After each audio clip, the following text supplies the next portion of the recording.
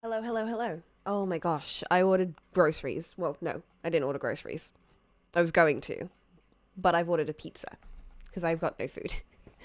And then tomorrow I'll get proper groceries. But for today I want to vibe with my boy, my boy Raphael, whatever the fuck his name is supposed to be.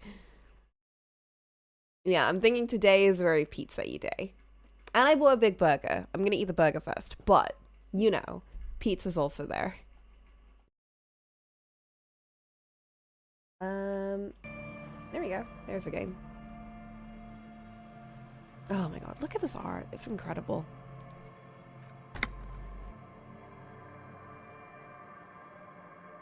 That is a good idea though, what you mentioned about moving my portrait over to where they are. I like that, because originally I had it like kind of bouncing up here and I was like, that's not really working that well. It will look a little funny though when I like switch menus and it's like, It's like I'm a D&D party member or something. Let me switch around. There we go. Now I'm facing away like everyone else. Keep it up.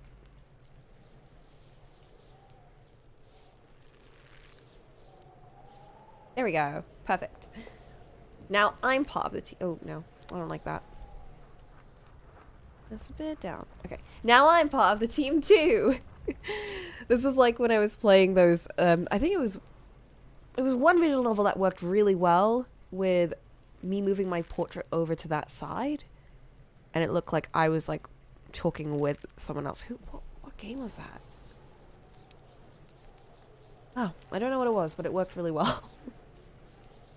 But yeah. Last time, oh fuck, Kuno. We got Kuno. I'm so hungry. I'm so hungry. Okay, I don't think there's gonna be any delicious food in this game. Just from the last session, it didn't seem like there'd be anything particularly appetizing. So I think I'll be able to get through this. We need to get through that one dude. I don't know why. Can't remember. We don't need to get through that guy, actually. I think I just wanted to get through it because I thought the tree was there, but there's no tree.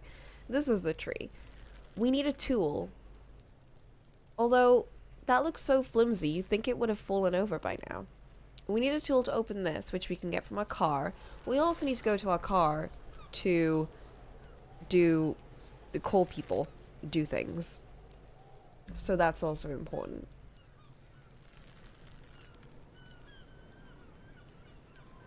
And I need to talk to this kid.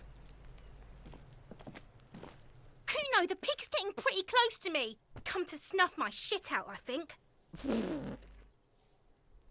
I can't with these children. Take a step closer. Looks like it's time for me to go, Kuno. Pig's come to take me in. I'm going away for a long, long time, Kuno. Going away for life. What? Is that Kuno-ese or Kuno-S? What's going on there? Fuck are you trying to pull, pig? Listen, child, the smell is so bad I threw up and I was wondering... What are those strange words you use, girl? Hey kid, child, converse with me. You there behind the fence. Okay, we're going with the most Jenksy answer, which I think is just going to be straightforward. Stay away from me, pig. You don't want to see what happens when you corner me. I don't think I even can. You're behind a fence. Oh, okay. Let's go to our car. Oh, there's a Twilight Zone intercom. I really like that section. That was really good. What's in here?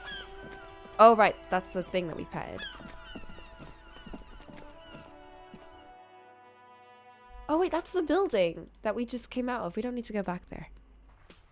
Hello, Devin. It was it was a very good segment. I liked it. It's very much made for me. What are these books? Has a rose, a pistol, and a half-naked dame on its cover. On the cover stands a very muscular man surrounded by flames.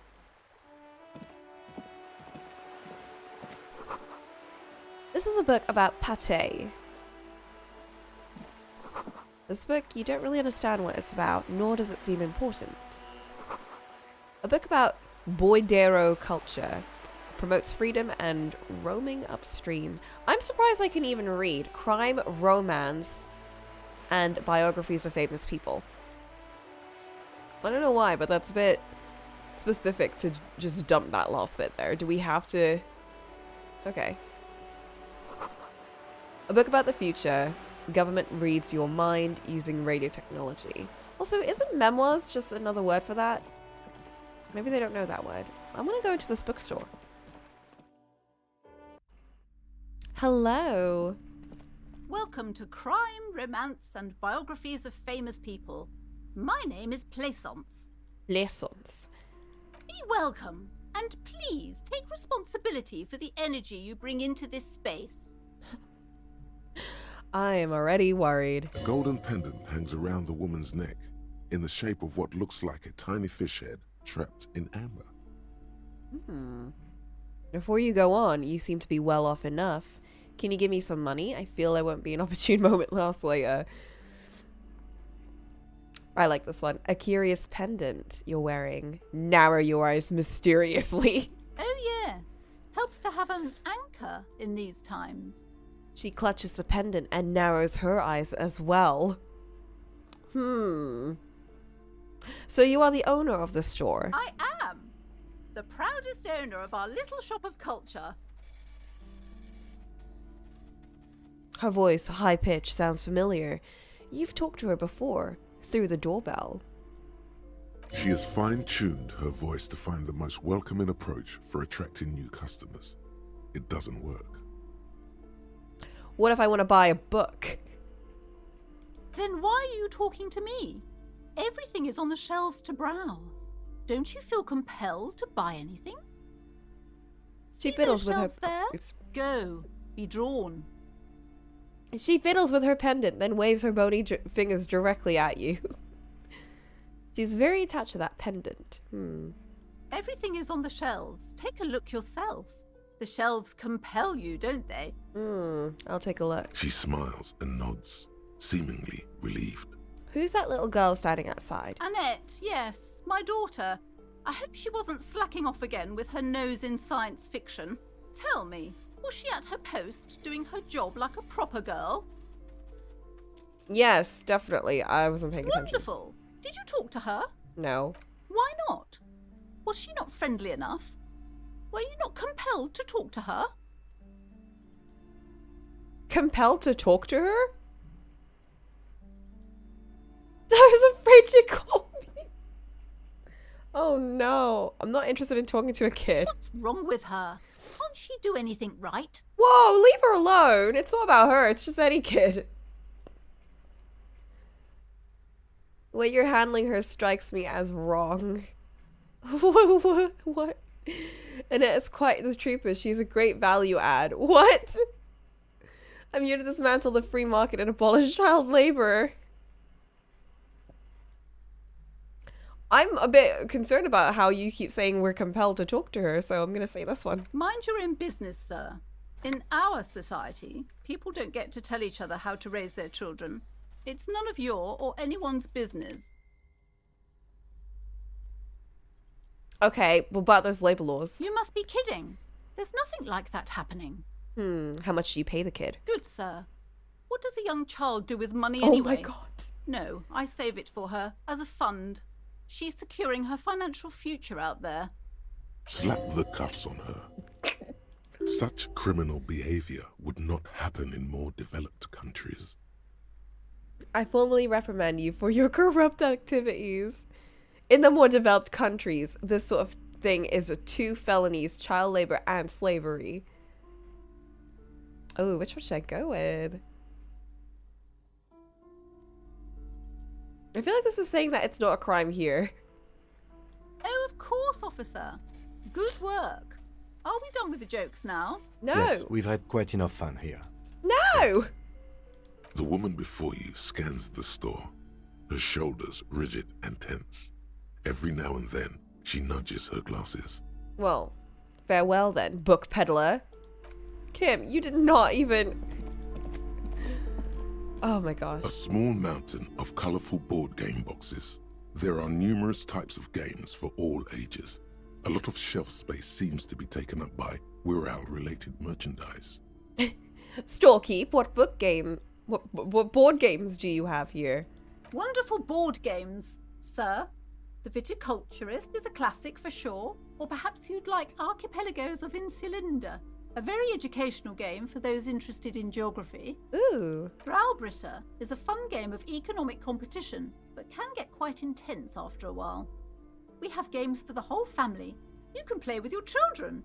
Who are you going to play board games with? Do you have friends or family? I have children? A family? Do I have friends? Looks at the lieutenant. No. That's so sad. I don't want to think about this. I have children? A family? It certainly feels like whatever you are will die with you. What the fuck? I don't like Inland Empire. They really suck. Look at me. Who'd want to have children with me? No! I have all those. I don't feel as if I have any kids. Friends are technically like family. For playing with friends, I'd recommend Suzerainty. It's a civilization building game where you build a civilization, then set off to brutally colonize and repress other civilizations. Yikes. It'll cost 12 real. I don't have enough to buy the raincoat, let alone that. What about these Wirral things? Lousy auras there. No, role-playing games are popular among those types. You know, who are into those kind of things. Personally, I don't like it. Not at all. Role-playing games? I've heard they turn people into occult enthusiasts. That they have rituals where they try to summon entities. Highly immoral stuff. You can still buy them, though. She looks at the table, crossing her arms. Okay. An endless variety of source books, law books, and codices litter the table. The topmost book is titled Welkin Compendium, 2nd edition. There's also a large hardbound tome with intricate cover art, The Hunters of Catawak, Boreal Creature Compendium, and a Pick Your Path adventure game book titled Tales of Wirral, Cavern of Velkrag. Books in a board game section? Who wants to read books?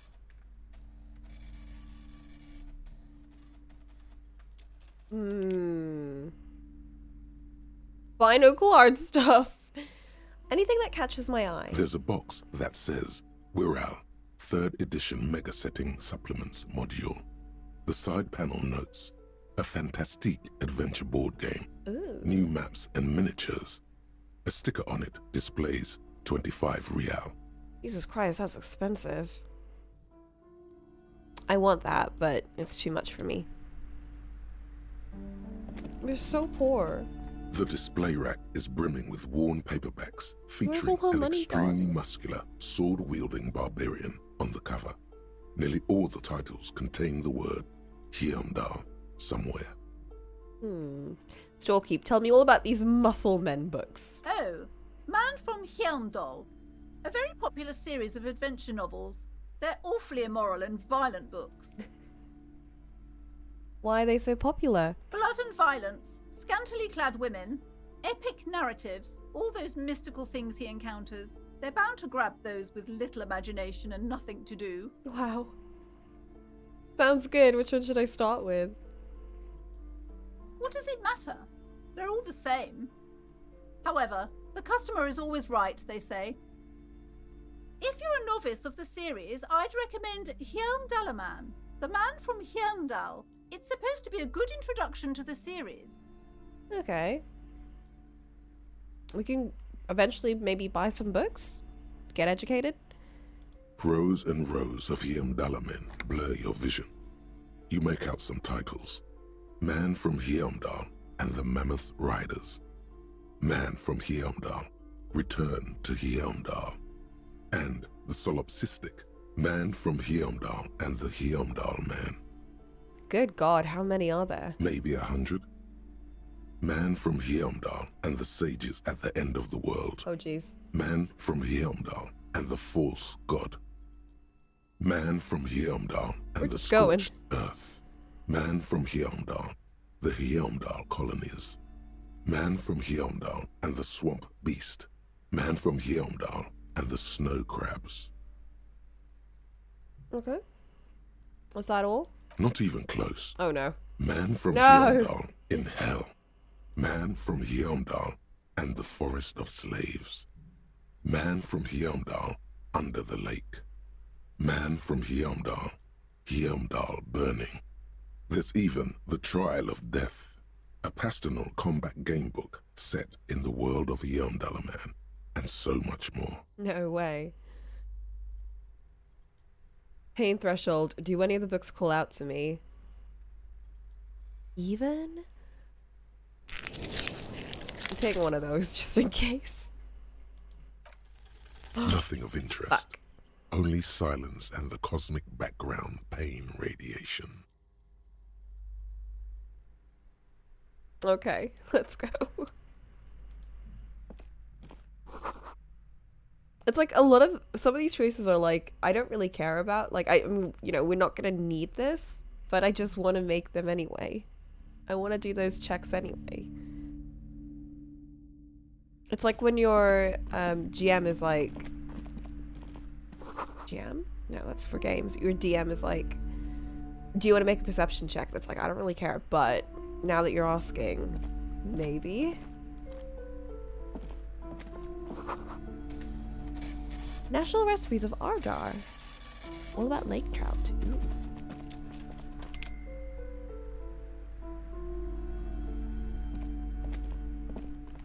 Yeah, the thing is, Jenks would look at everything, and he'd want to pick up everything. These shelves are overburdened with books from the same series. You see the name Dick Mullen over and over. What's all this crime fiction? Oh, crime, robberies, murders, even sexual crimes. We're Whoa. fortunate to have Dick Mullen and his stories to sort all that out. You're a police officer, apparently. You should buy all of these. They really do teach a person how to be a proper detective. We would take... No, we wouldn't take advice from a book, but... one version of this character definitely would. Crime fiction is a disgrace.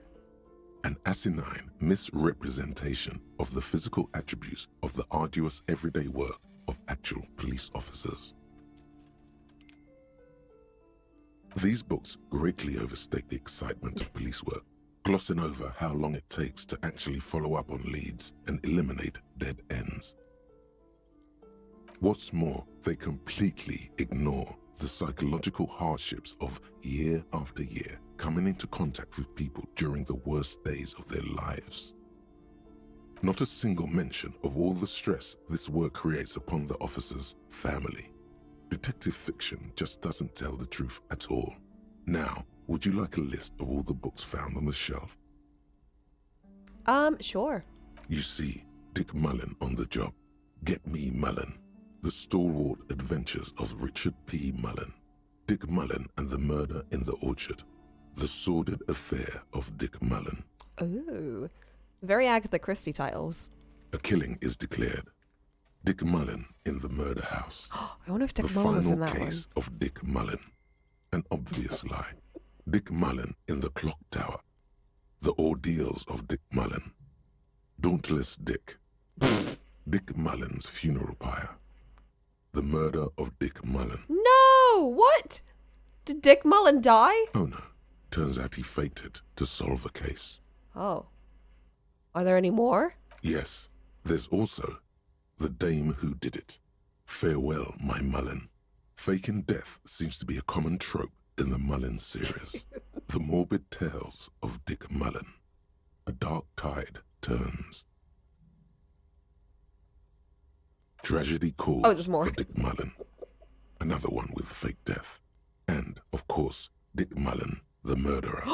In order to catch a murderer, Dick Mullen must become the murderer. Dick Mullen, what the fuck? Come on. This is not The way real police solve crimes. The real police are some 20 kilometers away, sitting in an armored motor carriage. Who the fuck is Esprit de Corps? Come on, Chester. Tell the story again. A bald man turns towards a lean man and pats him on the back. Again? Man, I tell that one at least once a month. It's not that interesting. The fuck it is. Chester. And these guys haven't heard it. You see, Chester here. He pokes his finger at the lean man. Chester faked his own death once. Why did they not finish that bit? Gosh, why? One civilian looks on amazed. The bald man bellows a reply. A very fucking dangerous case, ain't that right, Chester? They almost got you that time. Yeah, sure came close. He All right, notches in so I return. was tailing this guy called Francis the Shoe. The inside of the motor carriage is thick with cigarette smoke. Outside, it starts to rain. After all this, you still haven't found the answer to the one question that matters. Who is Dick Mullen? Who is Dick Mullen? Your quick eye Yes! notices a small caterpillar crawling across the Most spine important of choice. a book. The title reads, Dick Mullen and the Mistaken Identity. You need to read it. A worn paperback from Dick Mullen's classic Hard-Boiled Phase. The premise seems to be that Dick Mullen is framed for the murder of his best friend and has just a few days to prove his innocence. Why does this speak to me? Could it be the motifs of unstable identities and shocking betrayals? Oh, that's... That's probably right. I'm a complicated guy full of contradictions. You can't see it, but I'm patting my head right now. Then this is the book for you. Oh god, I need it. I need it. It's just like Jenks. This book was made for me. One day we're coming back here and we're getting that book. Guillaume Lemillion. Ooh. I love Bad this. news. Guillaume Lemillion did not become a cop. Oh. In 1938, he went on a tour to the Sinyao province in Safre, where he died of autoerotic asphyxiation. His body was found hanging from a decorative dragon tree in his junior suite amid drug paraphernalia, unwholesome objects, and the Sylvia Trainer single Unwholesome Wonderland objects. skipping in the background. And yes, you can take this as a metaphor for Revachol in the 30s, and also as a warning. I guess don't be a superstar. Oh, we got 1+ the pain threshold. Blood oxygen is boring. No. Hell yeah. We're close to getting this one. Well, in 3 hours. Shelves filled to the Oops. Oh.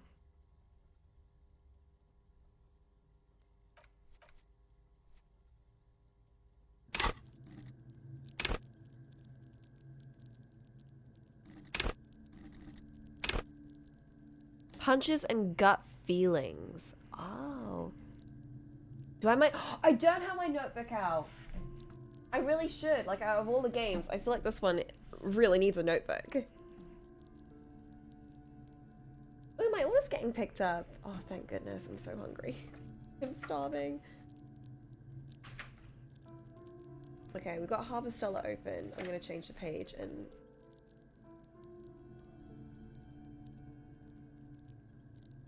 We've got to come back to this. Yeah. Yeah, I didn't even think of that. I would have definitely forgotten. Okay. Disco. Elysium. Woo! I'm gonna draw a disco ball.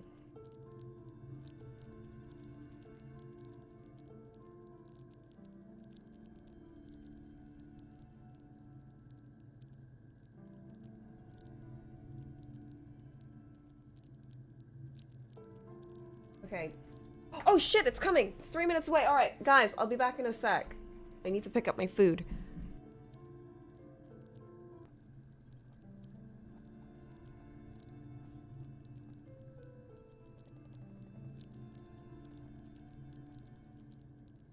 I've come back. I'm here.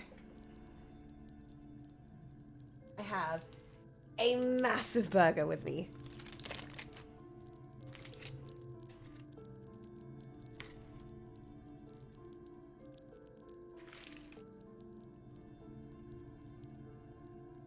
Oh my god, that's good.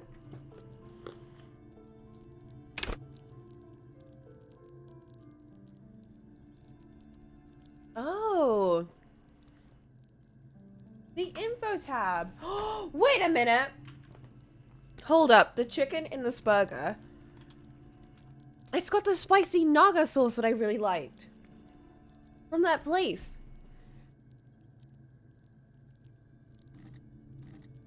Oh my god, this is insane. This is so spicy.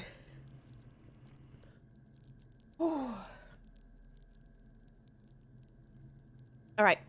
Unfiltered wellspring of information, or imagination, emotion, and foreboding enables you to grope your way through invisible dimensions of reality, gaining insight into that which sight can't see. What's really going on? What do these enigmatic riddles mean for the world fate? At high levels, it animates the inanimate. You'll have conversations with your clothing. I think we have enough of that. Conversations that may change the course of the investigation if you're not thrown into the loony bin first. With low levels,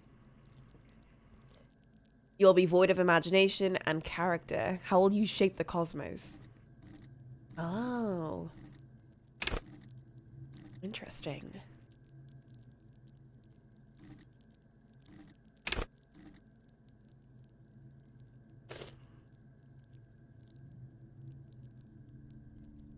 Urges you to treat the world as a stage. Enables you to lie and concoct the most elaborate and wonderful stories. You take on ingenious personas and perform acts of stagecraft in an entertaining amalgam of fourbery and deceit. As well, it enables you to see through would-be actors and their false antics. If they lie, you'll know immediately. Very Jenksy. At high levels, drama may render you an insufferable thespian, one prone to hysterics and bouts of paranoia, for to know the world is a stage is to know that truth is a vanity. However, with low drama, you cannot lie or discern when others lie. A cop who can't do either is a cop who's soon going to be lying 6 feet under. Oh shit.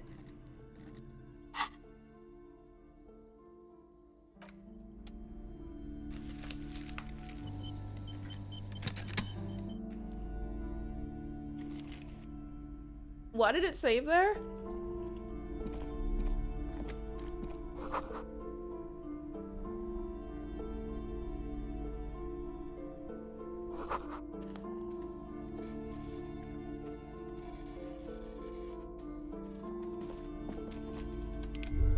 The plaque on the shelf reads, Biographies of Famous People. You see a large variety of names, none of which ring a bell. I would say...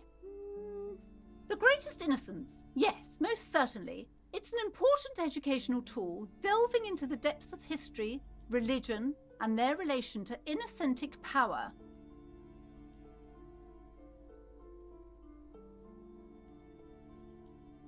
A very influential historical figure, but surely I don't have to tell you that. You're a law officer, and law officers have at least some education. The book is also very daring. The author aims to re-examine the universal understandings of the innocentic system, creating a fresh vantage point and a shift in the tired order of things. I thought it was about which of these innocents is the coolest and greatest. You recommend it. I don't need to know anymore. Yeah, that's what I would think, because I don't know what these words mean. Perhaps for a layman, deep analysis is necessary to peel back the multi-layered meanings. Do her words seem vague and abstract to you? So you recommend it? Certainly. It's prudent for a person to have at least an elementary understanding of history and society. Imagine the chaos we'd be in otherwise. We don't have an understanding of that. Maybe we need that. You feel like you should get this one. Definitely. It's important somehow. There's something personal inside. We don't have enough money, though. Browsing through all the books with all their names makes your head spin. None of these seem important or relevant. It's all just vapid egoism. Suddenly, a particularly odd title catches your eye. It reads, High Speed Love, the tragic true love story of Jacob Irv and Alfie Delatraz, by one Cecilia Averbrook. Ooh, BL. High Speed Love chronicles the romance between two of the finest tip-top tourney racers in history. One of them is the madcap driver, Jacob Irv. His blonde mane graces the cover. I think we found BL. Next to Irv's life story, you see a slim biography of an Occidental rock star called the Anti-Star. He's famous for shooting Anti-Star? morphine into one of his eyeballs. What? And cocaine into the other.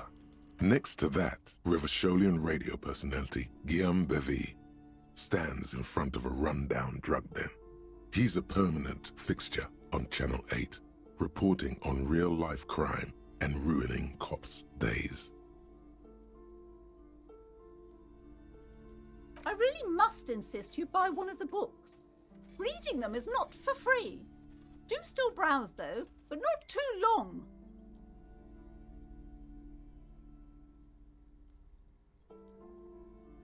This was me. Literally yesterday, I went to a bookstore and we found this book on a bear romance. And no. It wasn't two bears who were in a romance together. And it wasn't a human and a Zootopia type bear, like, you know, a bear with sentience or anything. No. It was this girl who's like, man, romance kind of sucks. Guys suck. And then she falls in love with a real bear. It was like a graphic novel, so we just kind of like kept flipping through trying to figure out what was going on, and eventually we found out at the end that she sends the bear away to the wild, and the bear was a metaphor for something. I don't know what. It was a very strange book. She understands she has erred against the customer and immediately corrects course. I'm sorry, I did not mean to rush you. You are browsing. Go ahead. Take your time. Time is commerce. She is seething. It's like, get the fuck out of the store if you're not going to buy anything. Which, to be fair, that's true. Several maps have been attached to a bulletin board hidden inside the alcove. They're held up by small pins. The board has come loose from one corner. The maps look old and faded. Your eye catches a map of Insulinda, a map of Revachol, and a map of Martinez.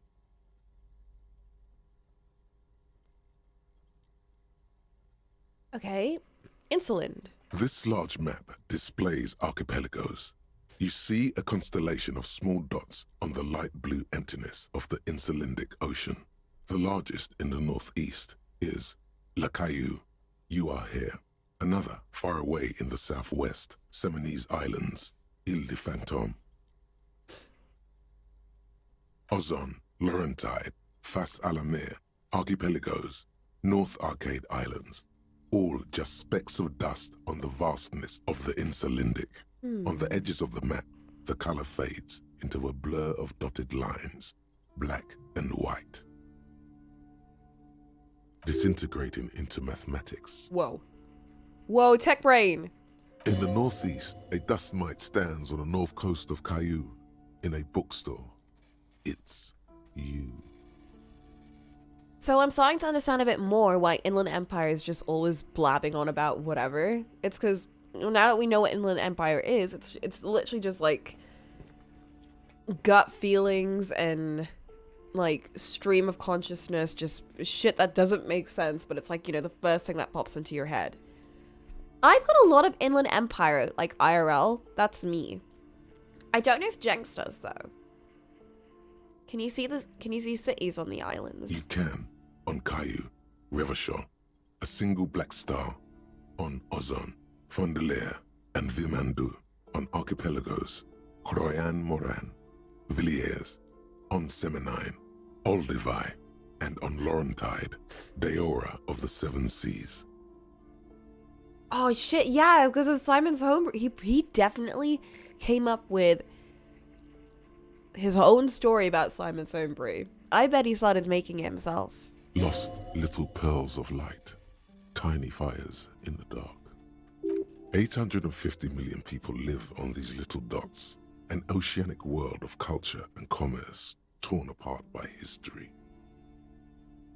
The ocean breaks apart into a tangle of cosines and azimuths, all pointing into pale nothingness. Windy is the north azimuth. Grad is the northeast azimuth. Samara is the east azimuth. Seo is the west azimuth. Isolas, they're called. Connections to other worlds. Words past the Insulindian, unknown to you. You only know you've never been there. You have little idea what they are. Distant stars, gods, but looking at them makes you feel almost non-existent. Whatever they are, the Isolas are immeasurably large compared to you, and very, very far away. This is like a person that doesn't know anything about the structure of the world. Just looking at a map and being like, what does it mean?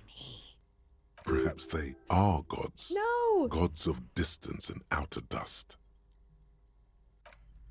Hold up. I need to conceptualize a bit more. Fuck.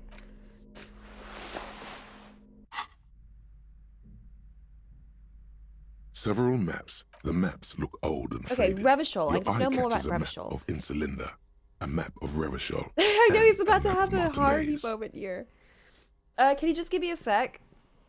I just want to get a knife and fork to eat this burger because I don't want to get my hands all messy.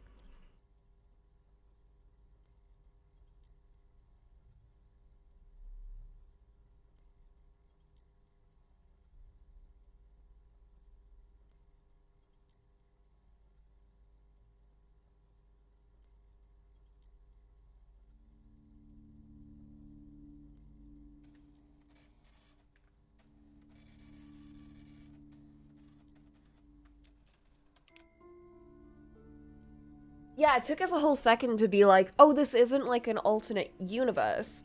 This is like straight up a different reality entirely.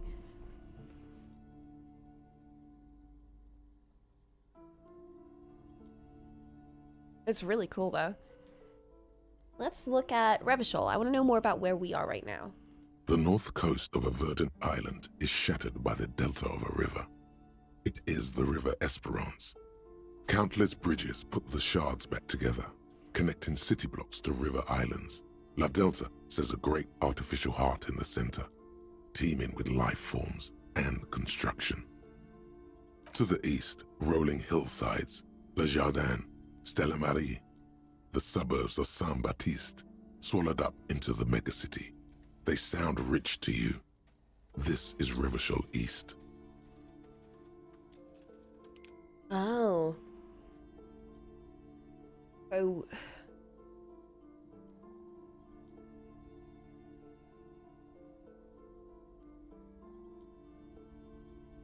So I thought we were in Martinez, which was in Revachol, but they're two different places. And Revachol is the rich one, and Martinez is the poor one, I guess. Hudon.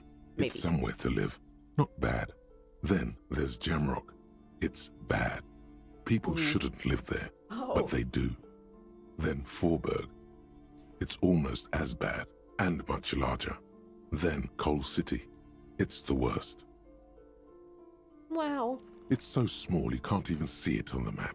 No, wait. We found it. There it is. North of Jamrock. The strip of coast next to the Greater Revachol Industrial Harbour. It looks downright despondent.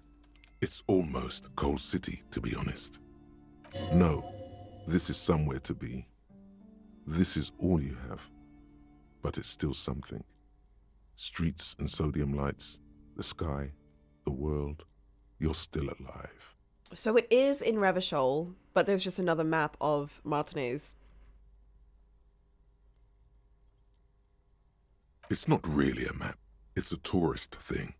A picture postcard with buildings on it, drawn from an isometric perspective. A date in the upper right corner says 48. Still, it's detailed. Could be pretty useful for scouting ahead. You see the jagged boxes of an industrial harbor, even the whirling in rags there. I want to buy these. I'm sorry, officer. The map of Martinez is the only one available. The other two are not for sale anymore. And besides, you could scarcely afford them. Why, how much are they? They're quite valuable, though they might not look it. The map of Martinez is 90 cents, though. Oh. Why is the Martinez one so cheap? That old thing. It's an out-of-date map of a tourist location that never was nor came to be. Oh. From when some design studio people tried to spruce the place up 4 or 5 years ago. They also renovated the horse statue, set up those coin-operated viewers, and designed the new street lamps. The place does not look like a successful tourist trap, does it? What happened? They didn't get that far, for some reason. A shame the project never got going. Would be nice if someone fixed Martinez up. All these ruins are bad for business. Yeah.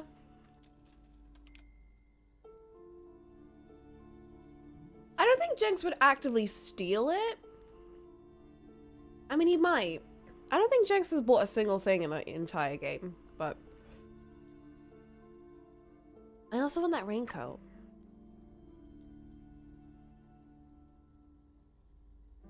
Ooh.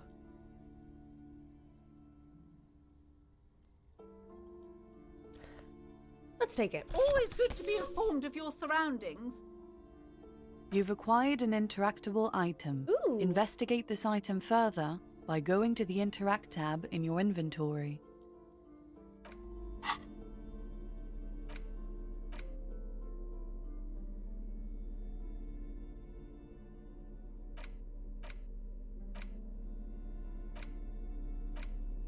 The worn map features the patchwork grid of the streets of Martinez, with directions to appropriately touristy locations. Year 48 resides on the upper right corner. Your finger moves through the various streets, across Rue de Saint-Ghislain and Rue Saint-Cypar, over Saint-Brun and Martinez North, finally coming to a halt on the spot where you are currently standing, although the map gives no such indication itself. I kind of like how it's full on D&D. Like, we found a map, but instead of showing us a picture of the map, it's just describing it to us. For a more detailed view of the map, go to your journal and select the Map tab. A map tab. Woo! We got a map!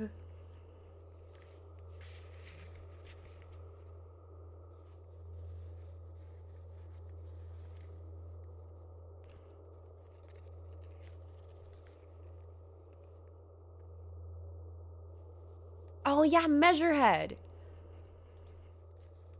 Oh, that's so cool. They put down... Oh, Kim Kitsura. Legendary. Kuno, also legendary. Need endurance. We upped our pain threshold a bit, didn't we? I don't know if we actually did or if it just gave us the potential to up it. So we could also use conceptualization and just say that we are also now supremacists, which I'm not going to do, but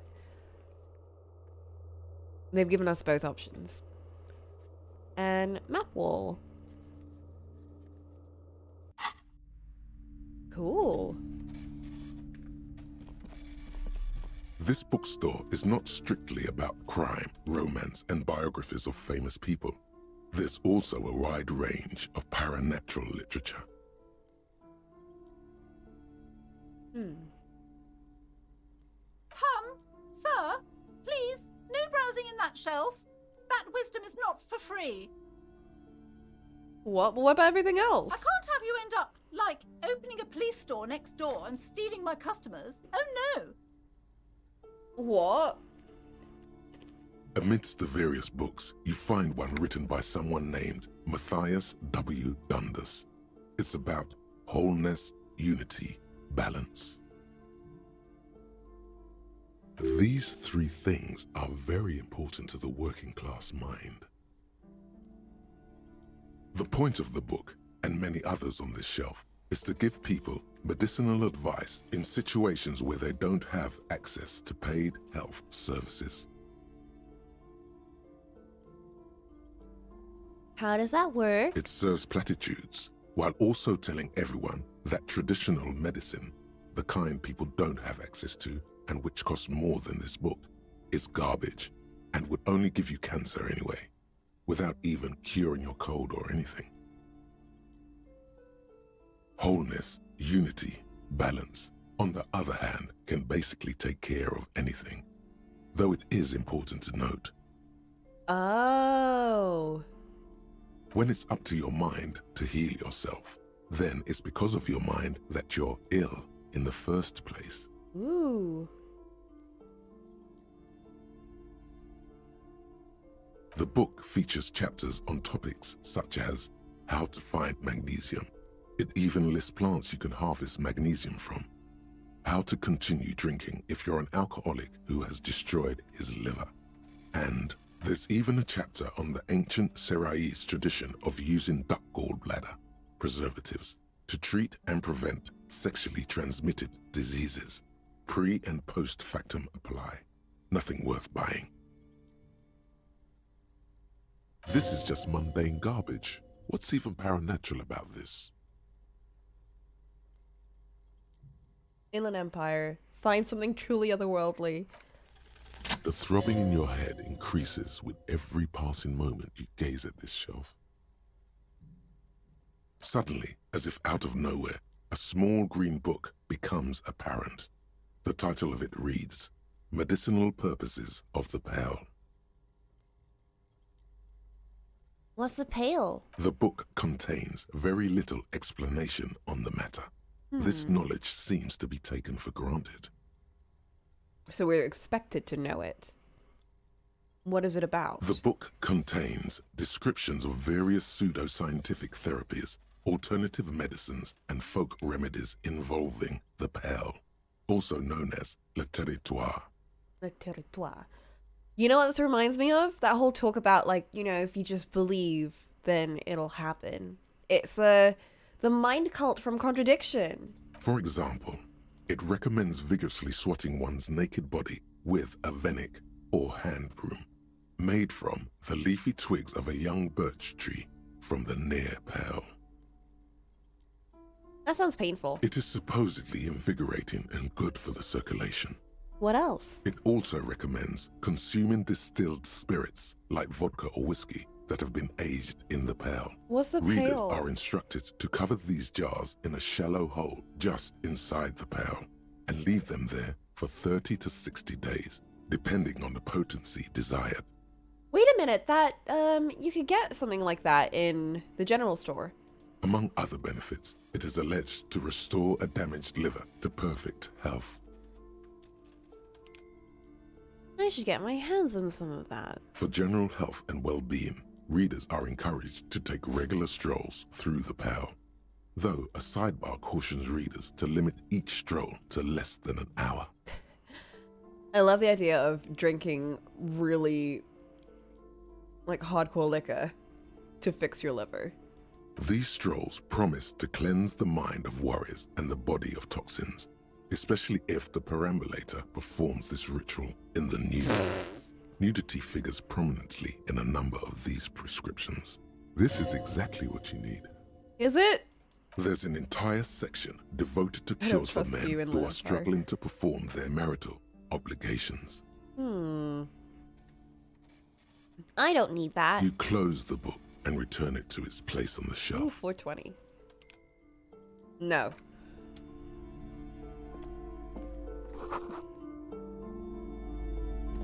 Okay, I'm gonna take note of the book on the other shelf.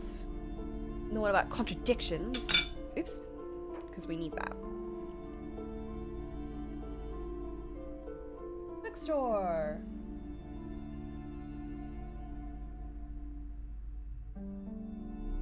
How much was it? Shelves filled to the brim with crime novels featuring Dick the Mullen. supposedly stalwart Vespertine detective, Dick Mullen.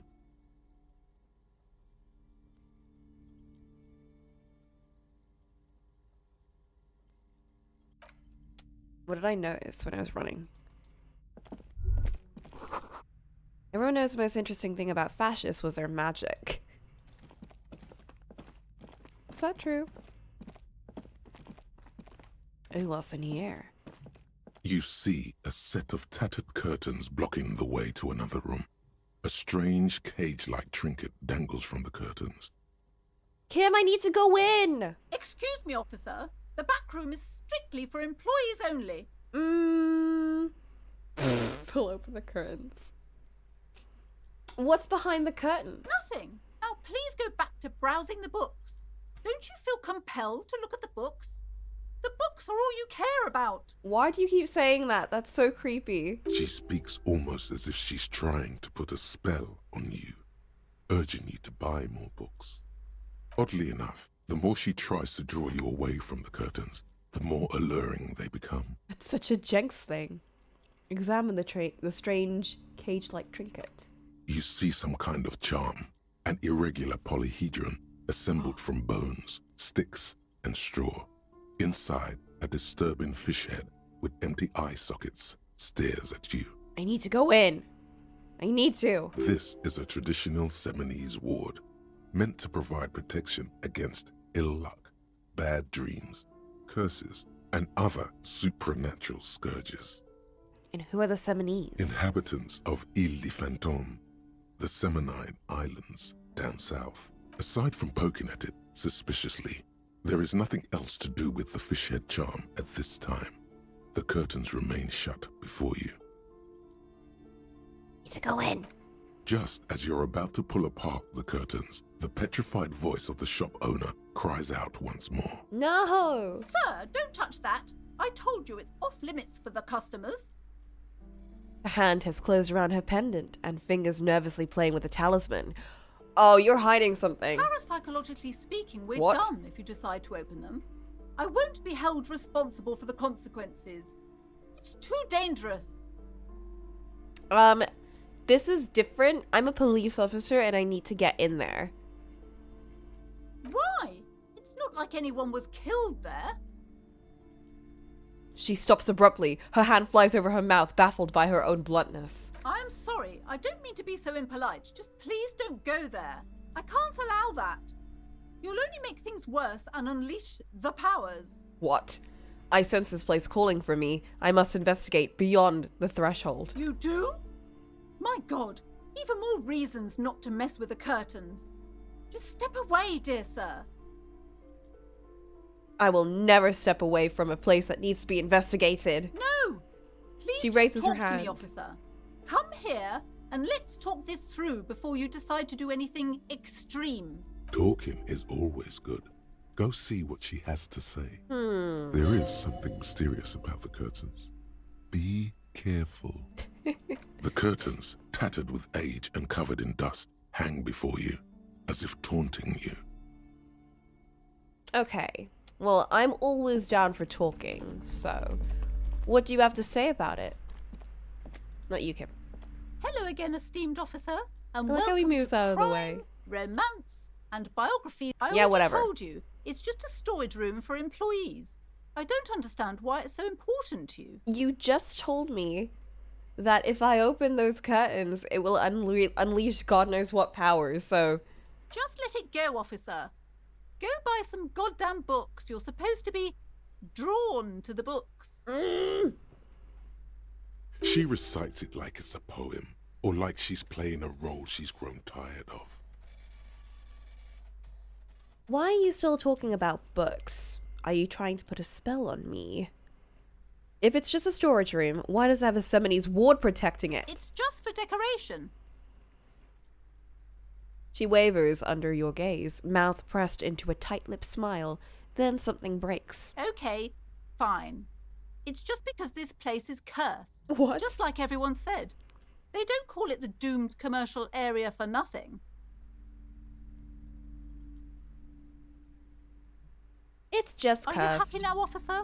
Happy that you've ruined everything? Take it easy. You've broken her resistance. Pushing her further will gain nothing. Okay. How does the curse manifest itself? The curse is so much worse than you could imagine. It's a disease, eating at the very foundation.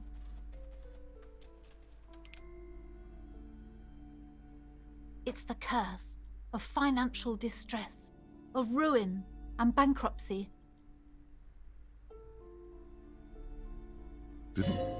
Didn't that curtain just move? What? What does that mean? Everyone knows that all the previous companies in this building have sooner or later declared bankruptcy, and their malicious spirits are still here, feeding off bad business practices and disappointing income statements. What? Girl, that's because this place sucks. There's something wrong with this building, I can tell you. Ever since I arrived, I've sensed an eerie, lingering presence, as if I was unwanted here. Girl, Sounds familiar. I feel unwanted too. What does it mean? Truly so? Perhaps the dark energies are leeching off you. You shouldn't stay in the store too long. It may be dangerous. Would you like me to take the case? I could investigate, see if the curse is real. Most certainly not. What? I don't want anyone who's not familiar with the psychic arts to get involved in this mess. Stay away. Leave the spirits be, so they can return to their slumber. My liege, you know what this case calls for? A para-detective. A paradise. Yes! Oh my god, drama was the right choice. Slither up to her, Yes! you silver-tongued fiend. Show her what world-class perfidy looks like. What if I don't want to lie? No. I came here to help. I've handled paranatural situations before. Are you sure? Don't think I haven't seen charlatans before. I have returned from the void, a paradetective from a long line of paradetectives. Fireflint, hello. Thanks for sticking around. You're no paradetective. You look nothing like one. And you're clearly a drinker. Whoa. Pardon me for being so blunt, but... What?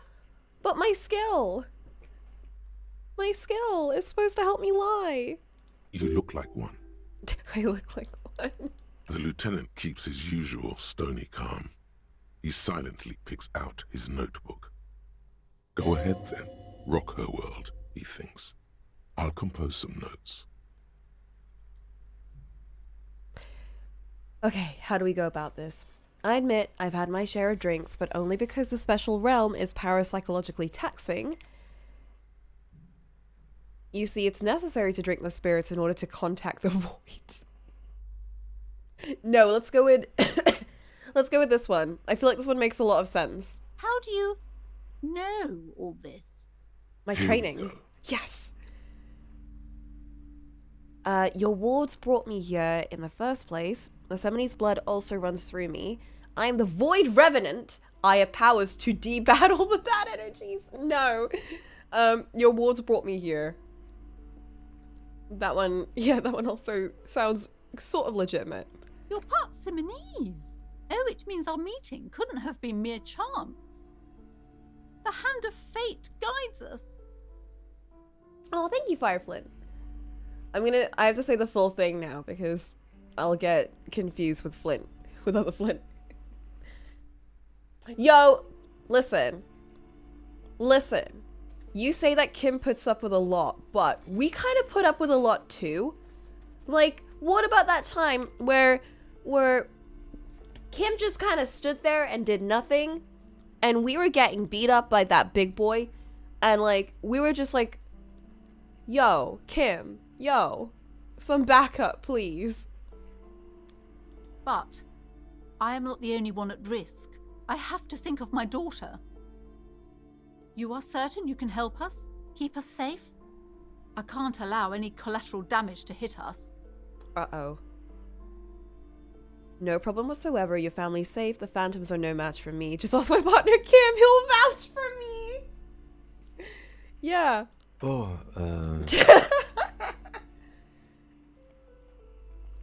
The lieutenant mumbles in minor confusion. He has not been listening closely enough. You put him on the spot. He was zoned out. I can assure you he is a police officer.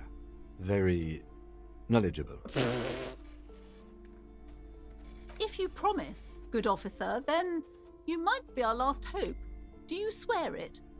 Hand on your heart, on my honor. I'm not feeling the vibe anymore. Thank you, sir. There's one more thing I haven't told you about yet. The entity.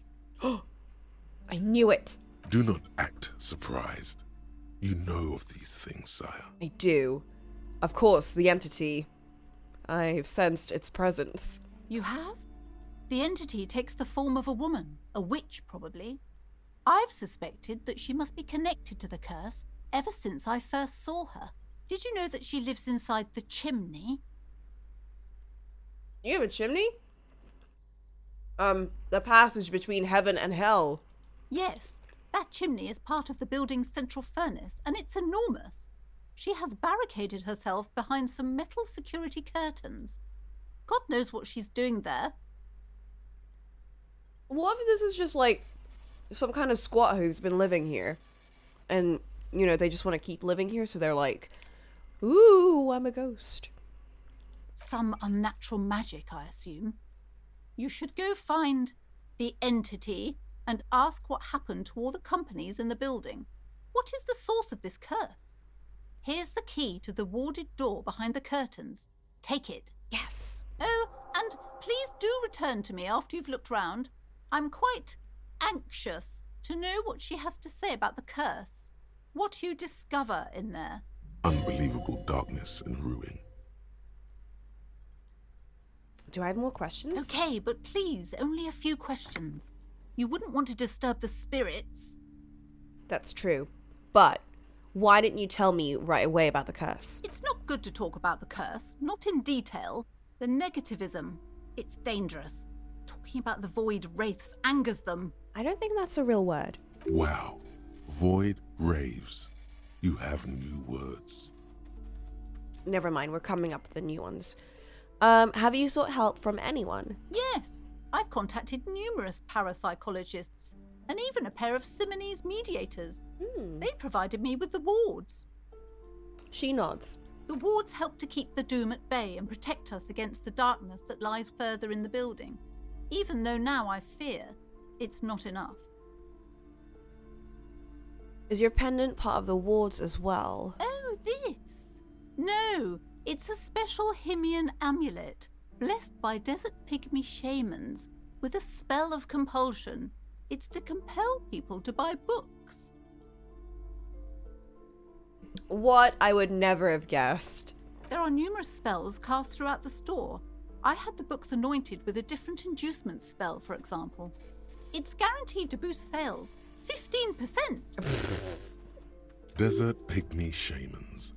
That sounds like a rather questionable way to describe a group of people. 15%. Yeah, 15% of the time, 100% of the time. The woman before you scans the store, her shoulders rigid and tense. Every now and then, she nudges her glasses. Okay, let's go hop in. You see a set of tattered curtains blocking the way to another room. A strange cage-like trinket dangles from the curtains. Let's open that shit up. You see a dimly lit room full of dusty furniture and trash. A doorway stands in the back, covered in dozens of scary little Simonese wards. your shadow looming over it like an omen. Oh! She tries her best to look away, her round face buried in her hands. I thought she was like okay with me opening this. Maybe she's just freaked out. Oh, this is... Oh, shit. I thought that was a statue, but it was a picture.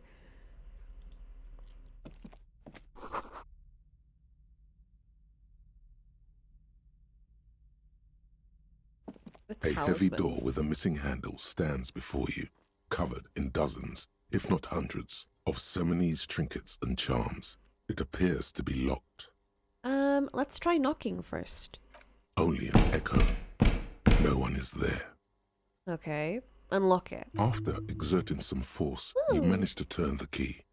It's eerily silent. The door slides slightly open, letting a draft of cold air into the room. Kim, you should go first. What does Kim think about any of this? Detective, you're the one in charge. Thanks. Oh, man. What?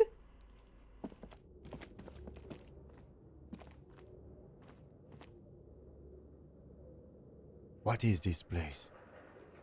I don't know. I think her building is just connected to another shop or like someone's home or something, and she's just freaking out because she's hearing noises from them.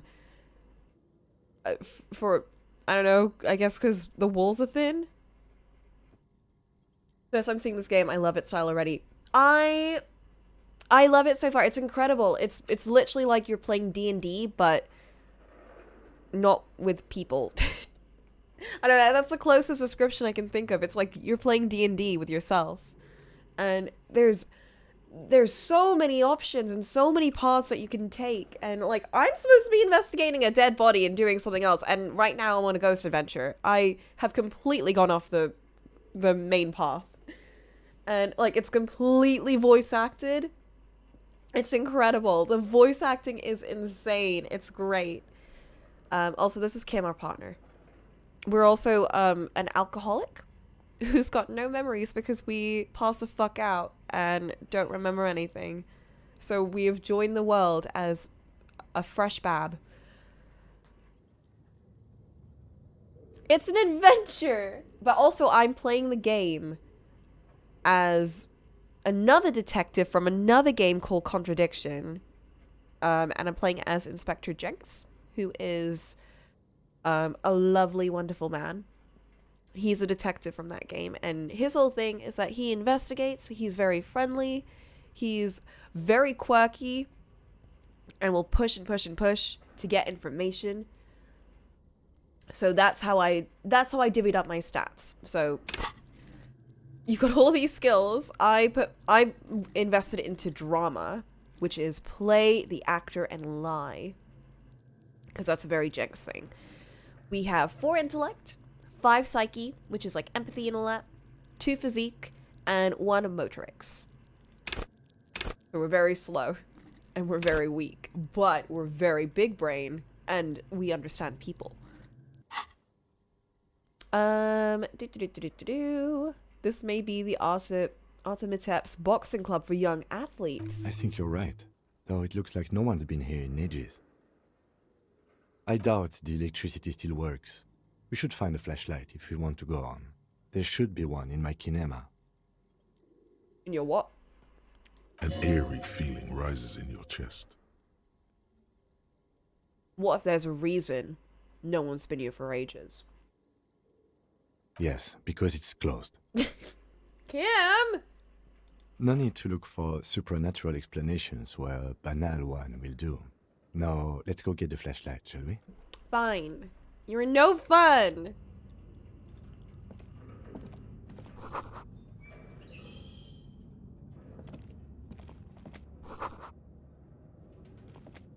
Can I lift? A barbell lies on the floor. The color has worn off its weight plates. It's 60 kilograms. Your triceps hum at the sight of these weights. Show the world what kind of beast it's dealing with. Lift them. There are no collars on the barbell. This is a safety hazard. I love what my brain is telling me to do right now. Why does it feel so familiar?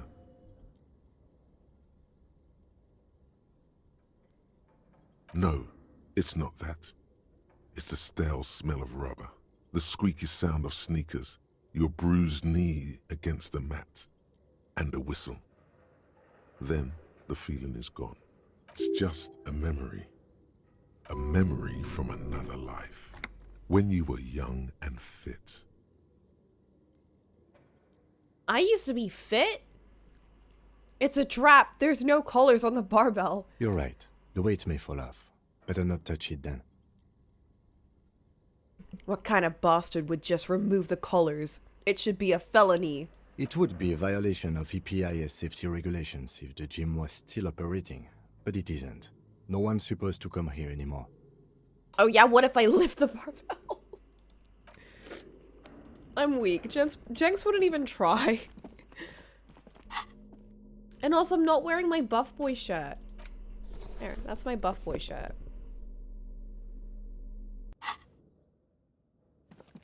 Okay, we really need to find our car. We've been stalling way too much.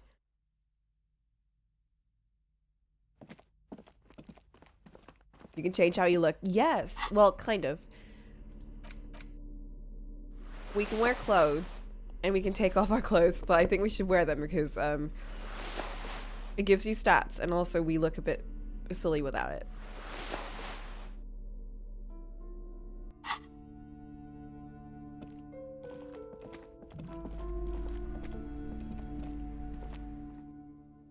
This game is incredible. Honestly, I recommend buying it and playing it yourself because whatever path you take will completely change your experience of it.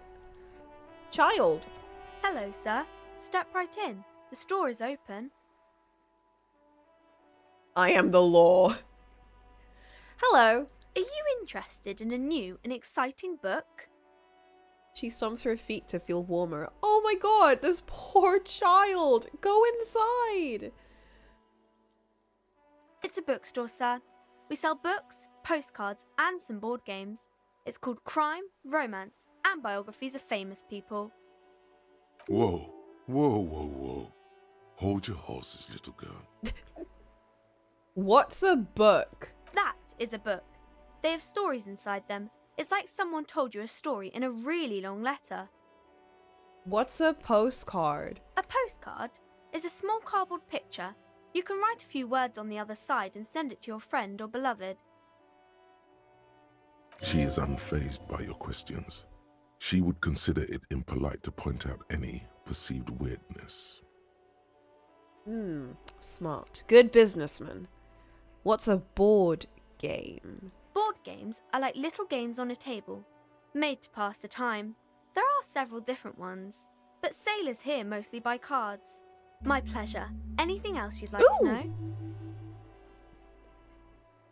Okay, sir. I'll try to answer any questions you have. I hope they're about books. Okay, hold up. So, does that mean we can level up anything?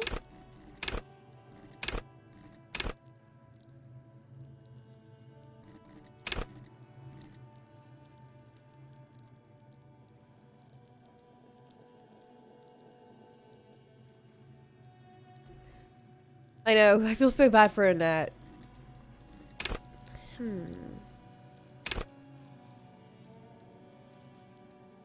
So this is as far as we can distribute points in any of these.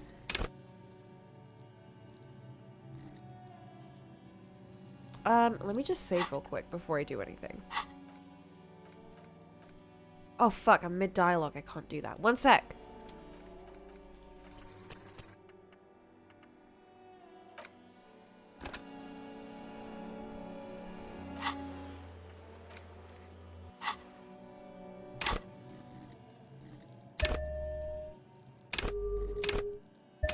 Ooh.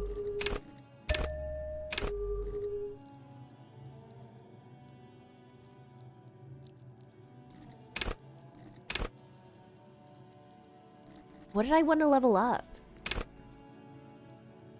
Hey, Apoka. I can't remember.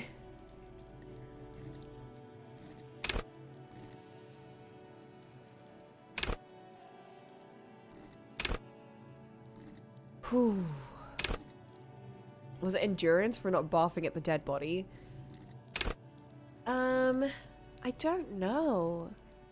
I don't think it was. No, it was empathy? I think it was empathy.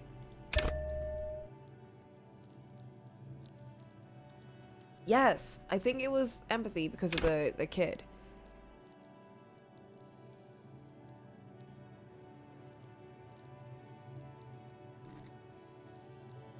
And also because, like, you know, that's a Jenks thing to do. He's an empath. He's got drama and he's an empath, so he would want to understand people. Conceptualization is also a nice one. But I don't know if that would be a Jenks thing. Visual calculus is very much a doctor thing to do. But Jenks isn't the doctor, even though he should be. But, you know.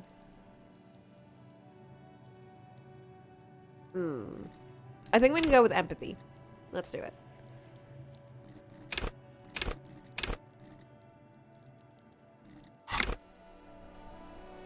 Visual calculus is so cool. I know it does seem like a really cool one. I would definitely, if I were to play the game again, I would definitely put like points into that one and make that my main skill just to see how different the game would play out. But right now we're going for a very people-oriented approach. Oh, fuck. Wait.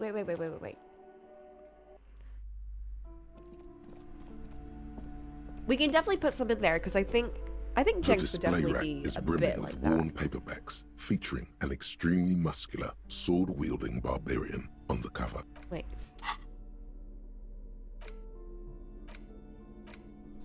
Okay, how about now? The display rack is brimming with worn paperbacks featuring an extremely muscular, sword-wielding barbarian on the cover.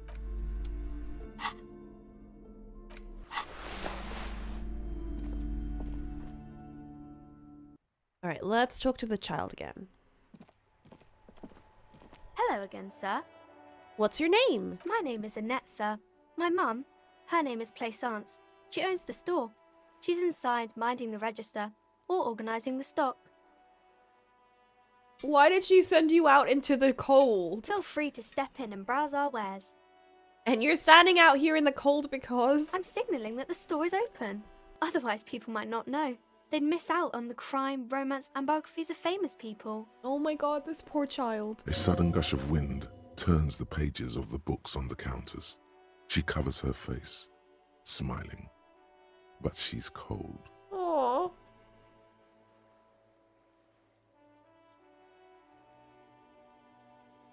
You need, like, a coat? Another coat? Kind of you to offer, sir. What could you do to help her anyway? Did we talk to your mother? Oh, no, sir. I'm happy to help Mum by luring in customers. Besides, Luring? I have some hot juice in my vacuum bottle to keep warm. Alright, but shouldn't you be going to school? I do my studies at home at the moment. Oh my I gosh. have to help Mum keep this place running. Oh my god. Luft is game. Speaking of contradiction. Hello, Watty Ven. We're playing the empath route. That's what we're doing. Well, also my first route, so. No spoilers or anything. Luft is game. I forgot I made them German. Isn't going to school more important than this? Mum says it's necessary to do both because it builds character. Mum says a proper worker is dutiful. That's how you get ahead in life. You succeed. I don't know about your mom, kid. What's this crime business? Crime fiction is about murders or burglaries or things like that, and the work of a policeman or a private detective who's trying to solve a crime and catch the criminals. Not crime fiction. I need to know what crime is.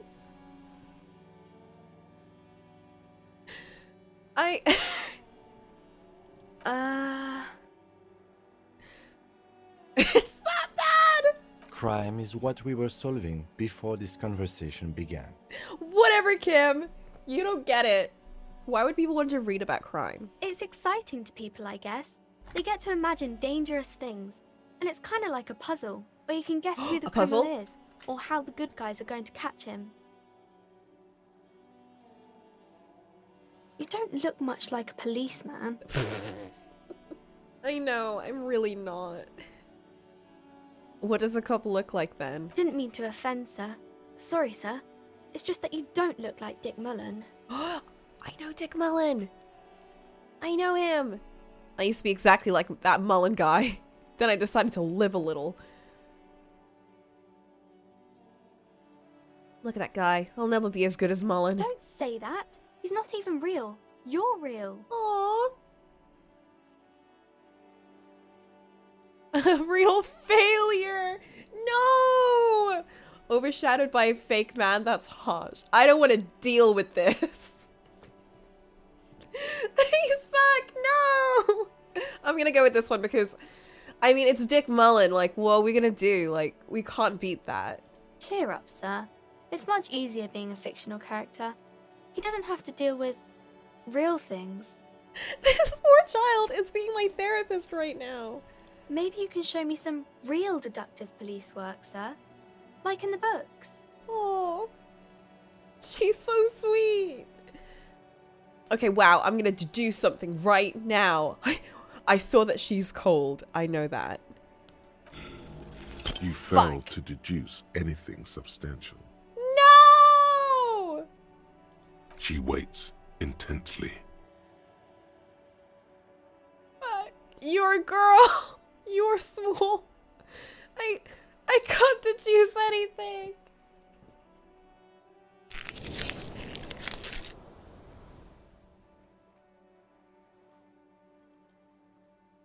Come on, don't be silly. That's not a proper deduction. She did. She did. It was that bad. What is romance? It's the type of book where there's a rich lady and she has to choose between the good man and the bad man. Is that what it is? Or there could be a story about a poor lady getting a rich man. It's about man and lady business, sir. What about a poor man getting a rich lady? What about both of the men are bad? What about when everyone's poor? What about a book where the man and lady business doesn't work out at all? That's enough romance for me. What about when both of the men are bad? That's an otome. These are not very common. You can't have a choice between bad and bad.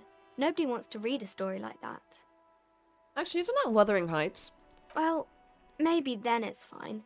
Maybe if the lady then decides not to pick either, because she doesn't need a bad man. Yes, that would be interesting. What about a poor man getting a rich lady? It happens, but usually the guy gets rich in the process. Or should actually be rich himself, but has lost his family property unjustly, like during the revolution or something. I see. Those are unhappy books, for most of the pages. People sad about what they have lost, but then it all turns out just fine in the end. What about when everyone's poor? That's really not a proper romance story. That's more like everyday life. Yeah, poor people are boring. I'm poor. Look at me, I don't have any money. Not in romance books, sir. These are about nice and pretty people, and everyone is happy in the end. Damn. What about when the business doesn't work out? Eternal Sunshine style. I haven't read many of those. Maybe you should ask Mum. You think she's had an excruciatingly painful breakup? I don't think it's a romance story if the main characters break up, though. Trying to figure out an appropriate answer. No, think about it. One where they plunge into a torrid spiral of pain and recrimination. Recrimination? What does that mean? Only it's really long and drawn out. Scarred for life, phantom limb. No, I don't know. I'll ask your mum. Yes, she knows books, definitely. What was that? An idea for an unfinished novel stuck somewhere in your forebrain? I think so. I should be a writer. Maybe some about other books? Oh, kings and queens and generals of old, or artists and writers, or musicians, those kinds of people. There's usually something extraordinary about them. I think that's why people read them, to find the secrets of their fame. Seems like most people who read those books fail to get more famous from reading them. Logic. Reading those doesn't make readers more famous, does it? But it does make the famous people more famous.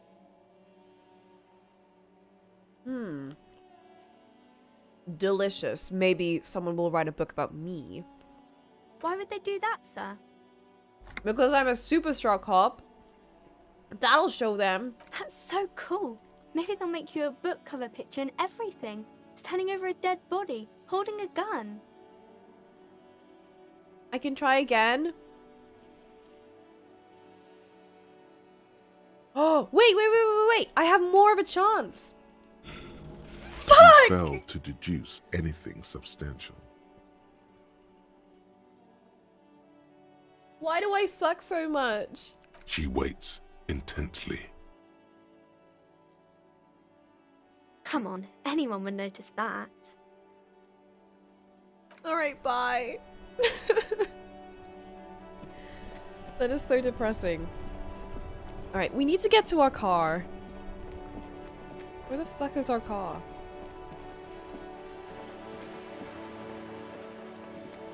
Oh, these are the paid binocular thingies, because they were talking about how this place was trying to become a tourist spot, but it didn't work out. Oh, fuck. What even? I feel like you didn't read the rules of the channel, which specifically states not to sub. You've committed a crime, and Flint will now punish.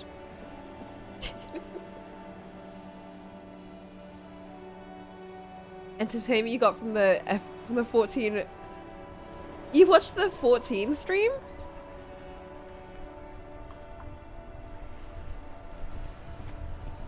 Life. I'm glad you enjoyed it. I really doesn't enjoyed it need myself. to be a struggle. Oh, I didn't know you were a lurker. Well, in that case, I'm glad to finally speak to you. But also lurking is completely valid, and I accept that as well.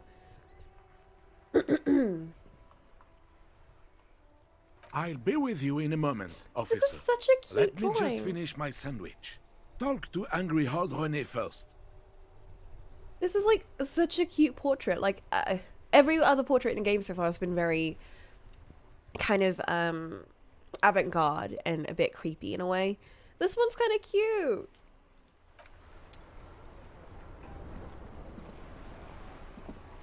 Have you no shame?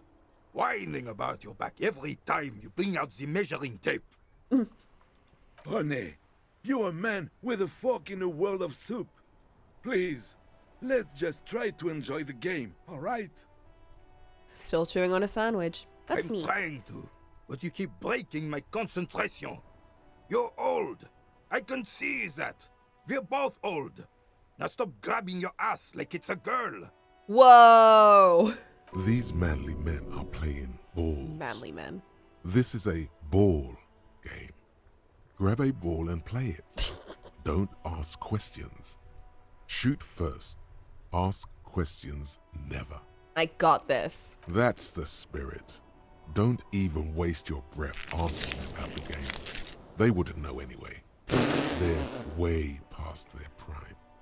Whoa!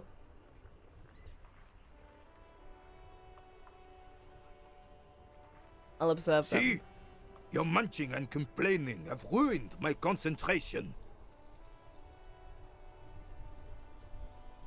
Oh, that's such a cute art! Let me share this in stream. It's art of these two. Look how cute!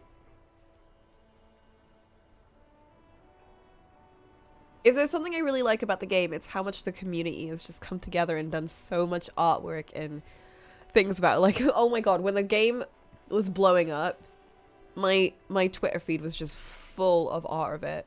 And I didn't understand any of it because I didn't know any of the characters, but it was like, it's fun seeing everyone replicate the art style. Ah, mon Dieu. The pain in my back is unbearable. I can't even say if it's in my back or hip anymore. Feels like it's in both. I hope you pass out from it, you goddamn jellyfish. Whoa. Men like you are the reason this nation is sinking. Trying to throw something as close to a predetermined point as possible. Measuring. This must be the age-old game of petanque. Shush. Ignore them. They don't know what they're doing. They're old. You are letting down yourself and the team. Get in the damn game already. Wait, what team? Doesn't matter what team. Pick a team. Any team. The blue team. You're letting them down. No! Get in the game and throw the goddamn ball. Why are you so mean to me, coach? Eyes on the ball, Dinky Winky. Whoa! Alright, fine. Oh, what?!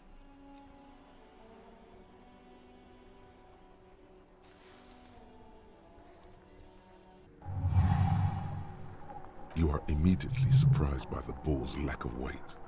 No matter. You'll make it work. Oh shit. Take in the surroundings. A chilly breeze ruffles your hair as you stand there, feet firmly planted. All sounds, smells, even the wind, everything fades until the only thing left is the union of man and ball. Feel the ball. The cold metal ball is surprisingly smooth against your neck. It has a pattern on it, probably a sponsored ball. Yours would only be covered with bumps of learning and scars of victory. Already your muscles are adjusting to the weight, the nervous system calibrating, until you and the ball have merged into a single entity. I am the man ball. Is ready. I'm the man ball. An embodiment of pure motion, a fine-tuned locomotor running at maximum efficiency. Yes. Some would still say you're a cop, but I guess we're beyond that now.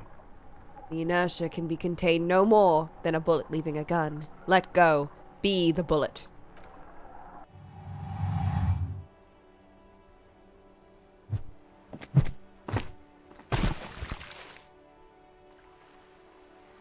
Is that how we're supposed to play the game?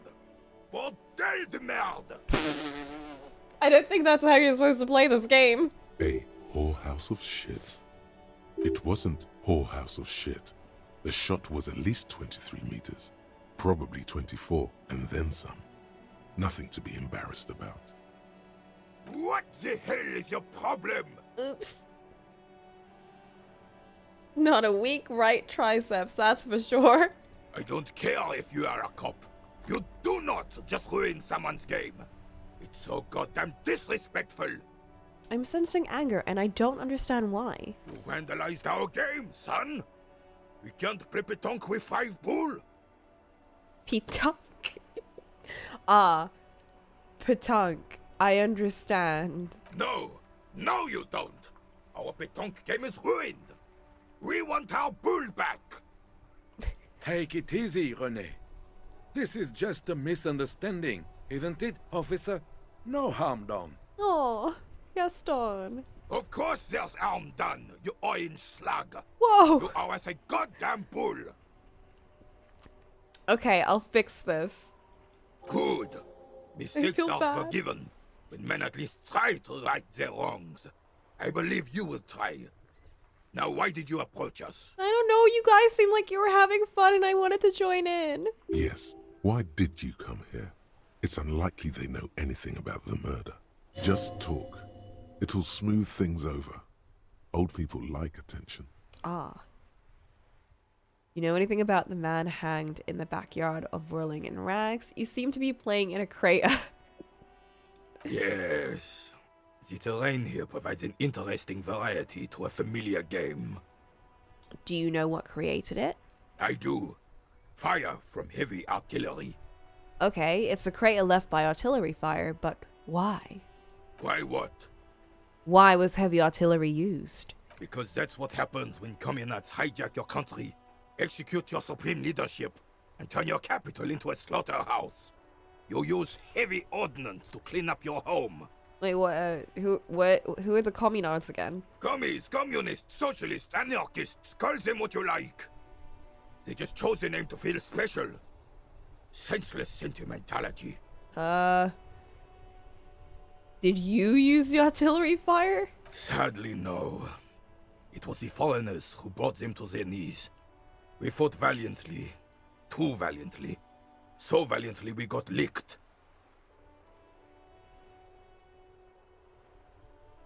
Should have fought dirty, like they did with their suicide sex cult propaganda and mad anarchist women strapped to shrapnel bombs. We didn't so, and we lacked caliber. God bless him, but the suzerain's cannons simply weren't big enough. They're what?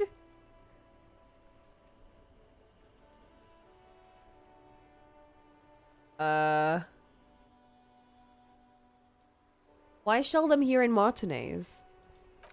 Because this place is a damn beachhead. Had to soften the commies up first. The what? Yes. The military coordinated amphibious landing to take back Revachol. He finds your lack of historic knowledge troubling, a sign of mental deterioration in the preceding generations. It's true. Martinez was used as one of the 3 footholds in Revachol during Operation Deathblow in 08. The other 2 are off in Stella Maris and the Delta.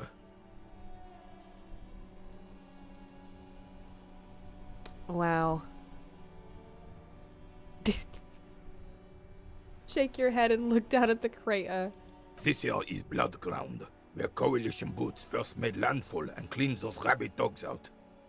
Most likely, we're playing pétanque on their mangled corpses. Blood Ground. You got old René going there. Like he isn't hungry enough already. Uh-oh.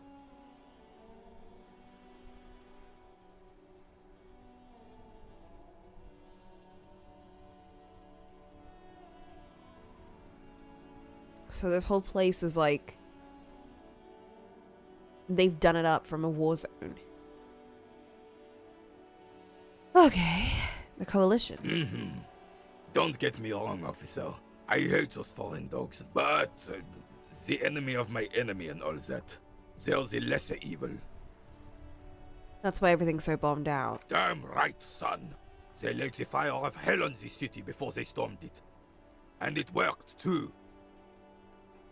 The rest of the city got cleaned up, but Martinez they keep as a monument. And now the Union Socialists are practically running the place. Oh. I wonder what the other places look like then. Well, it's your own damn fault.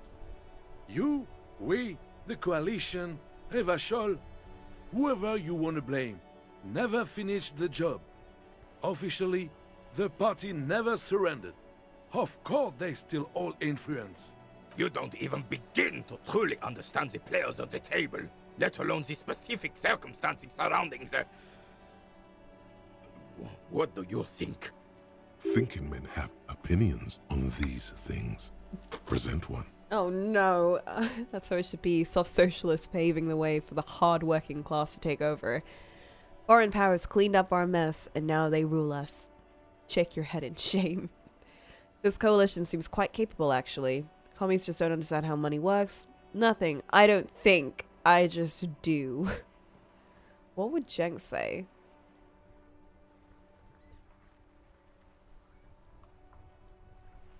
I don't know what he would choose. I don't even know what to choose. I don't think. I just do. I'm just so damn sorry it had to be the coalition. After 8 years of fighting those hyenas, boiling cats for food and drinking piss in the mountains. Okay. I would have preferred if the Right Honorable King Guillaume returned through Revachol, or even if that damn clan Frisel had risen from the grave and led us. Sadly, that was not the case. This royal failure weighs heavily on him.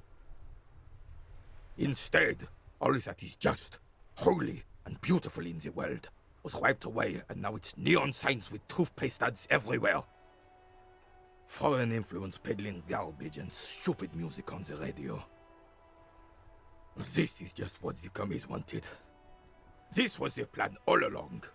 This is what they wanted to replace the role of the suzerain with. Oh. You mentioned Gilmain. A true king in both blood and mind. Led Revachol before Fricelle. He would have been better, but the damn commies drove him into exile. Some manner of self-deceit is present in his thinking. Sounds like this Guillaume abandoned him, and he doesn't want to admit it. Tut, tut, tut. Who was this Frissel? Damn Fricelle. He was the king we couldn't protect. The Carabineers failed him, and the crown. He died in the hands of the Hyperlay, in a very public execution. Oh. What exactly is a suzerain? The suzerain is the king! Has everyone forgotten already? Oops! They've forgotten already. Soon, they will forget everything. Him too. Then he chooses anger over melancholy. So they have a king right now? Is that... Do they have a normal government too? Or is it just a monarch? It's no use talking to you. I know they mentioned having a Daddy's government. orders when it happened.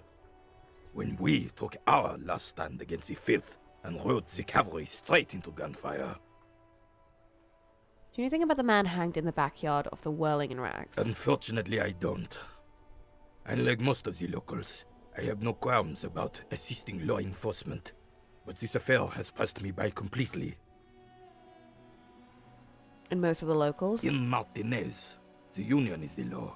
So can you really blame them? That's what they were protesting with. You don't have a problem with cops. Cop is a pejorative term. I don't have a problem with policemen.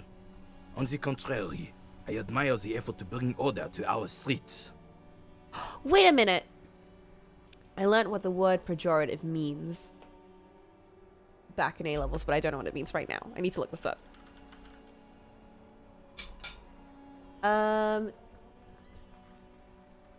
Expressing contempt or disapproval.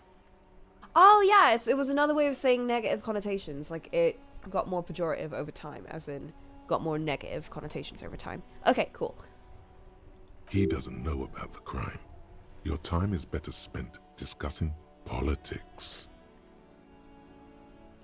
What about police women? I'm confident they are indispensable in regard to all the paperwork and other administrative duties. Whoa. It's just like in Life on Mars.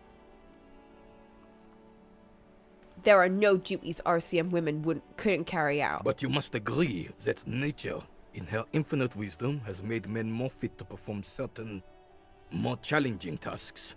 Don't you, officer? Jenks would never agree with this. No. I don't think there is any evolutionary inequalities at play here. Really, officer.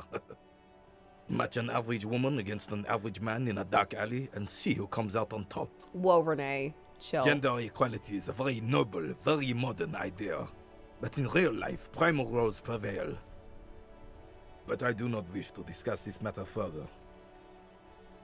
What is it about this old soldier that makes him stand so proud? He threw a bull in the sea. No, we're not going to do that right now. I need to get that bull back. Somehow.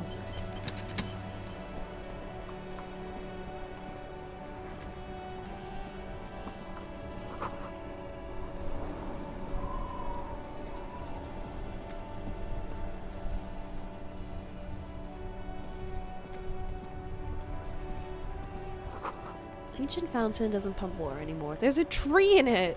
How did that get there? Great tectonic force has cracked the pavement like an eggshell. And they just left it like that. That's so insane. Imagine going outside and you see cracks of like the world just kind of opening up and falling apart. Wait a minute! Is this my car? Before you stands a motor carriage. The bodywork is covered in blue and white livery, bearing the number 57. How the fuck did we miss this car? It's our car! This must be the infernal machine that tore you from oblivion. The Caprice Kinema motor carriage. Let's go in. In the cabin, you are welcomed by a set of steering levers, a radio microphone on a hook, a pull-out toolbox under the seat, and the soft glow of the fuel preheater gauge. This is so cute. Look at this car. It's so cute. It also looks like it'll fall apart very easily. We need to use a radio. The frequency tableau lights up, and the green button labeled Prime Line glows like a feline eye. And then you hear something. The soft purr of electrical kittens. Radio waves cast far and wide over the metropolis. A woman's voice greets you through the static. This is Precinct 57. Hello, Lieutenant. How may I assist you? I need help. I know, the electrical kittens line that was a very good line. Hello, Alice. Please assist our colleague from the 41st precinct here. I'm putting him on. Come in, dispatch. Come in, dispatch. Come in, Delta's hand. This is Firewalker, copy. This is the officer from the 41st precinct speaking. Nice to meet you. I like this one. Come in, Delta 10. This is Firewalker, copy. This is Officer Alice Demetri, Precinct 57. How may I assist you? You could swear she was friendly with the lieutenant.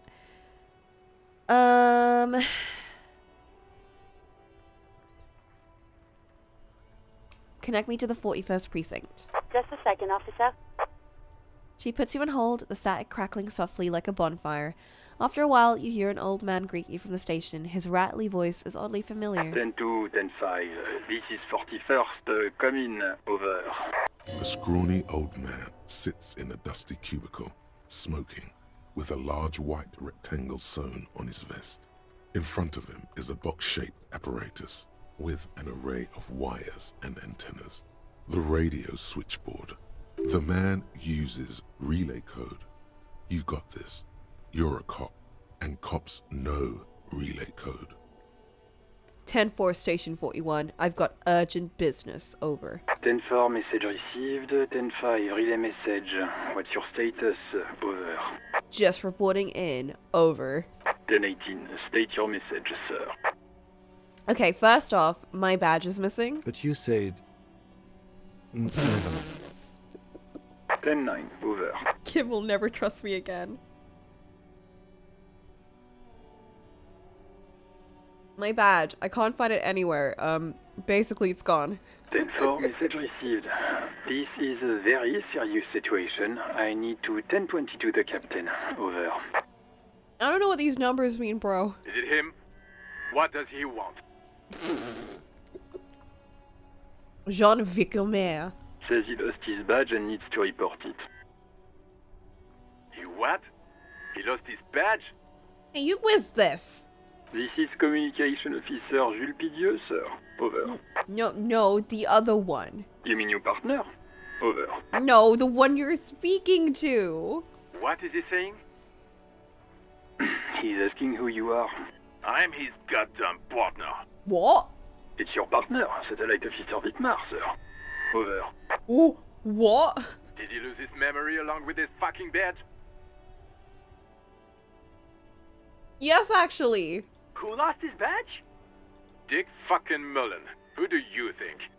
It's Officer Dick Mullen from the bestseller Dick Mullen and the Lost Identity. Dick Mullen is not your name. It's the name of a fictional detective who would not lose his badge.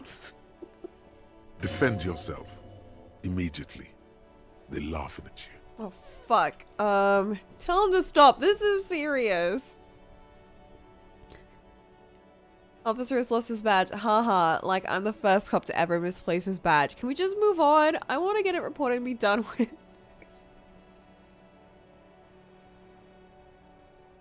I would stick up for myself. He says this has probably happened to other policemen before him and laughs sarcastically. Oh god damn it. Is he fucking kidding? The whole station's gonna be dicked for this. Satellite Officer Vicmar is wondering if you might be joking and adds that this tarnishes the reputation of the entire station. Over. I can hear them. Mullen dicked us. Is that actually my name? He's asking you to stop, says this is serious. Of course it's serious. He lost his fucking badge. Satellite Officer Vicmar concurs. Losing your badge is serious. Over.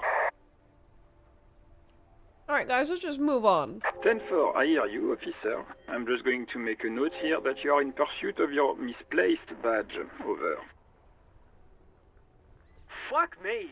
Mac, come here. You've got to hear this. Dick Mullen lost his badge. What's going on? Super Cop here lost his badge. Oh my god, is my name actually Dick Mullen, named after the detective Dick Mullen?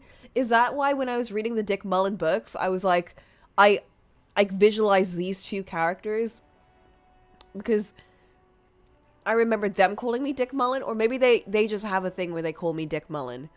But would it be insane if my name actually was Dick Mullen and I had a whole inferiority complex about Dick Mullen? He lost his what now? His badge. He lost his goddamn fucking badge. Alright, guys. Could you just stop? He asks you to please stop saying he lost his badge. Why? Did he find it? Bruh. Sergeant Orson was wondering if you found your badge yet. You don't have a comeback. Sorry. It's hard to think like this. He's not replying. Looks like he's still looking for it. Alright, guys. I got other things to talk about. 10-9, come again. I didn't get that. Over.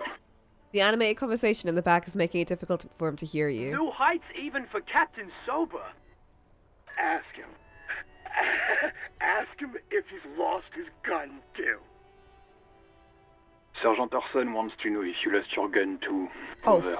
fuck. I had a gun. Check your pockets. Check your... Holy fuck. You don't know where it is, do you?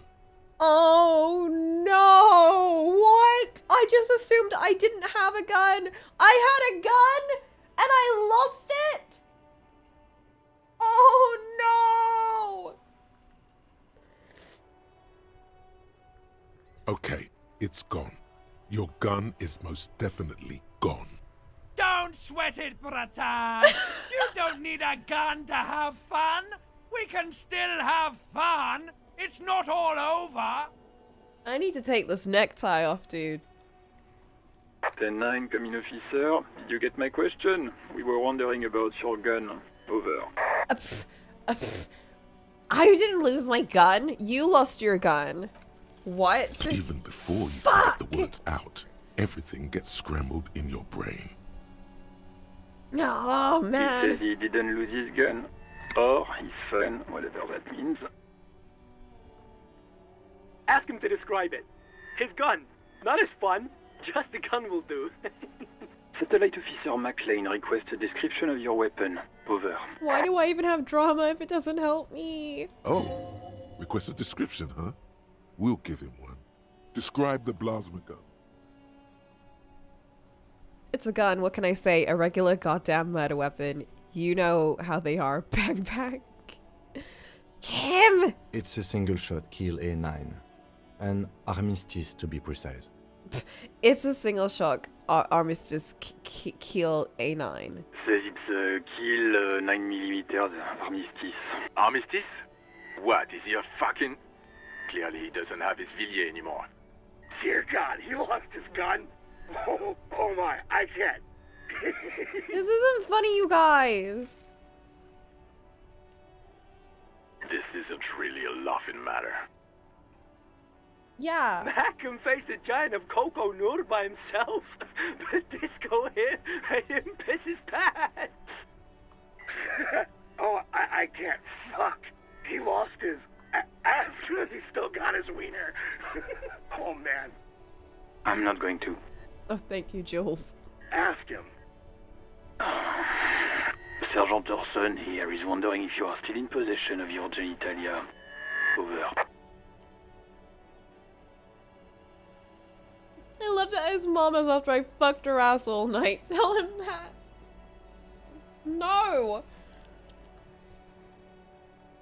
I don't need to listen to this. Firewalker out. The silence is almost deafening after you flick off the switch, severing the connection. Oh my god, we need to find her gun. That did not go well. I guess the important thing is that you followed protocol and reported your lost items. Yeah. Did we need anything else here? Pull out the pull-out toolbox. A metallic drawer slides out from under the seat and clicks into place. The tools inside are neatly organized. Take what you need, officer.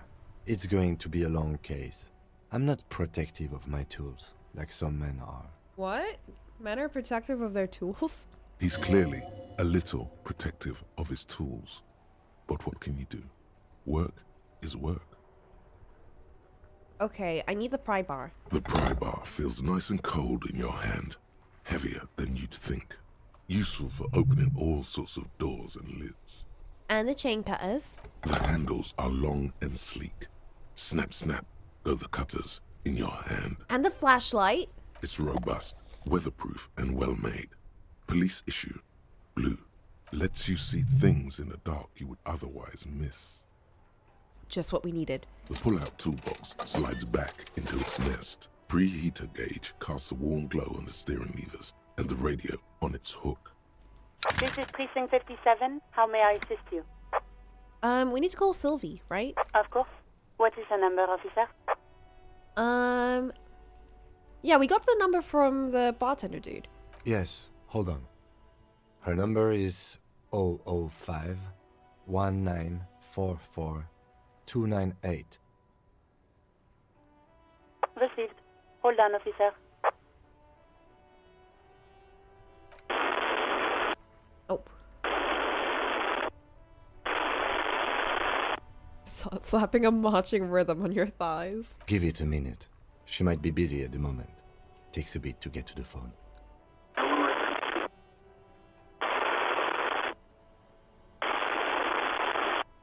Yo, this beat kind of slaps. Officer, I have Sylvie Malaika on the line for you. Yes, hello?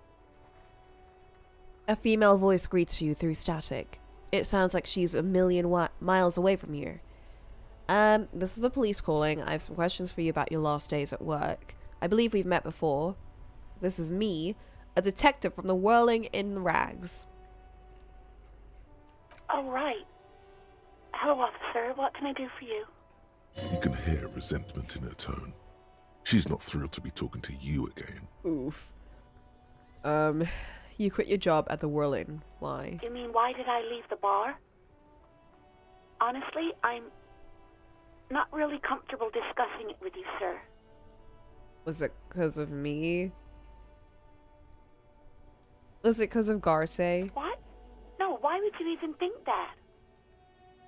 Well, don't be afraid of that pig. You have to stand up for yourself. He told me he asked you out. Are you saying it didn't happen? Please, don't bring Gar into this. It's none of your business. I already said I don't want to talk about this. You're messing everything up again. Uh-oh. What did we talk about? Was it you who called the police? No, not me. Why didn't you call? What? Of course it bothered me. But I thought the union already knew about the court. Why does union have to do with anything? No one calls the police. The union would get angry. What do you mean? You know, what the union says goes. People listen to them and they take care of their own, which is like everyone here. Garbage. Wait, Kim, is she speaking the truth? The union is the law around here? Legally, no. In reality, yes. Martinez is de facto policed by the dock workers union. Words are not necessary to feel the lieutenant's discontent for the situation. Oh, okay, so they run this shit. Why exactly do you let a corpse hang in your own backyard for weeks instead of calling us? I didn't want to get in trouble with the others. Push her further. Show her the error of her ways. Oh shit, authority's taken over. No, don't push her. It sounds as if she's about to cry. Okay. What others? The other people who live around here. Local people. I didn't want trouble. Her voice is resigned and weak. I understand. You don't live here. You don't understand. Squealing is frowned upon here. Everything is dealt with, well, by the Union, internally. Please, I just didn't want any trouble. Okay, don't worry. I'll back off. You do? What else can I do for you? Okay, who made that call? No, sorry. I don't. Not a lot of people have phones around here. Copper thieves take the wires. Take the wires? Phones aren't a thing? People don't have the What a money wild to have thing the to cable add put in. in again. They use the Union's phone, or the one on the coast. It was someone else. We'll find them sooner or later, officer. It just might take a while. Goddamn. I didn't even think about that. Yeah, go on. Okay. Have you seen my badge? Yes, I know who you are. You're a police officer. The law. No, I didn't mean that in a Phoenix way. I meant, did you literally... have you seen where it is? This exact conversation has happened before. Establishing authority before this young girl seems to have been important to you in the past. Don't go there again. Huh.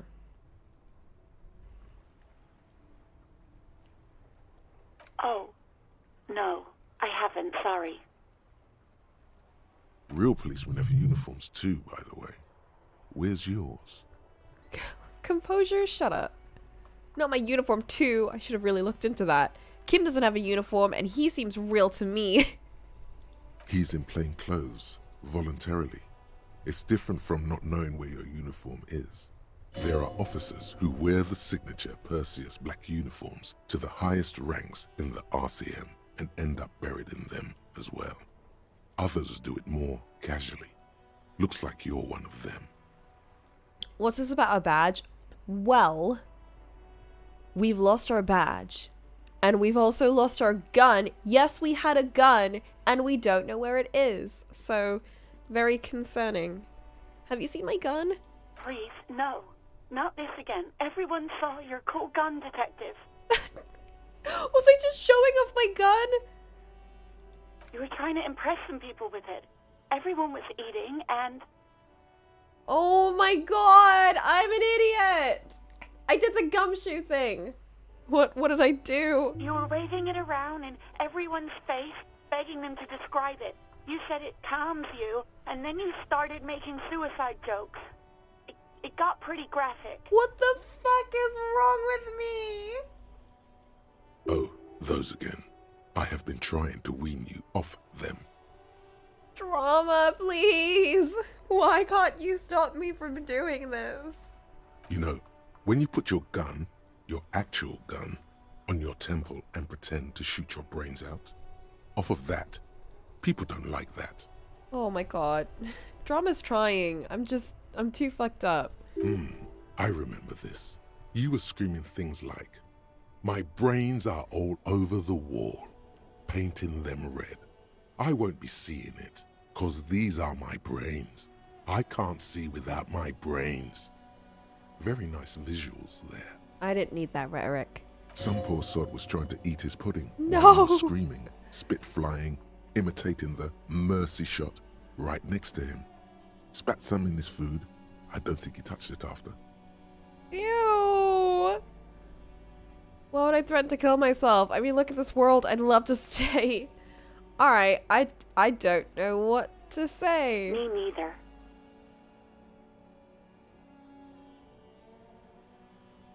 What happened to my gun? No idea. All I know is next you were waving around money instead, saying things like, "Big bucks cannot lie," and "Guns can't buy money, but money can always buy guns." It almost looked like you pawned it. But believe me, I did not ask. Have you seen my policeman uniform? Uniform? I never saw you in any uniform. You had your things on. The disco things. Disco things? Somewhere in a dank rental apartment, 2 police officers stand in the dark. Trash and liquor bottles cover the floor. Things are not good. One of the men, trying not to slip on old newspapers, makes his way to the window and pulls the curtains apart. Roaches scatter as the light comes in. Goddamn. Officer Michelle Elfboy Williams speaks to himself. His partner, Sundance Fisher, looks at the patrol uniform he's wearing, then at an identical suit frame on the wall. It's blue and covered in dust. Let's get the fuck out of there. He turns to Williams. He hasn't been here in days. Okay. I do hope so. Please, don't call me again. Bye. Wait, why does she seem angry with you? Yes, you have obviously done something to upset her at the Whirling in Rags, when she was still working there. Before you go, you're mad at me, right? Tell me, what did I do? I can't remember anything. I'm not mad, it's just... You were so drunk and so emotional all the time, and then the skua thing happened. It just made me want to quit. Skua thing? The stuffed bird. The great skua. You threw it against the wall while screaming, "Fuck that bird," and laughing like a maniac. What the fuck? I think you said it had been giving you shit ever since you got there. Bitch bird got what's coming to her. Jesus. That doesn't sound like me. I love birds. Yes, well... You tell me I was the one that made you quit? Yes, obviously. You were the worst client I've ever seen. And I have seen so many assholes in this place.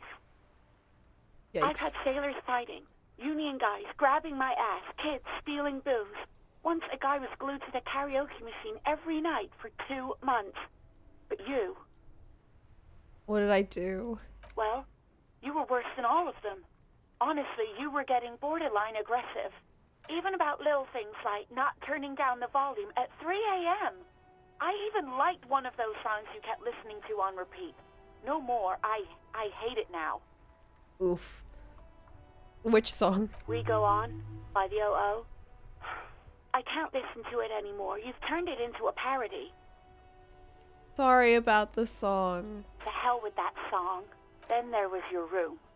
Your project. An experiment to see how bad it can get in there. I tried to send the cleaner, but you wouldn't let me. Threatened to make me understand. I had no idea what you meant, and I don't want to know. We're the worst person on earth. And then you screamed something about how you're actually a real cool guy, and no one understands it. One of the coolest guys there is. The coolest guy in Jamrock.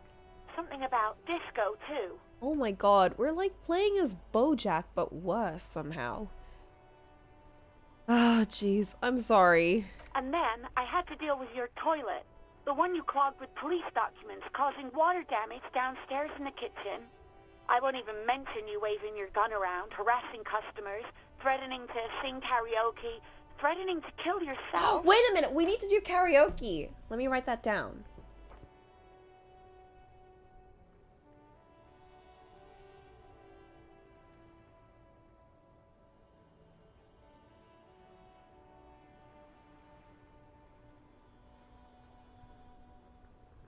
What? Police documents? The ones I had to wrench out of your toilet. Ew! Damn it, I don't remember what I did to your damn papers. I don't remember every little thing I do. Especially when there's a hurricane loose. It's your fault for losing them, not mine. Something in you wants to immediately forget about this, as if there was a reason you threw them away. Huh, I get it. I wasn't a very good tenant. No, you really weren't.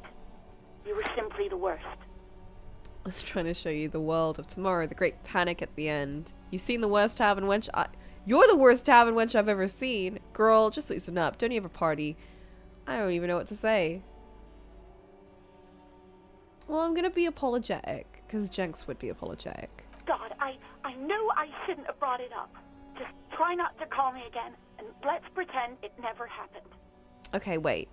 When I spoke to Garte, it seemed like he thought you left because of him. Wait, really? No, this is absolutely not true. I like Guard. I really do. Didn't he cross the line when he asked you out? No, I was actually flattered. I've always liked him.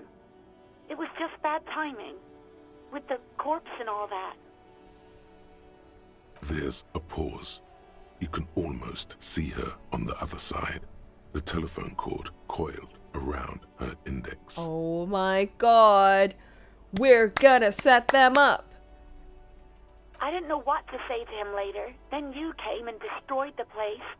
So I left without explaining. I should have told him maybe. I can tell him.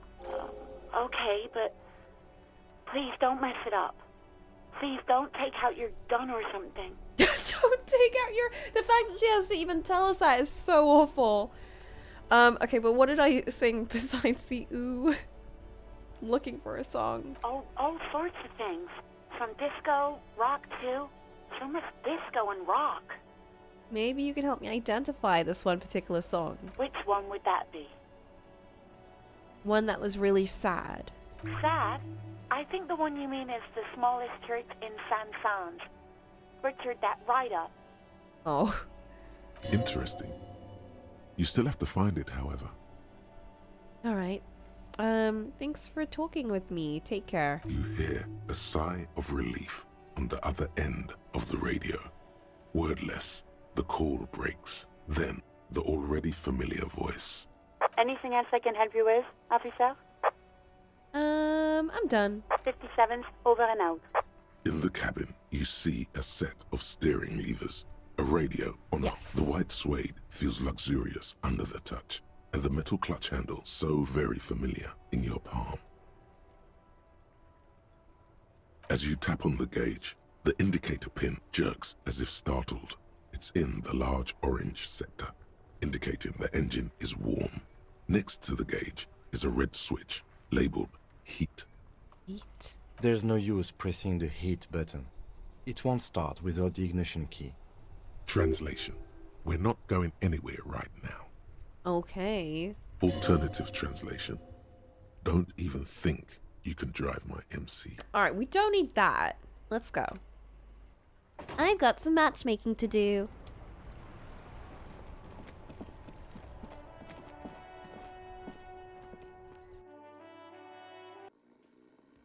Hey, who's that person?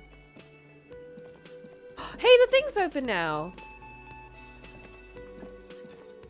Can I help you? Okay. The trash container out back. Mine? No, it belongs to the Whirling in Rags. Thank you for clearing that up. Why do you keep the container locked? Why? To keep the hobos and drunks out. That's why. And the neighbors too. They put their trash there and they don't pay for the garbage company. You've only ever seen the negative version of that interaction? Oh no, I don't even want to think about that. I think it's probably because I put so many points into like empathy and being nice and lying and stuff. I don't think those are connected, but you know, people points. I thought as much. And are you the only party with access to the trash container? Well, yes. Us and the garbage disposal company. It seems a little callous, doesn't it? Something stirs in you. What is this feeling? Prod at him and find out. Doesn't it seem callous to you? Guarding your leftovers from the poor? Callous? What are you, Kras Mazov? Almost all establishments in Revachol keep their trash locked. The Whirling in Rags is not special in that regard. Krasmazov, nom de guerre, was an economist and a historical materialist. He was a leading figure on the Grad side of the Centennial Revolution, where he headed the 9-day government. Mazov is considered the father of scientific communism, Mazovian thought, or Mazovianism. Maybe I am Krasmazov. Yum yum, tell me more. He killed himself. Oh, maybe I am it. What are we talking about? Was this not about the trash container? Wait. What if I am? We should return to the case of your mistaken identity at a later time, officer. This was about the trash container. Okay, well, we need those keys. What for? Mazov? Are you planning to nationalize my trash container? It concerns the case. Please cooperate. Just bring them back once you're done, please. Oh, so we don't need the pry bars then. Alright, about that, I've seen something here at the Whirling, Kate, and I need to talk to you about. What thing? I saw a sign that said the mess hall is reserved for the Union. Yes, not the whole damn Union, thank God. Just the nastiest and loudest faction. They come here in the evenings. Dumb, unruly types. Think they're big shit. But they're good customers. They place big orders and always pay on time. He hates the Union, but grudgingly recognizes its power over him. So he's directing his frustration at you instead. Retaliate. Why?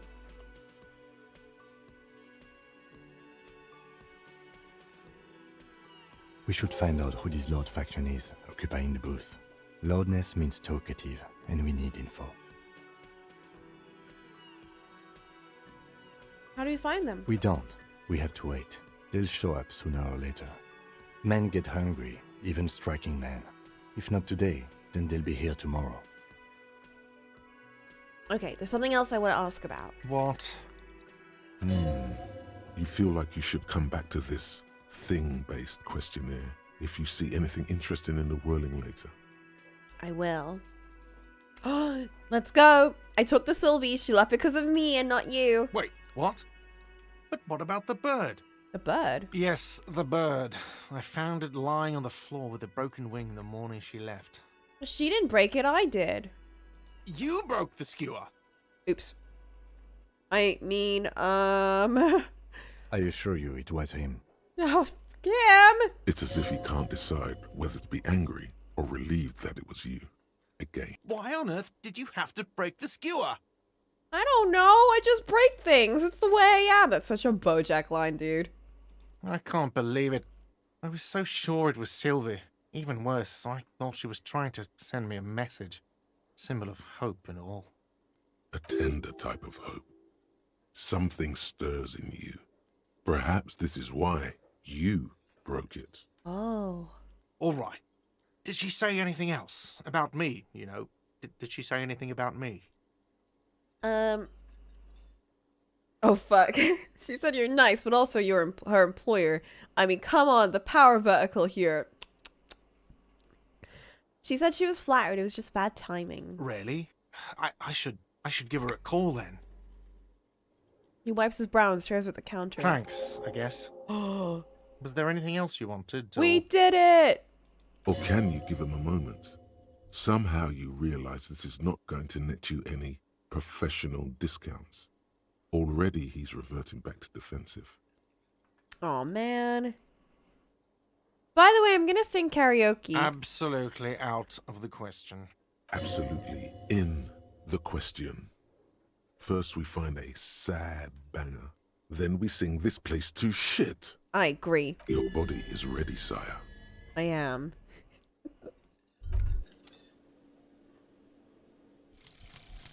Lonesome. Woo! Long way home. Here we go. Home awaits.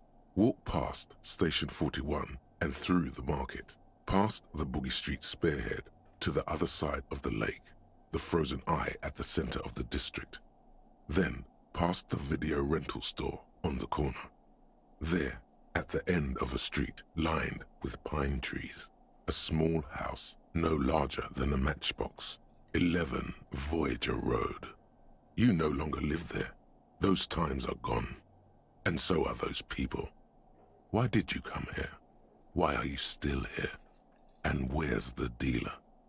You have to get back to work. That's all you have now.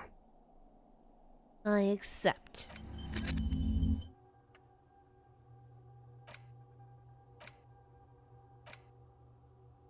Okay. Gives us 1 speediness and increased perception cap. Oh shit, we're so close to leveling up again. Yo!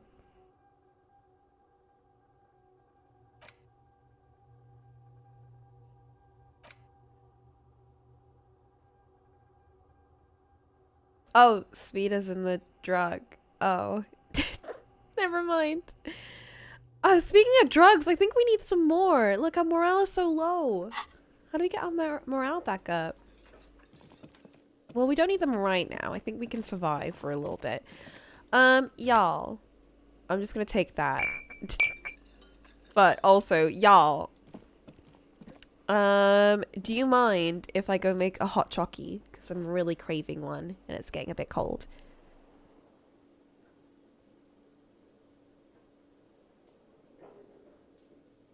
I know we took like 5 breaks already.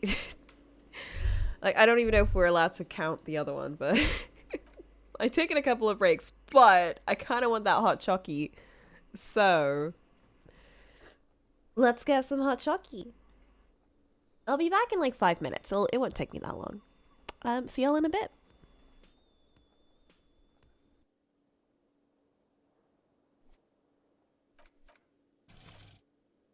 Let's make music a bit higher because I feel like it's not that high.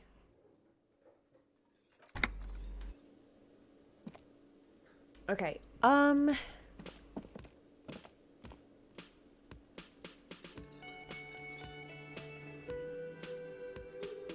was the plan? We had a couple of new things. We have these. We don't need the pry bar anymore since we have the key to that thing, but it's probably still gonna be useful. We have the flashlight, which we can use to investigate that scene, which I kind of want to do. What are our current goals? Sing karaoke. We need to get a hold of a sad song, so we could do that. We need to investigate the bookshop. Find another lost spool. Track down our badge. Track down our gun. Find out who's in the Union box. And open the container. We can do that one quickly. What's in here? Dishes are drying. They smell of chemicals and pine trees.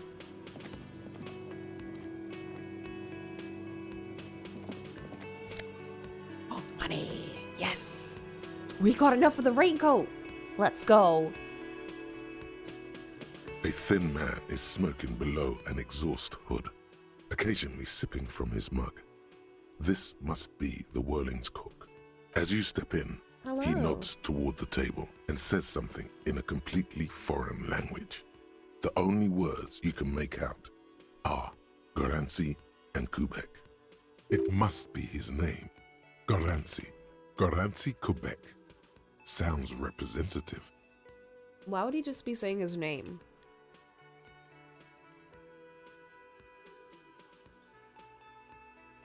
Gracie, I have some questions to ask. The man puts his cup down and replies something, his left hand drawing arcs in the air. You've got some impressive pots there. He smiles and bangs his ladle against each of his pots in turn. It's almost like music, especially with the sounds of assorted dishes boiling and simmering on the stove. We got another beat to go off. Oh, that's it.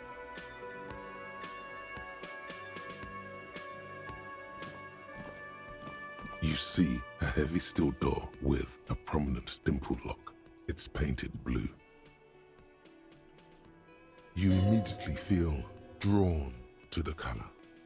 Blue is for mystery. Touch the door. The cobalt blue surface feels rough to touch. The stainless steel door is flush with its frame on every side.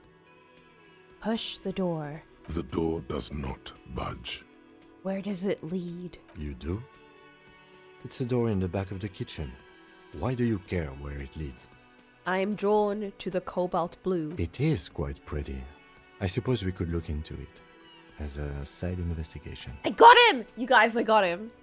Yes, a mini side investigation. No, it's a mega investigation. The door and the main investigation will merge into a stereo investigation. If you say so, Gart is the person to ask about this. The cafeteria manager. Oh my god, I can't believe he's in. We got him. Finally. Let's skedaddle. I kind of want to go up to our room and just see what Kim has to say about it, to be honest.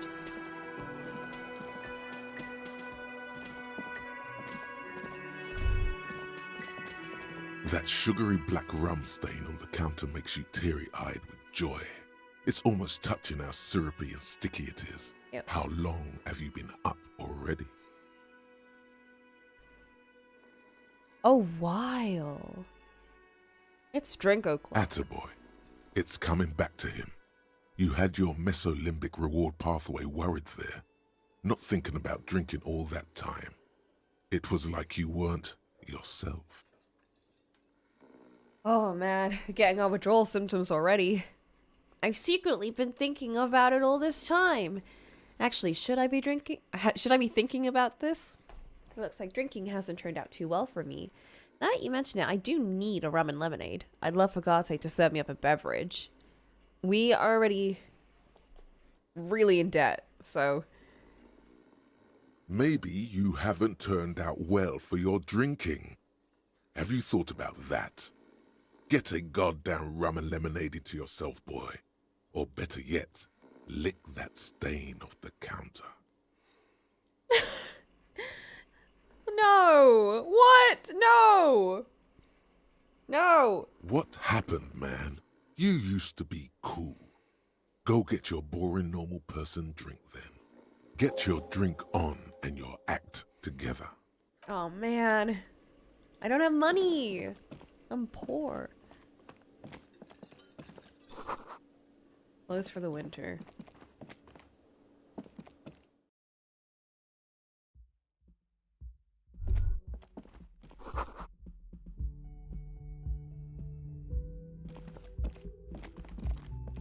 The door is closed. We tried it before.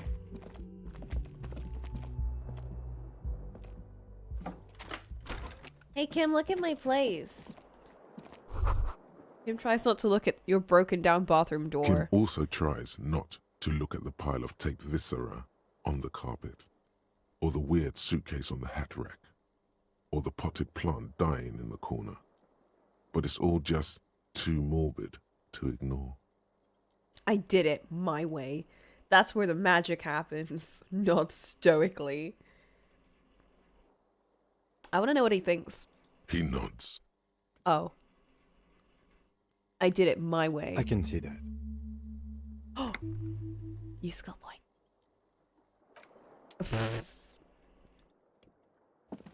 The bed is cold and not particularly It's inviting. a bed?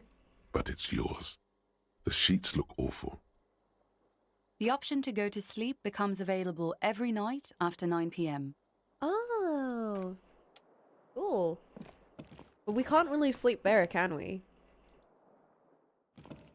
A mirror hangs on the bathroom wall. In it, your face. Now without the expression. It's just hairy.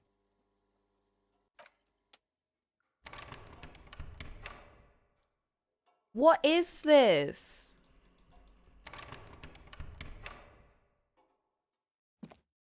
Kim, what is that door?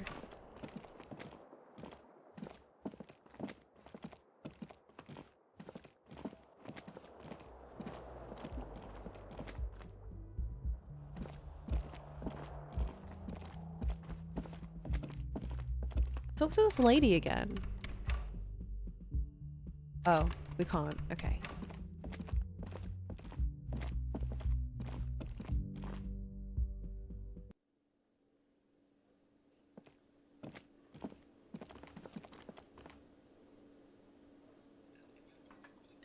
Let's go.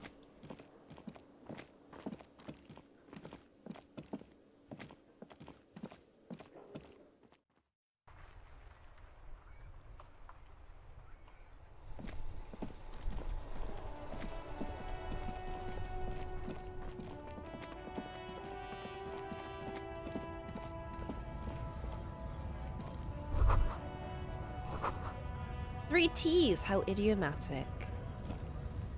Great. I need to buy something. Girl. Is this about the questions again? Oh yeah, She the looks ammonia. up from her magazine. eyes filled with tired ennui. Yes, what we have is there, in the medicine cabinet. Go take a look yourself. A coat. You see several packaged raincoats fill a low shelf beneath a display of croissants and juice bottles. The raincoats are transparent, except for the big Fritta slogan on the back. Oh, it gives me 1 endurance. But it also looks cute, and I really want it. Fuck it, I'm gonna take it. I don't care. I don't care if it's not useful. I just want a cute coat. Also, we've got another skill point.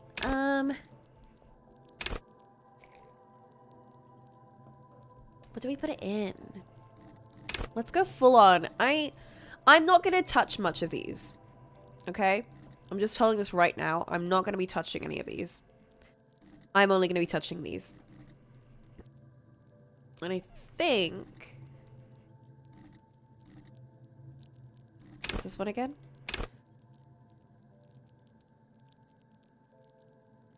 Spirit of Policing. This would be if I were playing the detective from, what's that film called? The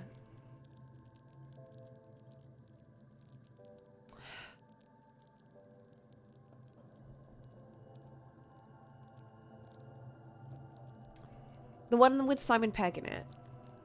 I forget the movie, but... No, not Shape-Shifting Detective.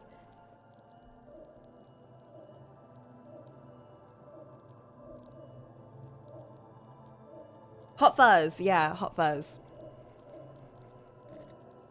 The spirit de corp, like, you know, fully embodying the idea of being a cop and a detective life. Visual calculus, though. Kind of jinxy. I'll put 1 in here.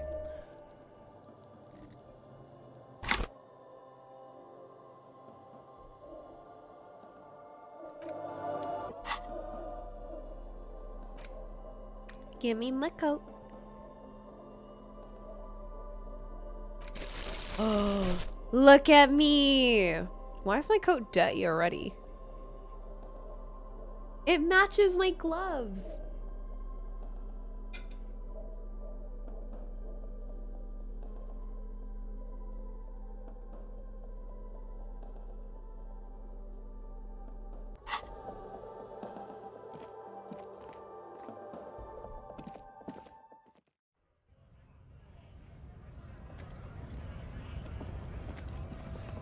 With Frit sick. I love this game. This game is really good.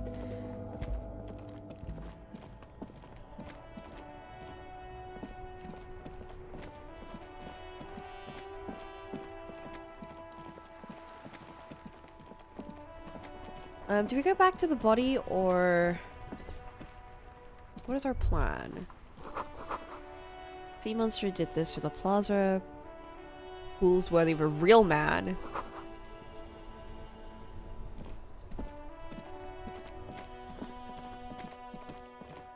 Let's go back to the body for now. It's right here.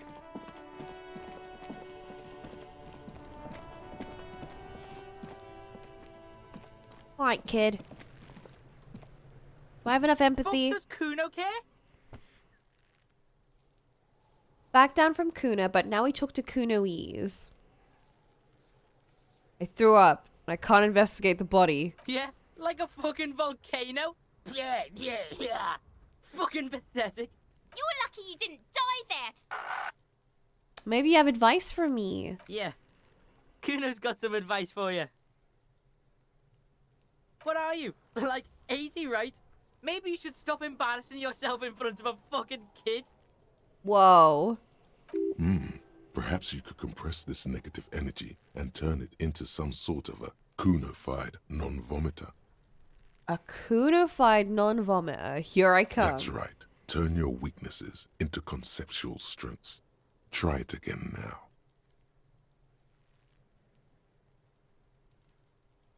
Kuno doesn't fucking... Alright, Kuno. Chill. I'm saving.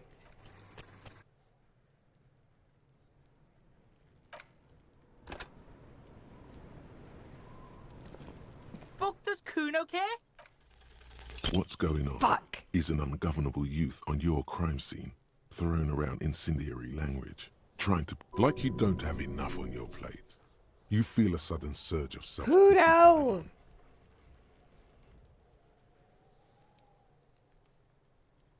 Kuno, turn down the Kuno for a sec. Trying to fuck at the Kuno. God Trying damn to it. fuck at me. Trying to fuck. Kuno only gets higher. It's faster, faster, faster. Can't take the Kuno. Stay out of the reactor. How did he get his voice like that, though? Kuno gonna fuck you up! Up, up, up! Normal is not what we got here. You've got to work with what you have for now. Kuno doesn't fucking... Shut up, Kuno.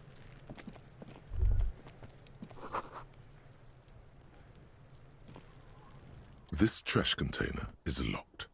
The sliding lid has a padlock that says, whirling in rags. Open it with the key. With a well-oiled crack, the lock pops open. It should now be possible to simply raise the lid. Let's do it. Don't. What? Maybe you shouldn't. Didn't I have a premonition that there's something in there? There is, but you won't like it. Sweat forms on your brow. Your hand is still on the lid. Open it. The smell of rotten food rises to greet you. Ew. You see soggy cartons, dirty rags, and organic waste. What am I messing around with my hand in there for? We're just in time. This hasn't been emptied for over a week. Ugh. Look at the boxes of cotton. You see milk, an egg rest with one broken egg in it, some pasta wrapper. Picking up the soggy packages somehow feels familiar. Ew. A box falls into pieces in your hands. Batiste Soleil cereal. There are plastic pasta packages below, and turbo noodles. Nothing of note, however. Oh, at least we're wearing gloves. Among the threadbare kitchen towels, something catches your eye. A pair of denim trousers. Grab him. As the legs of the slime-covered jeans begin to unspool from the garbage, a rank corpse smell fills the air. The victim's clothes? Cadaverine odor is faint. If these belong to the deceased, they were removed when he was still in the early stages of decay. Drop them in here, officer. Guitar marked blue jeans. Pockets empty or emptied. He wore them with a belt, too, a white belt. The loops appear stretched, but the belt is missing. That's it. Do you see anything else in there?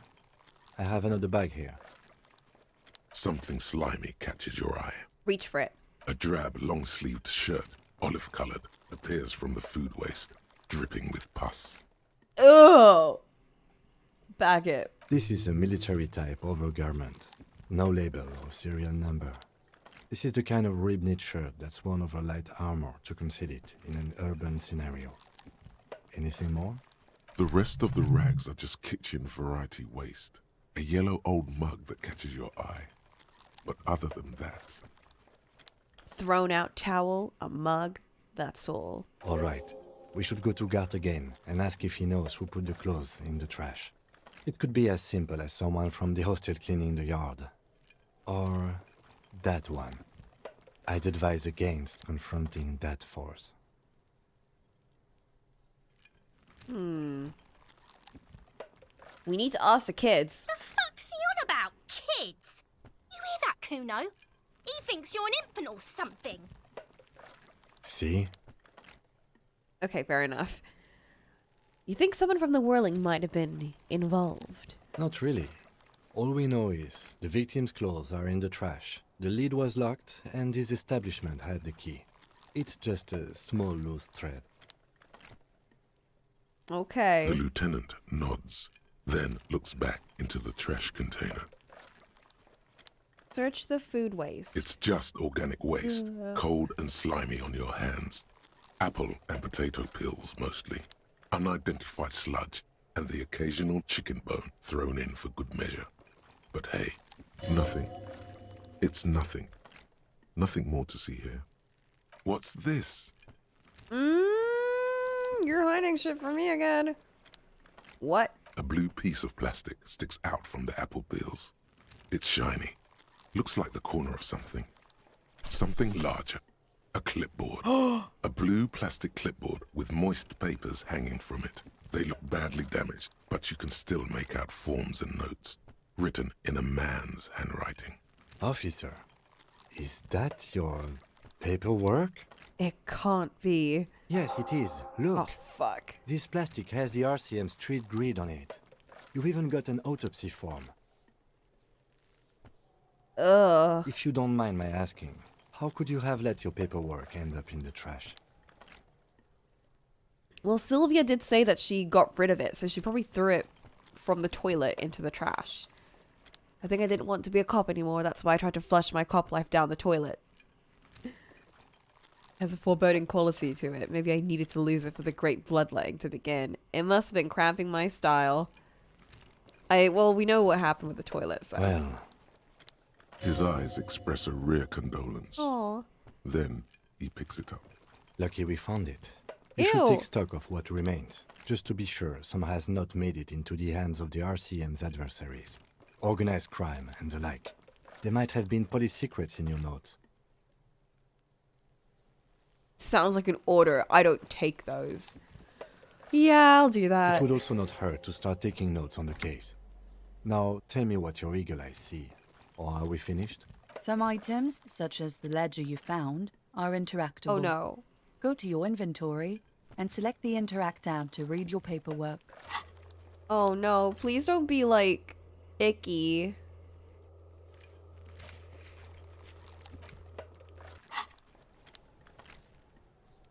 You pick out a broken mug with an oddly racist depiction of the yellow man frolicking in saffron, only in its social sensibility. Mm-hmm. The container sounds a muffled gong. Ew. That's one thing off the list.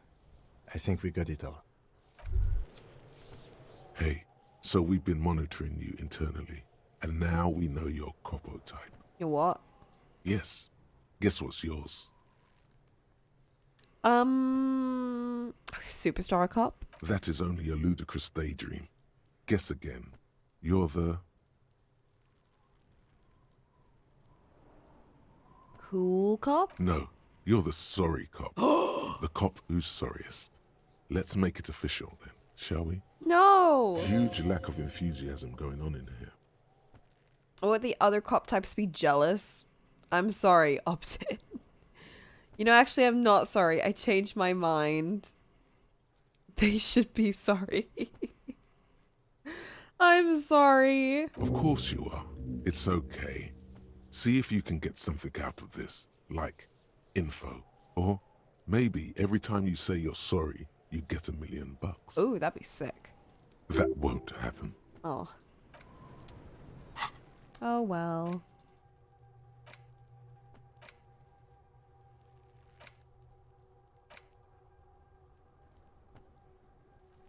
Do I need to get rid of something to unlock one of these?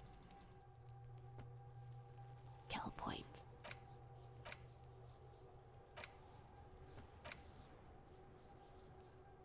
Oh no! Boo!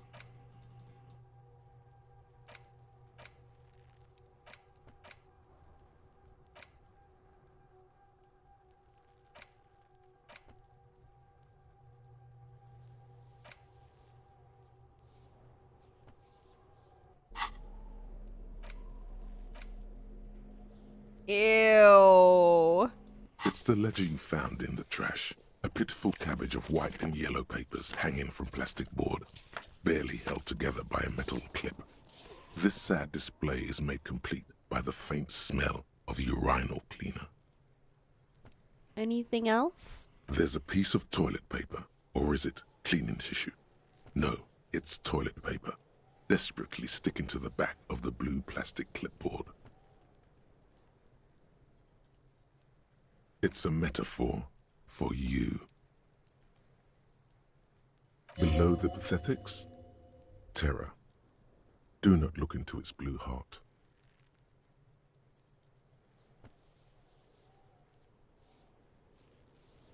Inspect the toilet paper. It's just toilet paper sticking to the back of the plastic clipboard. You can take it off if you want. Just toilet paper. Sticking to the back of the plastic clipboard. You can take it off if you want.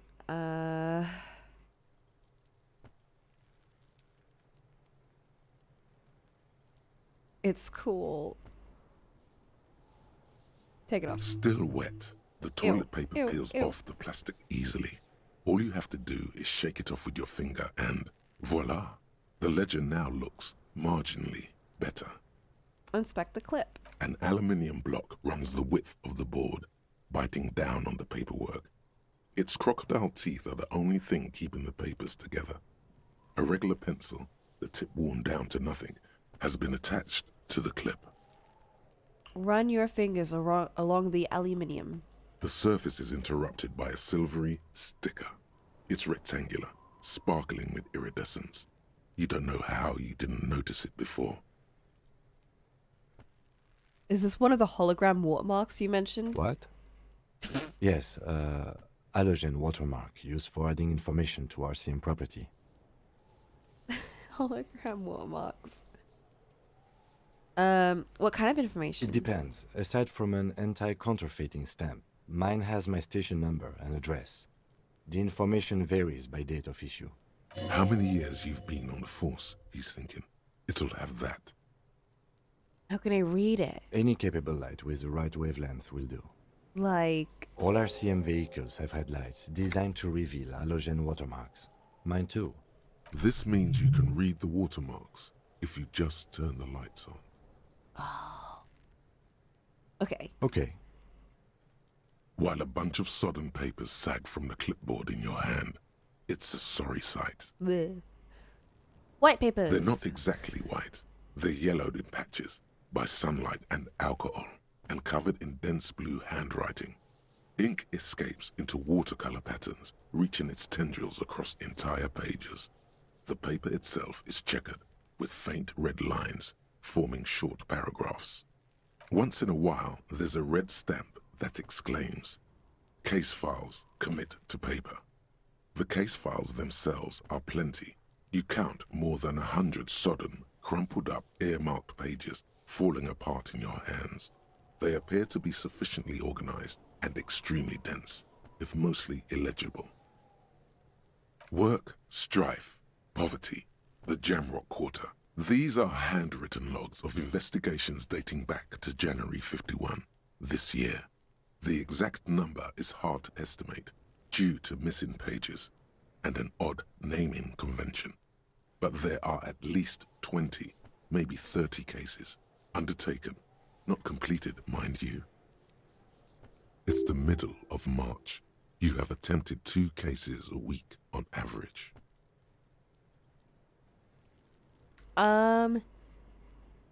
Is that a good caseload? Huh? 2 complex cases to undertake is a lot, yes. You really have to push yourself. I would not suggest it, lest you start making mistakes. I'm not sure if I completed them, though. 2? That's a lot. I didn't mean to say you are making mistakes, by the way. That was presumptuous of me. I must have burned out. That's okay. We all do, sooner or later. Like a fan of gills, the checkered papers dry in your hand. The handwriting is extremely dense, if mostly illegible. There was a mention of a naming convention. Yes, it appears you employ a, shall we say, robust yet literary system. Each investigation has its case number written on the margins. Yet, still more tellingly, most are accompanied by a name. A title, one might say even. One that draws inspiration from snoop fiction and vespertine cop show staples. They're written in capital letters, too. Yes, all caps. Oh, shit. One is called The Next World Mural. Another, The Square Bullet Hole Murders. Another yet, The Unsolvable Case. Unsolvable? Others appear more light-hearted. The guys on a couch in an unexpected location, and the murder at the hookah parlor. Even the rare article-free collapsing tenement. Murder features prominently throughout. It's going to take an effort to piece these case files together, but it can be done. Once you're done inspecting them up close. Kim, my cases appear to employ some kind of naming convention. You mean the alphanumeric? Officer, precinct, time of arrival at the scene? A non-numeric one with the titles.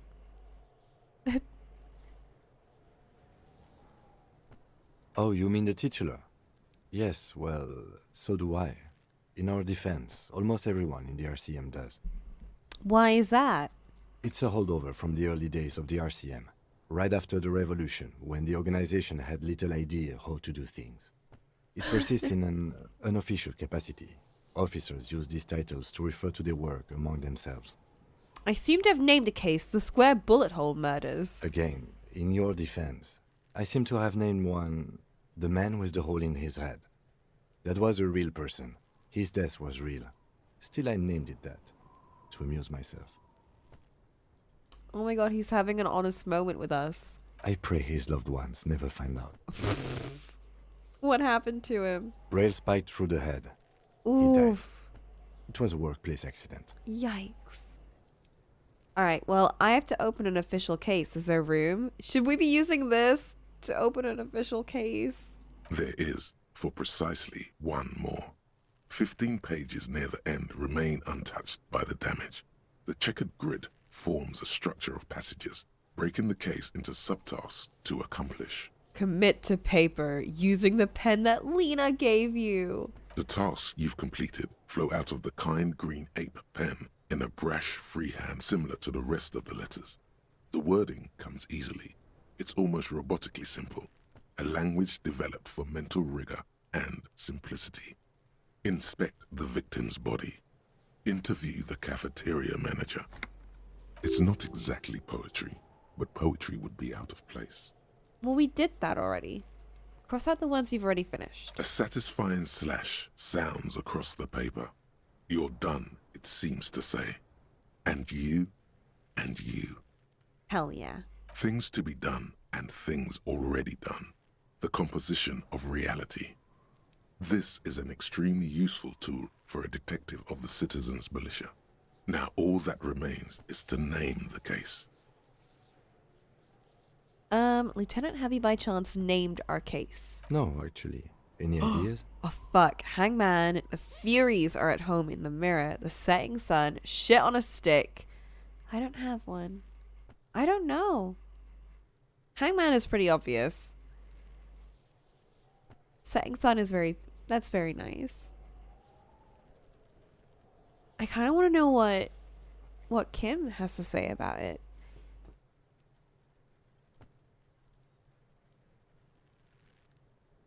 Because none of these are really calling out to me, to be honest. Oh, well, then maybe I can suggest one. Go ahead. The Hanged Man. That was one I was going to think of. He really likes that name. That's idiotic. The Hangman, way too simple. That's a solid name. Thank you. I think so too. Good and normal. I'm going to start calling it the Hanged Man. It's good we sorted this out. I think so too. I agree. You don't exactly close them, so much as distance yourself from the smelly papers. They're a little further from your nose now. Can I read the case files now? Yes. You can piece them together using the alphanumeric code on the margin. It always begins with HDB 41. Then, date of initialization and time of arrival on the scene, followed by the title. For example, HDB 41120111700, the Next World Mural. Oh. The Furies Are at Home in the Mirror was the original working title for Disco Elysium. Oh my god, that would have been a mouthful. Were those officer precincts? Why, yes. Your precinct number is 41. Yeah, and HDB. Every last alphanumeric in the files begins with it. And these are your case files. It's safe to say HDB are your initials. I'm not Raphael. I think you meant to say RAC, Raphael Ambrosius Costu. No, the alphanumeric begins with HDB. Can't you see the sire is tired of these fabrications? RAC is clearly what it says on the case I'm files. lying to myself. These are official documents. There is no arguing with official documents. I agree. How long does it take to read one of these Raphael stamped cases? Fine. It takes about half an hour for you to piece one together. Mr. Raphael, which one do you want? You will listen to me, Logic. I would like to look at the Next World mural. This one is relatively easy to reconstruct. Overnight on 1202, a graffito, nay, a mural, appears on an 8-story tenement overlooking central Jamrock. The building is a sparsely inhabited ghost tower, part of a failed real estate development called Grand Couronne.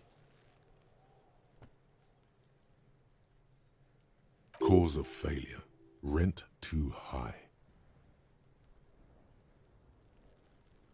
The mural is enormous. 2 silhouettes, a man and a woman, are kissing. The text cut into their form reads, "True love is possible only in the next world. For new people, it is too late for us. Wreak havoc on the middle class." People call it that thing and that fucking thing. It's visible for miles. In 2 days, the station's complaints desk gets clogged with requests to remove the bummer. You and your partner are assigned to the case.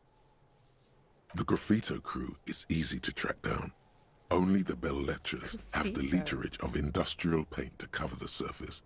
One of the graffito artists is rumored to be rich. They take responsibility for the execution, but not the design. The ideologue of the Next World mural, as the crew calls it, remains an unknown. Do I ever find out who came up with it? The case files do not show you finding the author of the design. Oh, man. The crew agrees to clean up after themselves. However, your partner, JV, is against the removal, citing public support for conservation. This leads to a debate in Precinct 41, which then spreads to the streets of Jamrock, ending in a rare plebiscite organized by you and the rest of Row 3.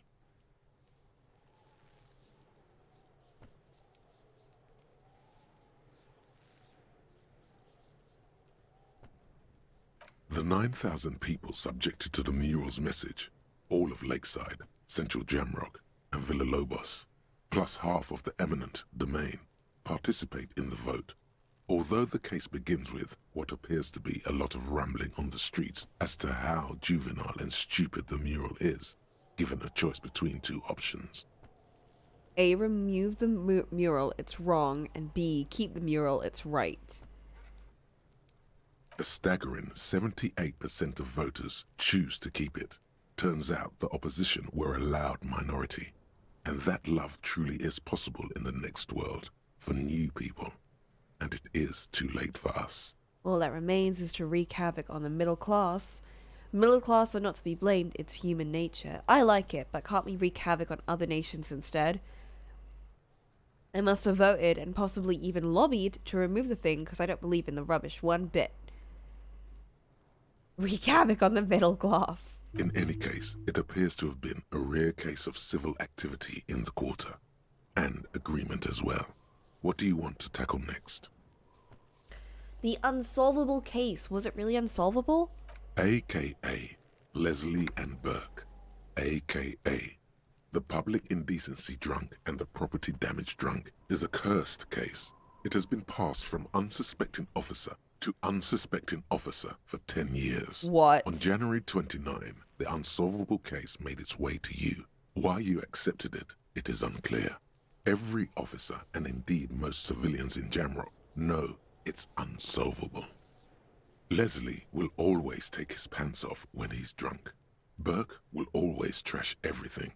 It's just what they do. It is their nature. You cannot change the nature of a man, and you can't lock them away because public indecency and small-scale property damage are not punishable by incarceration. So what's unsolvable about it? That we can't stop them? The only way for Leslie to stop displaying his genitals and for Burke to stop attacking things would be for them to stop drinking alcohol, which in their 40s or 50s, it's hard to tell because of their distorted features, is a medical improbability. Couldn't we just keep them off the streets? You would think that, but you're wrong. Where's the fun in exposing your genitals or breaking stuff in your own home? No, Leslie and Burke are on the corner of Main Street and Perdition, because that's where the action is. Threatening, fines, dragging them to the station, locking them up in the hellholes they live in, locking them up in the station, hypnotherapy, even trying to get the local gang of Zemyaki to take them out. The Zemyaki gave them ethanol, so Burke and Leslie would expose and rampage even harder. You tried it all, and still the complaints wouldn't stop, as they hadn't stopped for 10 years.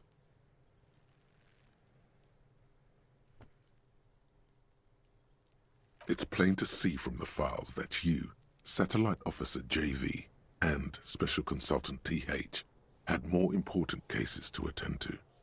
You uncover cross-reference to several ongoing investigations, each brought to a standstill every time you drive down Main Street.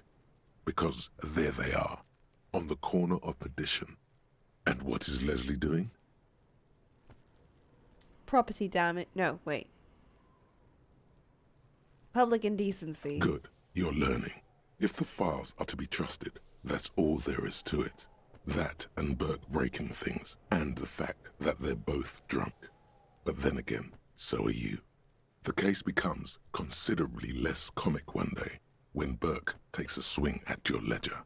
Ooh. He must have it confused with the property he likes to damage. But the joke's on him. You're drunk out of your mind on potent Pilsner. You slam the hardened plastic board in his face. Then you proceed to beat him unconscious with it. Oh, what? In the process, the ledger sustains damage. The compartment within, reserved for permeable documents, is jammed shut. You stop your assault on the now unconscious Burke to open it, but are unable to do so. The officer began to cry, reports Leslie, who, at this point, is tending to Burke. He came at us, and at us. I think he was trying to kill Burko. While trying to kill Burko, you slowly come around. The permeables compartment is open. You've smashed it open on poor Burko's kneecaps. The good news is, Burke can't walk anymore. Yikes! Can't get out of his apartment, an invalid. With Burke to tend to, Leslie cuts back on the indecent exposure. Maybe he flashes his genitals to Burke. Who knows? But both drunks are off the street. The complaints stop. The unsolvable case is solved. Yay! We did it! Which is also why the officer responsible narrowly escapes a disciplinary hearing. How? How did we not get anything for that? Does that sound like a Raphael something costo to you, sir? One last time, yes. Fine then, you've earned it. Oh my god, I did it! Yes!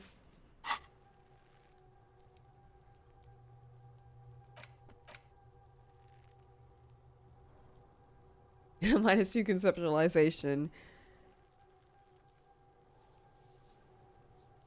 Taking a bite of lemon meringue while sitting on a terrace of on a seaside cafe on a cool summer day in Sur-la-Clef.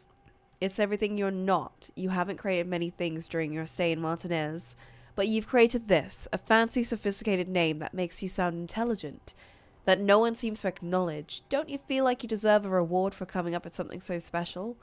What would that reward be? We will find out. The square bullet hole murders. It would be very interesting to read about these, wouldn't it? I mean, there seems to be a square-shaped entry wound in the victim's forehead. She's been sitting there for weeks, on her rocking chair, with a square hole in her skull, staring at the wall. her mouth agape. What the name would have been if you succeeded your role. Me too. That's all you got. From the half hour you spent piecing it together, all you know is the entry wound was square-shaped. You never found the bullet. And then another body showed up, also with a square hole in his forehead.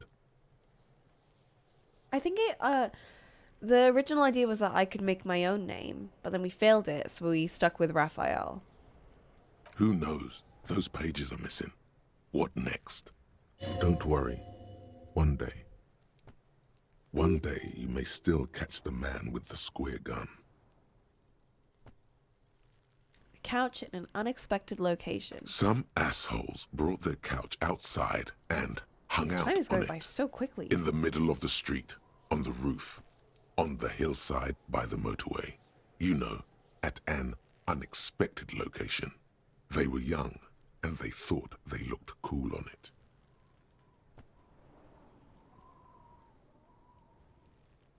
They looked really cool, like a rock band. Yes, as you've said here, insufferable rock and roll assholes. Young people are the worst. So anyway, you got a complaint about the damn sofa, or couch, or whatever it was. They were leaving it out in all these unexpected and whimsical locations. They took it to where they also took photos of themselves on it, and smoked cigarettes, and drank coffee because they felt it's intellectual. Cigarette butts, coffee cups, stupid couch. You had to clean it all up, and you did. So congratulations to you. Case solved. Yay! Did I ever catch those guys? No, you didn't have time for that. These notes show that you have what is called a real goddamn job. You don't have time to be chasing down the couch assholes. You have a real job to do. What next? Like, finding the murder at the hookah parlor. Murder. Tum-tum-tum at the hookah parlor was a case originally assigned to an officer called Joseph Mills, who is now dead. Of circumstances completely unconnected to murder at the hookah parlor. But how? Beaten to death by a throng of Villalobos gang members when him and his partner J.M., only initials mentioned, answered a call one night. It's a sad story, and it isn't really represented in your case files. Stop stalling and get to the murder at the hookah parlor. Joseph Mills was on this case that he just couldn't solve, was doing it solo, said it was a real nutcracker, a real brain twister, was on it for, like, a month. The captain got impatient. Shit or get off the pot, Mills. Mills didn't get off the pot. Not yet.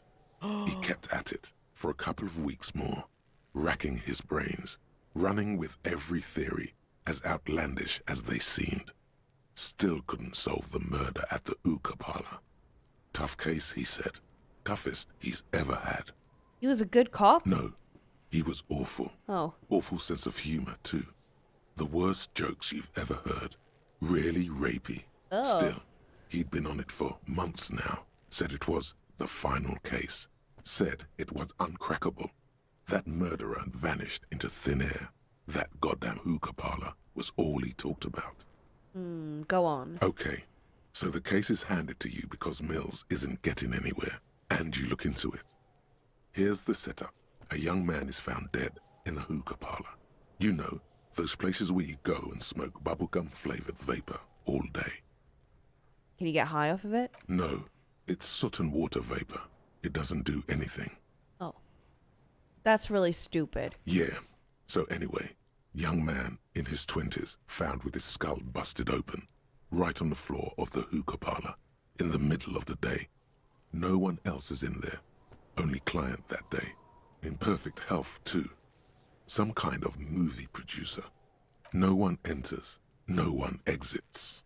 He's just sucking on his watermelon hookah all morning, all noon, like he usually does. He's a regular. No calls, nothing. Just sucking on the hookah until 15:45.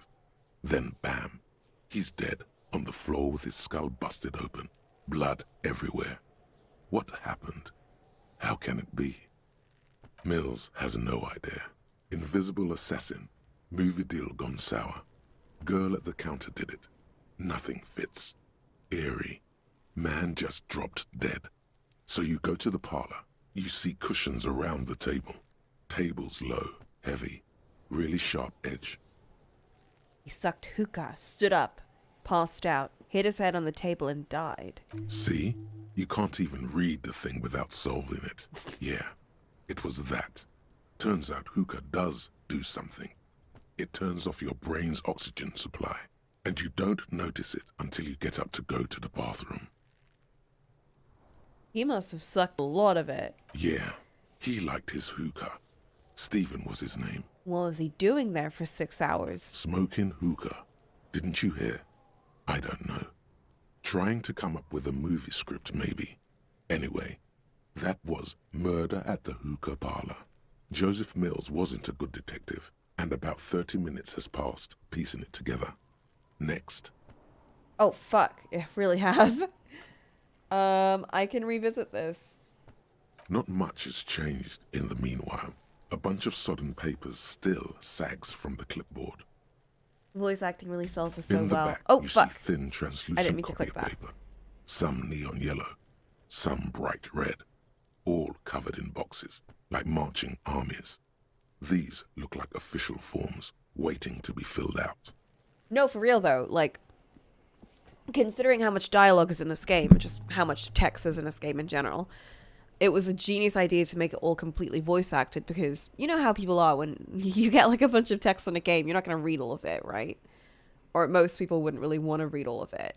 So having it all voice acted, one, is great because, you know, we could just listen. But also, holy fuck, they got someone to read all of these lines and they read it so well. Like, they picked an incredible narrator for this. I love their voice. I love their delivery. It's just perfect. But holy fuck, that's so much work. That's so much work for them to do. They must have gotten paid a shit ton. I hope so, at least. They deserve, like, a lot of credit for this work. They tricked people into wanting to seek out the extra text. Yeah, I mean, like... Yeah, people don't normally want to read, like, extra books and extra lore and stuff. People tend to, like, pick that up and they're like, alright, cool, and then move on, you know? Because these are literal books. Like, this is, like, so much text. But we're just getting it all read to us. It's like if I'm reading my audiobooks, you know? Like, I'm jamming, I'm vibing. Then rip them from the binder and hand them out, according to type of form. 3. The topmost are misconduct fines, the middle ones are station calls, and the bottommost are field autopsy forms. Each is easy enough to make sense of. You don't have to be an intellectual giant to do police work. Misconduct fine. A monetary penalization ranging from 20 to 250 real. Severe cases allow for 1,000 real, but that requires special paperwork. The details of issuing these fines are spread out over the rest of the fields, but they appear pleasantly vague.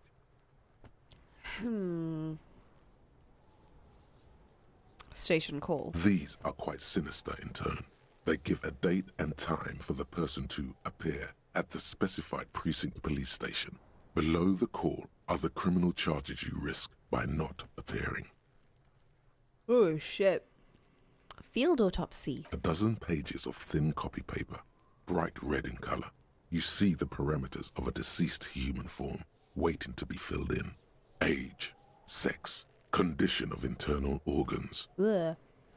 Yes, Enough of this. all that remains now is to fill those forms and hand them to people. Fines for wrongdoers, interview requests for bad guys, and field autopsies to dead guys. What delicious power hid within this pathetic mess. You feel better. How did I get health from that? How did I increase my health from that? The rest of the stinking cellulose is much worse for wear. Being sandwiched between the board and the rest of the paperwork must have spared the fragile copier paper. Look at the clipboard. It's made of dark blue plastic, hard enough to beat someone to submission with. The edges are rounded, however. The U4 size board feels thick and heavy in your hand. Light shimmers on its wet surface. On the back, you see the embossed letters, RCM. What did you say the color was? Blue. The blue heart. Don't look into it. Oh, what? Shake the ledger. Something rattles inside, ever so lightly. Is there a hidden compartment? Peek. The plastic shimmers like lapis lazuli, but it is not see-through. You cannot see to its center. How do I open it? With your hands, U4-sized pages hang from the clip, screwed to the top of the board. Crack it on the knee like Burke. Like Burke. Let's smell it. The acidic stench of rotting food is rubbed off on the cellulose. It now forms the base of the experience. This base surrounded by a faint air of spoiled meat. The stuff of death itself. Ooh. And then sprinkled liberally with the citrus zest of toilet cleaner. Ooh. Alright, I've kind of come to the conclusion that anything that involves physicalness or speed, we're fucked. But let's do it anyway. Is not what you end up doing. No! You squeeze the plastic to slide it open, but nothing happens. Then you bend it some. Then crack it. The goddamn thing is stuck. The ledger quivers in your hand. As it shakes, the pages rustle. This pathetic mess suddenly afraid of you for some reason. Put it away. I'm done with you. The worn map features your finger moved, finally. For a more detailed view of the... This one. It's just a racist mug. What's there to read here? Not much. There's quite a lot to read into here, actually. Oh boy, here we go. What are you going to say about a broken, tossed-away mug that you dug out of the garbage? It's an example of prejudice. I'm going to use it as an example of what not to do. I'm going to push this into the face of every merchant I find and tell them this is your inane ideology. The mug will be useful. By denouncing it, I can earn political capital to mask my badass hustling. Fraud and embezzlement.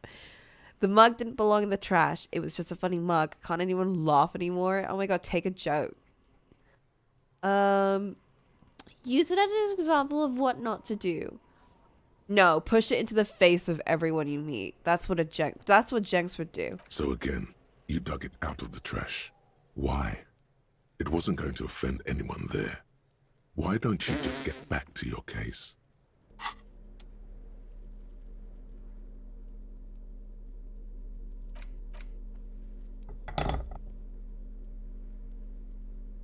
Oh, you can equip them.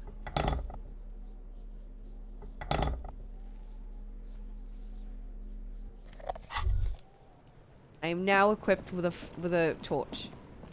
Hello. Fuck does Kuno care? I don't know. I don't know why I talk to you again. Kuno. Hey. Psst. What? Psst. Hey, you. What? Yes, you. Word on the street is you're ready to start building communism again. What? You keep saying things like, down with the bourgeoisie, eat the rich, sodomize the landowners, impale all people who have more than 25 real in their pocket. Whoa, Literally I agree. Murder all human beings, regardless of their political beliefs. That kind of stuff. That sounds like me. Funky style. Very funky. So tell me, do you have any questions before we fire up the big communism builder? Or do we get right down to it? So what's this communism even about? Failure. It's about failure. Well, I don't do failure. Of course you do. You are failure. You are communism. Oh. Absolutely vanquished, beaten, curb stomped, shat on. While everyone else is out partying, having a callous laugh, you will reverse the fortune of the workers of the world. Oh, shit. You alone, against every living thing, against every human alive. 800 trillion real in the hands of an impossibly well-organized ruling class. Towering city blocks of bankmen who have the ears of prime ministers. Million-headed armies of nations and the love of your own mother. Rhetoric, what are you talking about? What are you getting at here? You against the atom, the charm and the spin, where the whole world failed. Matter failed to bend to human will. Human will failed to get out of bed and tie its laces. You alone, single-handedly, will rebuild the dreams of the working class. You are the last communist. Now get to work, comrade. It's too tiring. I don't have it in me. All right, let's start building communism, you guys. Oh yeah. Get the firing squads and the animal wagons ready. Wait, what? Yeah, roll up your sleeves further. Breathe in that pristine air. What? I got communism? What does that mean? People think communism was some crazy idea that had its comeuppance 40 years ago, a fever that shook the world, never to return again. They were right. Until he woke up today, a spiritual corpse responsive only to the call of Commodore Red, prostitutes, and Kraz Mazov. For him, communism is still a thing. He will single-handedly raise the commune of O2 from the oceanic trench where it has been resting, covered in ghosts and seaweed. He is a big communism builder. Come, witness his attempt to rebuild communism in the year 51. I need to unlock more of these. When is my next level up? I need a bit more. I need a bit more. I need to unlock communism.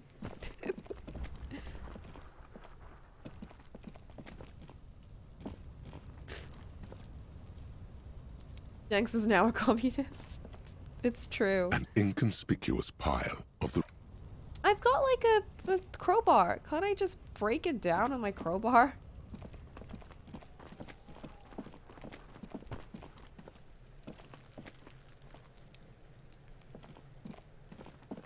Man, playing with the controller is kind of comfy.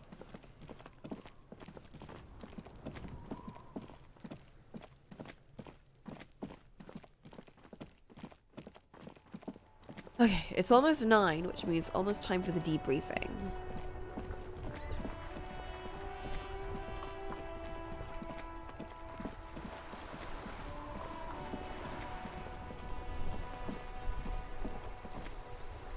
I can't seem to go that way, but I probably can go this way.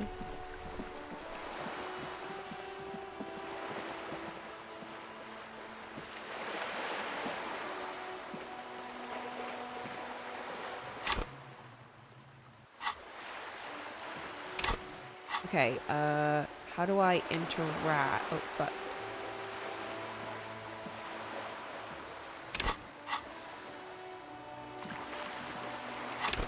Controller buttons, please. How do you...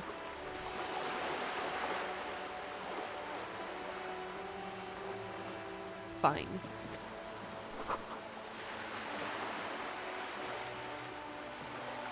This coin-operated viewer is facing southwest.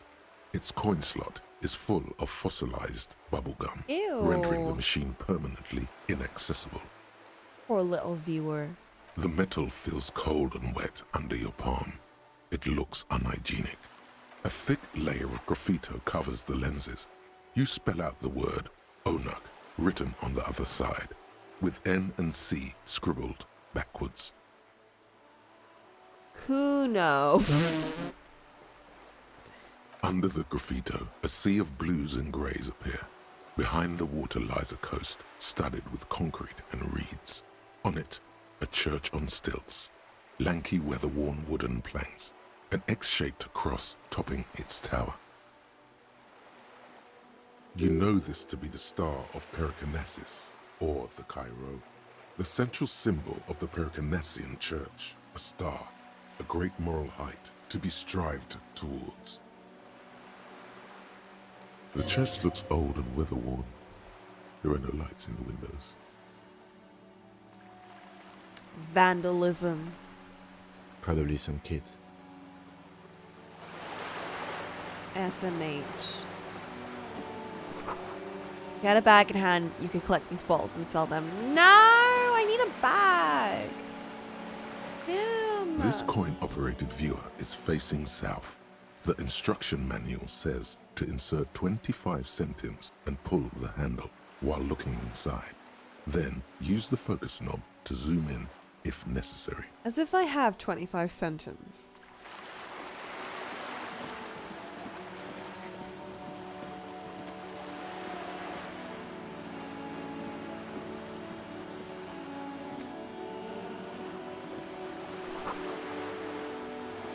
That goes roundabout, and that's Cape Side.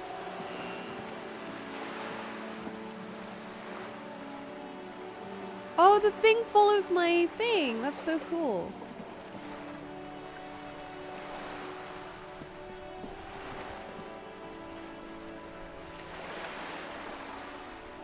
Just a sec.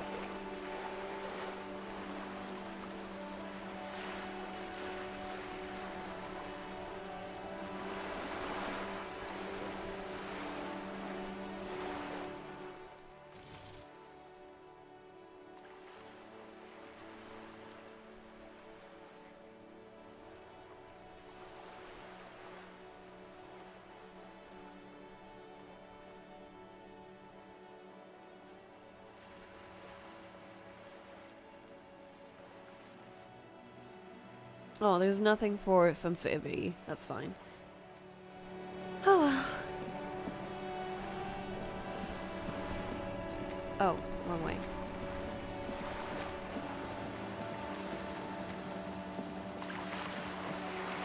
Bag? Bag! Give me bag! Oh my god, yes! Hold up. Bro. Bro! Let me inspect this now. I have a bag. Great sick written on it in dynamic, forceful manner that implies a great prices. As you crack it open, a multi-gust of air flies in your face. Smells of yeast and beer. Perfect place for tar. Oh, now I can.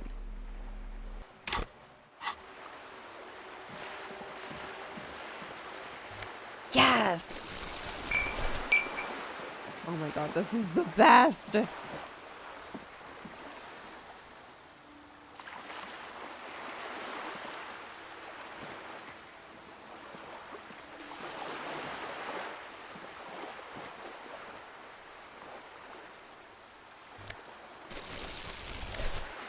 I'm now Hobo Cop.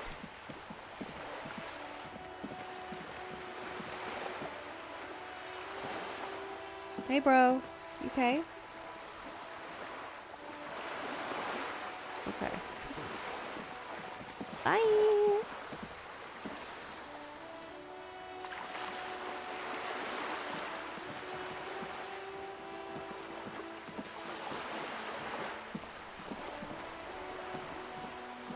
I was hoping I could maybe retrieve the ball if I like ran around or something. I guess not.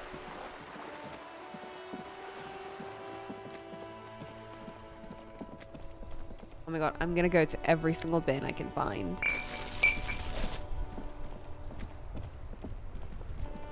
I'm gonna steal so much trash, no one's gonna even know. I threw the ball into the sea. Yes, I'm trying to find a replacement ball, but I can't. Hey, yeah. I am a gander and a hunter and a gatherer. Feel like a traveler. Oh. A simple little cadence. He seems to be making it up as he goes. I'm gonna keep listening. From another planet. He finishes Hey there. and turns to you. Oh. Oh, he's done. I am the lore. What's going on here? It's the jam, my man. Motions toward the sprawl of lorries with a sweeping gesture. What's the jam? It's a traffic jam for the ages. Harbor gates up the street are shut tight. No explanation given. Workers on strike, scabs agitating, an all-around clusterfuck. Meanwhile, we're all stuck here in long-haul limbo for days upon days upon days. Upon days. Oh. Limbo, huh? So that's where we are. Yeah, exactly. It's official. He too agrees. This is the antechamber of the afterlife. How long you've been here? Feels like forever. Like I was born on this here roundabout and this was all I ever knew. Just me and the metal and the tires, the oil and the fumes of mazout.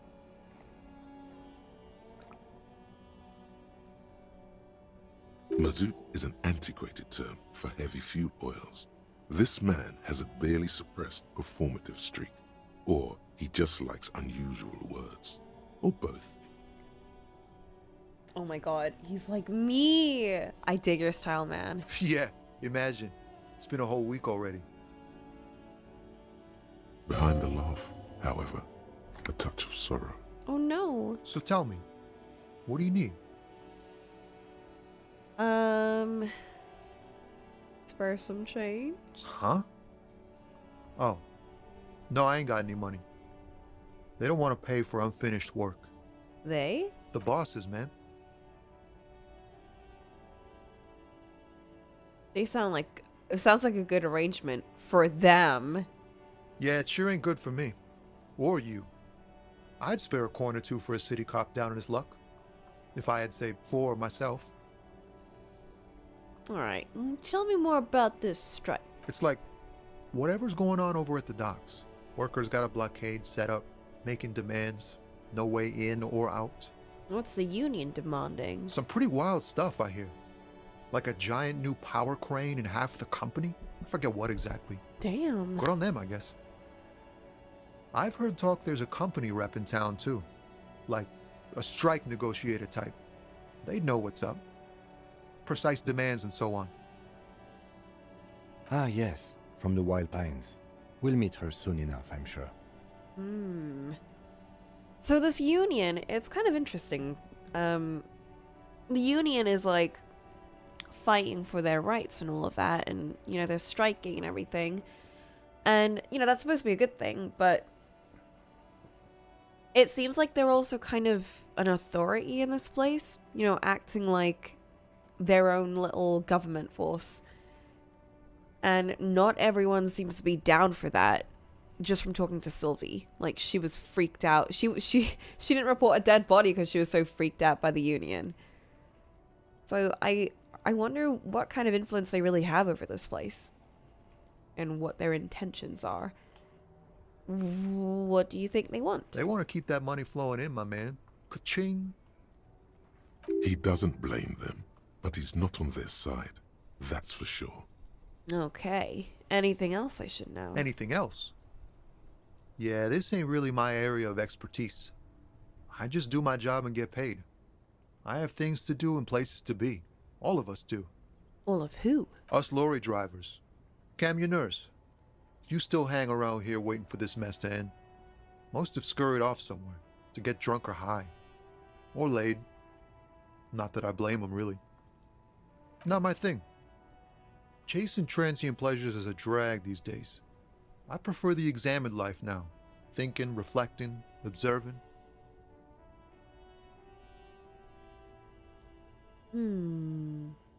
So you know about that dead guy? He ain't one of us drivers. I know that. All accounted for. Otherwise, I haven't really asked about that.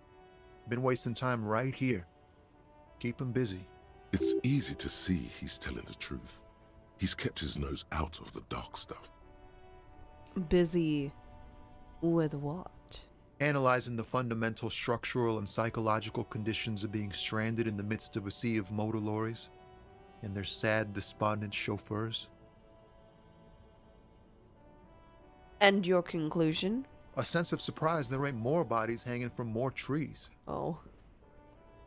What are you hauling anyway? Oh, high-grade narcotics, illegal firearms, stuff like that. Time to arrest him.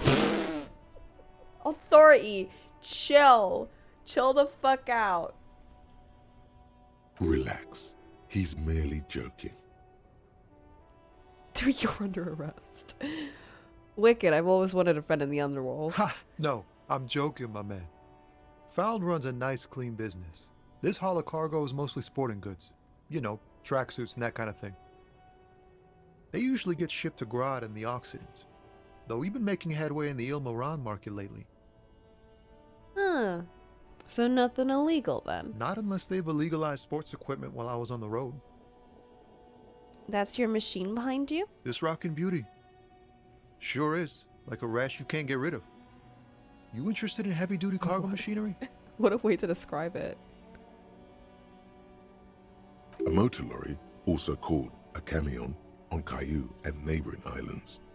This one looks roughed up enough to be some sort of found rust bucket.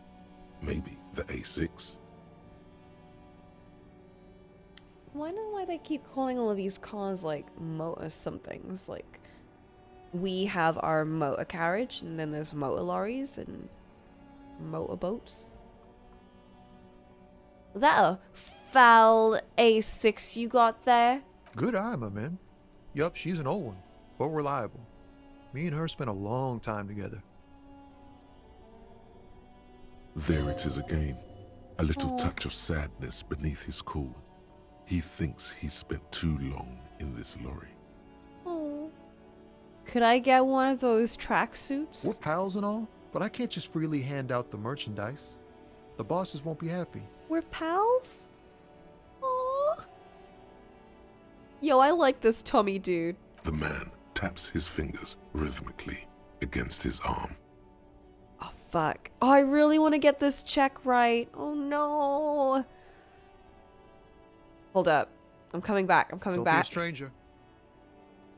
I don't want my morale to accidentally kill me. I don't know what happens when you, like, super, you know, lose morale. Because we've gotten, like, we've gotten death a couple of times, but I haven't seen what happens when you lose all your morale. And I'm worried. So I'm gonna save. Alright, bro. Come on. Come now on. It's turning into a kind of a snow limbo, man. What's on your mind? I just want to empathize with you, bro. Come on. In his eyes, yes! an unfamiliar longing. Flecks of brown and gold. We did it. We did it. It's hard to say. His gaze wanders southwest, down the street that goes beyond the horizon. What's in the southwest? Excuse me? Listen. Well, actually, yeah. Let's empathize. I get longing. I felt something similar since I woke up. Man, I don't know what to say. Not much anyone can do. There's no helping in absence, you know. I miss my family. Aw. They're all I have. My wife, second kid on the way, waiting all the way in Diora. And here I am stuck in this shit, so far from home. Diora? Diora of the Seven Seas. It's on the other end of Le Caillou, pretty much. On another island called Laurentide, off mainland. We've got a little place there. Can almost hear my kid laugh when it snows. Speaking of snow, sorry about this, Chummy, but I really like how this game has, like, really good weather effects. Like, it'll show the weather changing throughout the day, and you actually see the effects of, like, snow and shit on the floor. And it's like, that's such a cool touch. Like, you know? Like, I wasn't looking for that, but it's cool to kind of notice it. It really changes the atmosphere of the game. But also, what's it like to miss someone? What's it like? Good. And bad. An ache that brings you joy. I think of them a lot. I dream up these silly scenarios in great detail of living with them. It comforts me. Tommy! What about you, Cop Man? You missing someone? I don't know. I don't know if I'm missing someone. Is that what it is? This feeling? Inland Empire, what is this feeling? No, it's scarier than that. You're pursued by a hunter, smelling of apricots and sorrow, and the past. You miss my gun. I'm fine, man. I don't miss anyone.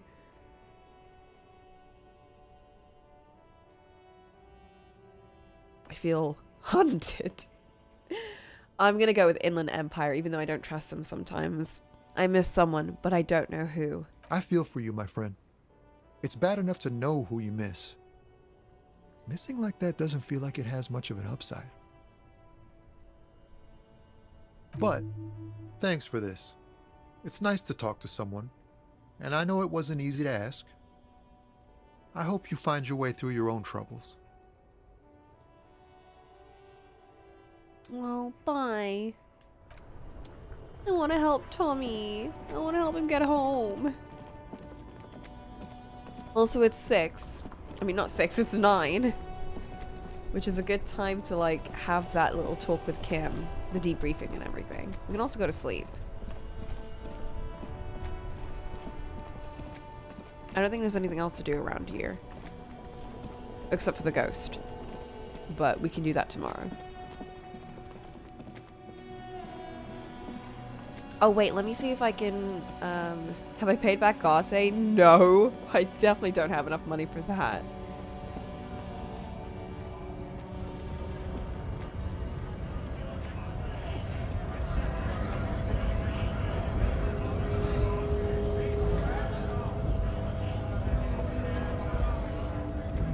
Let me see if I can get more trash real quick.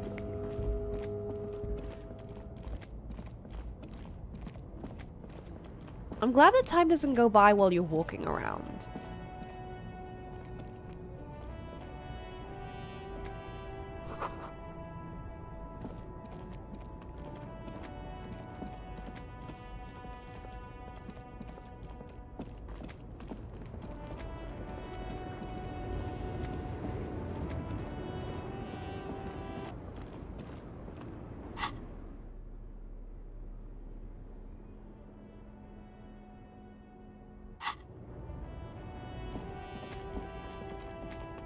Where do we sleep? Probably in the car.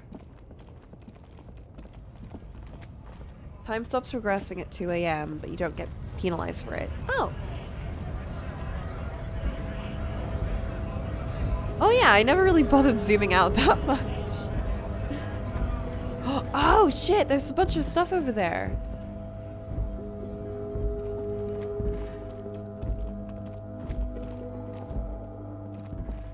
Alright, I'm gonna hand in this trash real quick.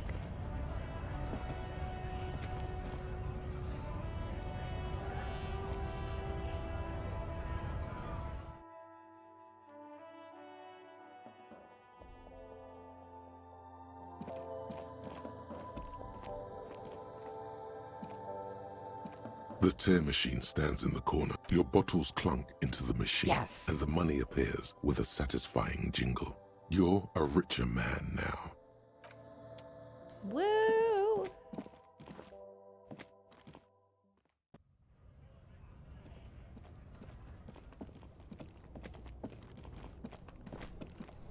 I got 50 cents from making cash, bro.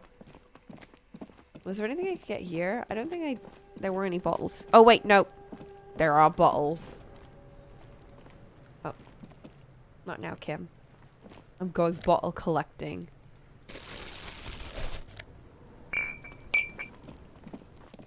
Oh, hell yeah. Oh, there's more!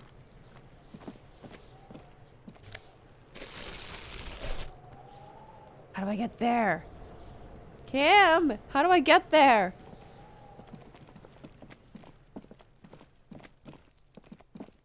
There's so many bottles around. We'll get it down tomorrow. It's fine.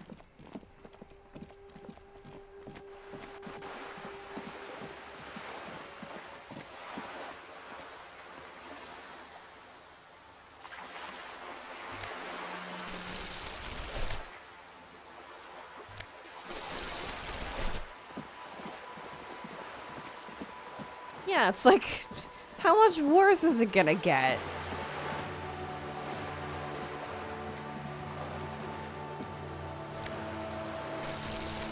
Shit, I didn't notice this whole section of the game.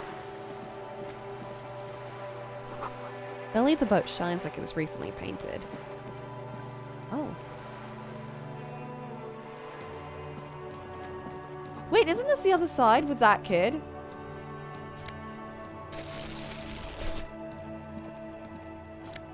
Oh, yes! Shit.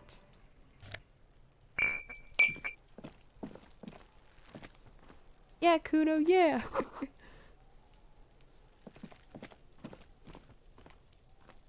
Hey, what's that noise down there?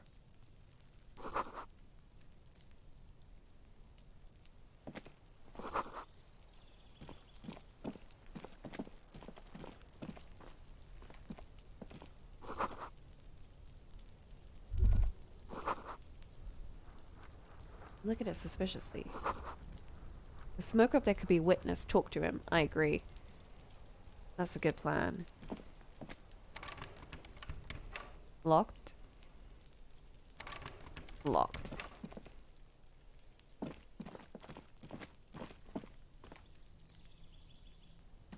There must be another way to the building. Fuck!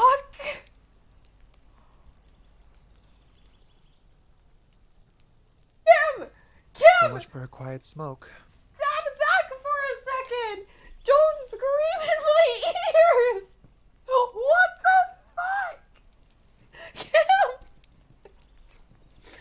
Oh my god! I knew I should have quit. That terrified me!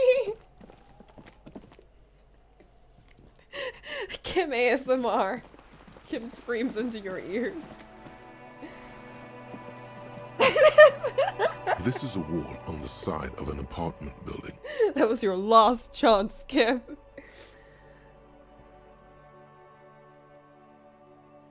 Why am I looking at this wall? I don't want to die, so I'm saving again.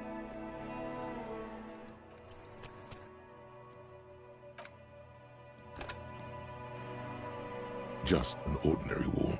Nothing to see. You have no clue. Okay, cool. It's just a wall. So many walls all over Martinez. Weather-worn, cracked, their paint peeling. What if I have a better shirt? Can I do it then? Wait, not that one. Oh, that I was wearing that one. Okay, I have no excuse then.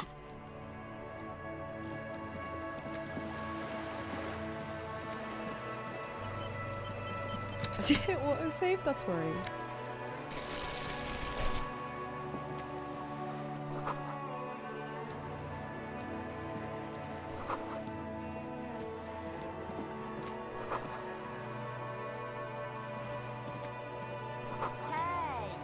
Girl up there.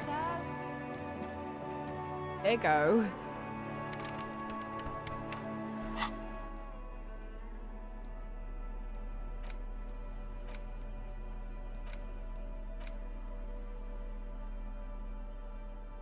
Yeah, you better keep walking. Bruh. Oh, what?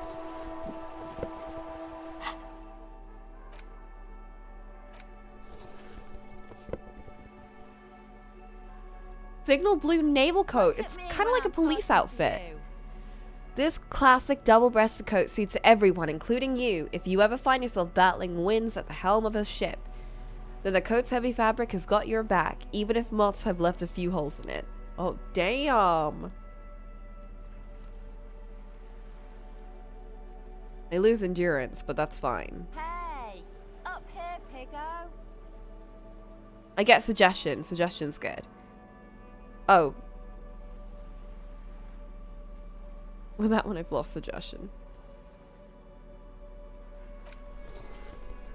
Let's get some of that.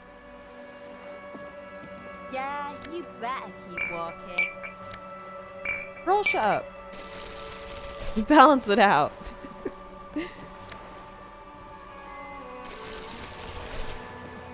I'm such a trash collector. More construction here once, decades ago. Dude, I love the music in this game, as a side note.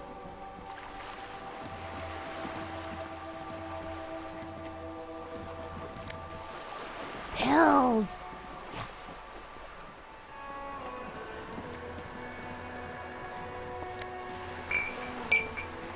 Oh my gosh.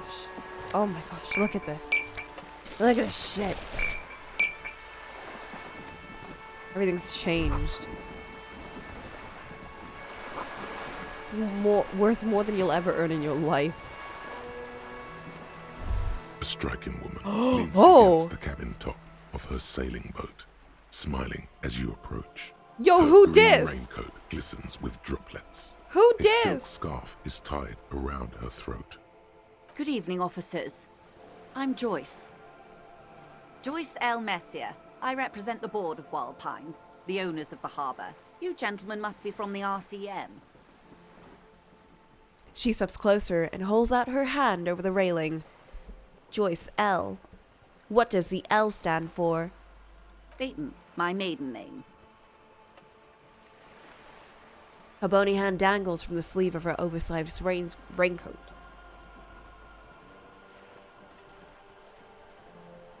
What exactly is the RCM?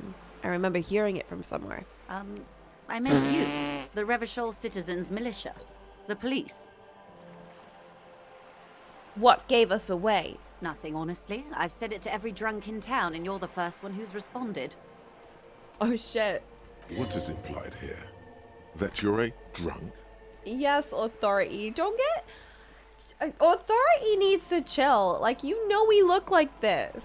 Even though I do look a bit dapper now. She hasn't actually said it to every drunk in town. It was spoken in jest.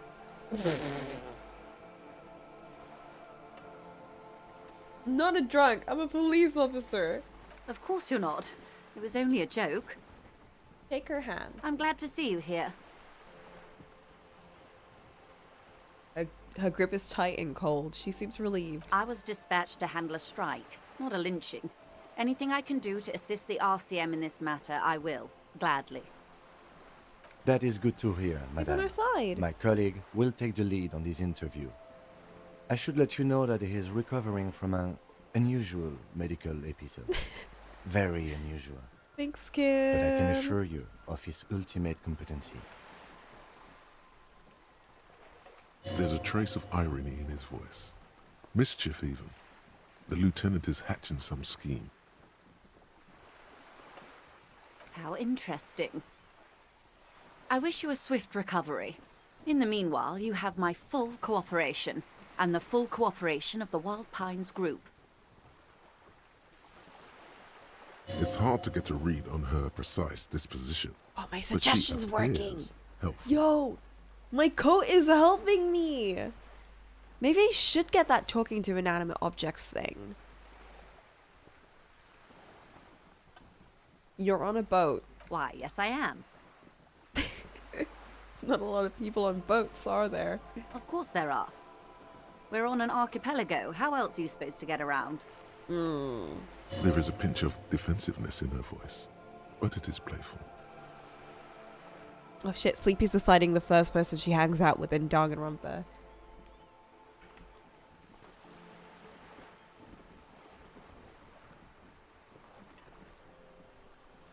We're on an archipelago? Oh. Yes, we are. We are on Le Caillou. Kailu, I thought we were in Revachol. We are. And the city of Revachol is on the island of Le Caillou. I haven't seen anyone sail a boat around here. I haven't seen anyone else drive a souped-up Capri Kenema motor carriage either. Hey, don't you talk shit about my car. Actually, that motor carriage has been specially issued to serve as a patrol and pursuit vehicle. Yeah, so it's not for the general public. It's for crossing long distances in the greater Revachol industrial harbor. It's not a toy. Yo, Kim's not into this. He's like, bro, that's my car. Neither Leave that is shit this. out. A toy, I mean. It's a machine for crossing long distances in the Bay of Revachol, between the city and the islands.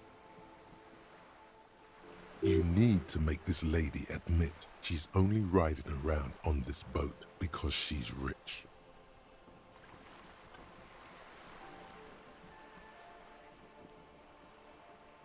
Do I have to? Yes, I do. Before you do, it will Eat be the rich. pertinent to Communism. ask other questions. Gather more info on this boat of hers. Let's talk about economics of the boat you're on. Oh my, the E word. You mean to say that it's a symbol of conspicuous consumption?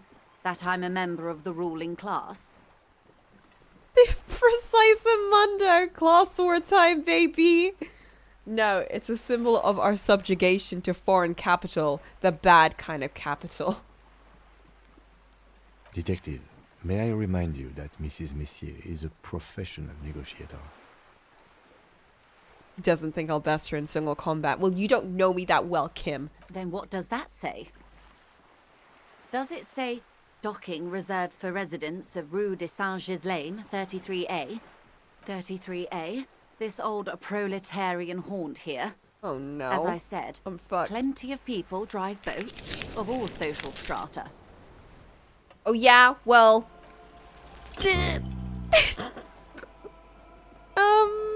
She takes a sip. Gonna happen. Okay. Something's about to happen in here. Of course. Nothing happens for quite a while. Fuck. They'll come from my head, the arguments. Wave your hand next to your head, it'll help. It doesn't. Keep waving. My, it's as if there's a tiny spinner on the side of his head and he's reeling thoughts out. Except he isn't. Kim! The lieutenant is satisfied with where this is going. A thought is going to come out of my head and into my mouth, and I will say it. Of course. Keep doing it. Lieutenant, I truly don't understand what is happening here. I told you his methods are unconventional. Listen, I'm usually really sharp. I don't know what's happened. Your marbles on glass, dear. Don't worry. What were we talking about anyway? It was quite a while ago, but I think, yes, we were discussing my fast, large, ineluctably middle-class boat. Well, does she have a name? The boat? No. It is called Cordelati 19 because that's the type of sloop it is. The word "it" feels strange. Such a beautiful boat deserves a proper name. Cool, but your boat really needs a name. Okay. How about Cordelati 19? Why? She taps on the side of the boat. It makes a hollow sound. Because it was manufactured in Revachol East by a company called Cordelati, and its hull is 19 paces long. How about sleek fish? What? Because it's sleek and fish-like. I think I'll stick with the factory name, but thank you. Alright, but what kind of boat is it? It's a pleasure craft, a 19-pacer. It also happens to be rated for Category 1 racing, though these days I mainly use it for business. How do you like it? My sloop? I like it a lot. It's the eel's hips, baby. I'm enjoying this part of the interview. It has so little to do with the murder we're investigating. Alright. Don't need your sarcasm, Kim. I really do, the lieutenant thinks. Is she thrown off yet? He's looking at the woman, assessing her. Oi, do you have a license for this boat? Officer, I assure you I'm a highly qualified pleasure craft operator. Her nonchalance might be related to something called the Wayfarer Act. I've heard of that. A law that says she doesn't need a license. Sly Fox, you're not aggressive enough to harass her further on this. That's fair. Alright, anyway. We spent an hour talking about the boat. Oh shit. Tell me about Wild Pines. What do you do? What we do? I'm afraid I don't speak for Wild Pines as a whole. It's a giant undertaking. There was a touch of discomfort there. She wants to merely represent. So what do they do? The Pines' core competency is logistics. Container shipping, freight, that sort of thing. See those airships there, blinking? Those are the shipping side of things. And that is the terminal. Another subdivision deals with energy, oil and gas exploration, offshore platforms. The Wild Pines Group is one of the original Revacholian Indo tribes. Companies awarded royal monopolies by the king, the suzerain himself, centuries ago. The king is long gone, but several of the Indo tribes remain. She enjoys talking about the company. It would not hurt to inquire more. Oh, okay then. What about the Indo tribes? Son Baptiste, Elysium, an unknown entity known as Brightest Star. You're in good company, it seems. Why, thank you. She didn't register the real meaning of it. How much money does Wild Pines have? I'm not at liberty to discuss the company balance sheet, but I can tell you that last year, the company booked more than 20 billion real in revenue. Damn. A billion? What exactly is a billion? It's a number, officer. A big one. What is it made of? It's made of 1,000 millions. A million is made of 1,000 thousands. Whoa. 20 billion is a large number, but the conglomerate employs 72,000 people. They all need to be paid. Then there are capital improvements, interest payments. A conglomerate the size of the Wild Pines is like a shark. If it stops moving, it will die. Then what becomes of those 72,000 families? It's a tremendous responsibility. Where do they get all these billions? They started as an exploration and cargo fleet conducting trade between the Samaran and Insulindian Isolas 250 years ago, when pine ships explored the South Seminese and charted Lomantang on behalf of the suzerain. Centuries of care, deliberation, and madness have gone into this endeavor. Vessels pass through the great unrest to re-emerge with apricots in tow. The logic of the system is totalizing. It's taken everything from its employees to build it. It probably helps to start out with a royal monopoly. You know more than you let on. Certainly yes. It helped, but most of the original Indo tribes have failed or been absorbed. To survive, Wild Pines had to grow and adapt. No suzerain did that.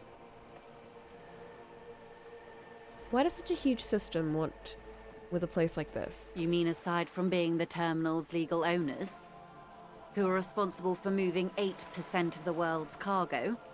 8% of all cargo in the world? That's kind of insane. There are no minor cogs in the system.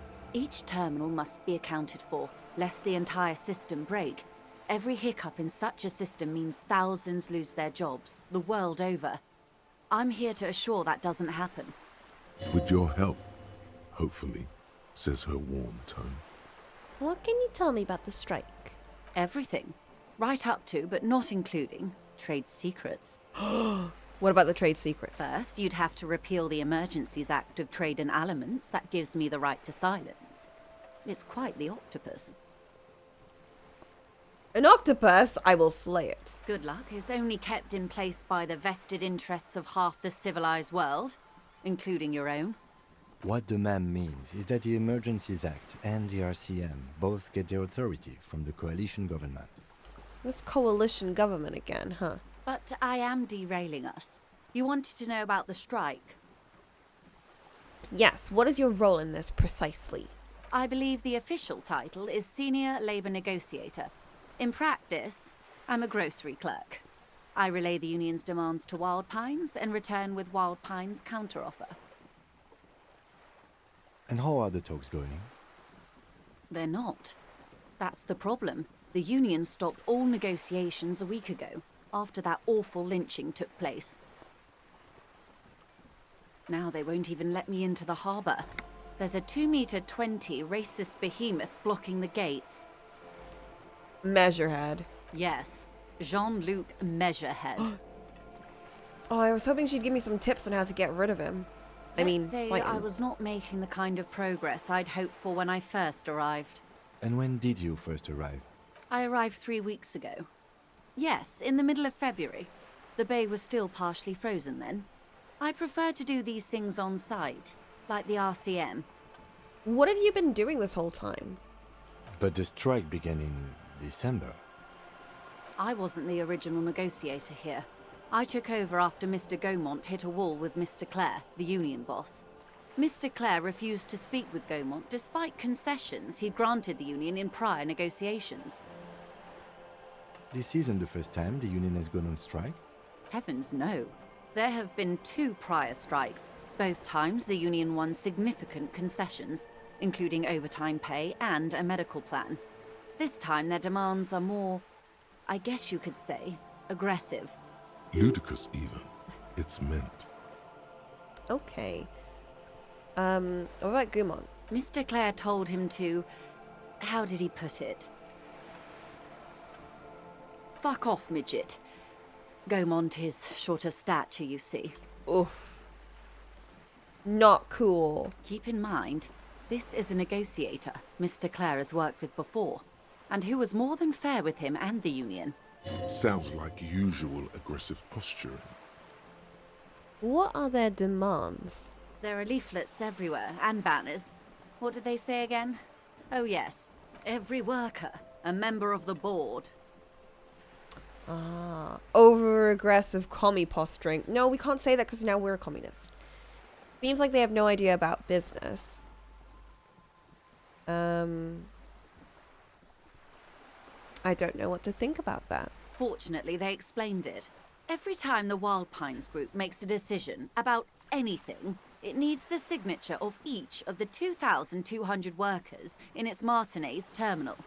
Just so you understand, this is but one of 22 terminals owned by Wild Pines.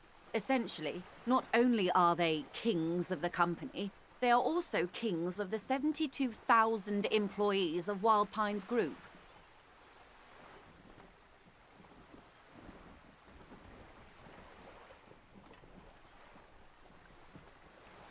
Workers can't be kings. The king is the king.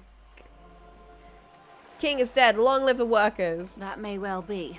It's not Biggest up to me to communism decide who is builder. king, but as negotiations go, it's not a swell start. I'm not sure. Naturally, I assume that was just their opening position, a hard-nosed tactic with a side of mockery. But there's been no follow-up, just the same nonsensical slogan repeated over and over again. And now, people are getting lynched, I hear. Behind the whirling in rags. A disastrous situation if there ever was one. Excuse me, from whom did you hear about this lynching? I first heard it from the bowyer at the gates. The one whose very name advertises his aversion to work. I think he said it was, "Call me Mañana." Mañana. The scabs at the gate. Did you put them there? The scabs? You mean the huddled masses of Jamrock, come to plead for work where the union refuses to? If they were organized by Wild Pines or its affiliates, then it would be a company secret. I could not share it with you. Not right now, at least. It's implied. She's open to discussing this matter with you at a later occasion. I think I got that rhetoric. Tell me about this union boss, Mr. Clare. Everard Clare is a man of the utmost integrity. If you can say one thing about him, it's that he always puts the interests of the workers first. Really? Of course not. Everard is fantastically corrupt. I imagine he has a thick, viscous goo where you and I have blood. Is he that bad? He is the most corrupt individual I have ever seen, and I deal with men like him for a living. If there is anyone more venal, more irredeemably nepotistic, then it's his twin brother, Edgar. There's 2 of him? Yes. Edgar looks exactly like his brother, except for that lazy eye. He also talks exactly like Everard does, and when one's term as foreman is up, the other takes over. It's how they circumvent the term limits, you see, with a funny little switcheroo. While in office, they've embezzled God knows how much of their workers' dues. What about the union itself, outside the Brothers Clare? The Débardeurs Union was once a perfectly normal institution. 20 years ago, anyway. It must not have been easy to establish under the Emergency Act, but they did it. I can respect that. Organised labour at its best, as they say. Then something happened in the local chapter elections. The Brothers Clare came and transformed it into a... how do you say? A mob. The debardeurs are a crime syndicate. Sad as it may be, I suspect we'll be forced to cooperate with them. Refreshingly honest, officer. The company has tried appeasing in the past, but I'm afraid our concessions have only emboldened Everard and his brother. And your opinion, Detective, if I may ask? I'm a curious and talkative person, you see. Would you say the Debardeurs Union is...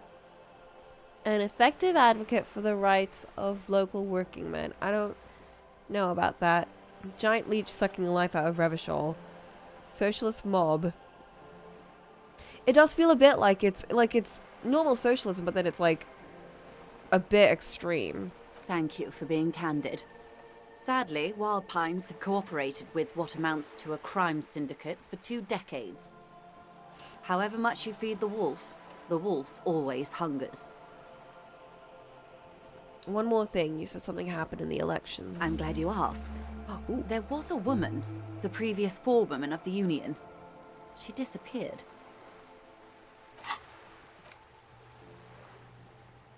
Yes. Woo! Okay, which one did I want to do?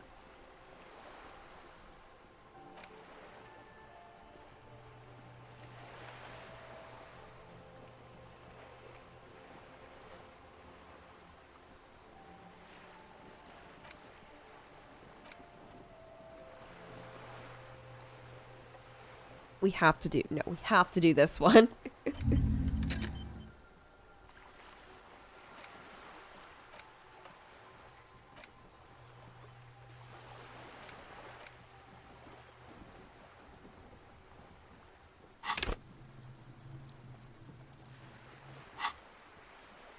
Disappeared?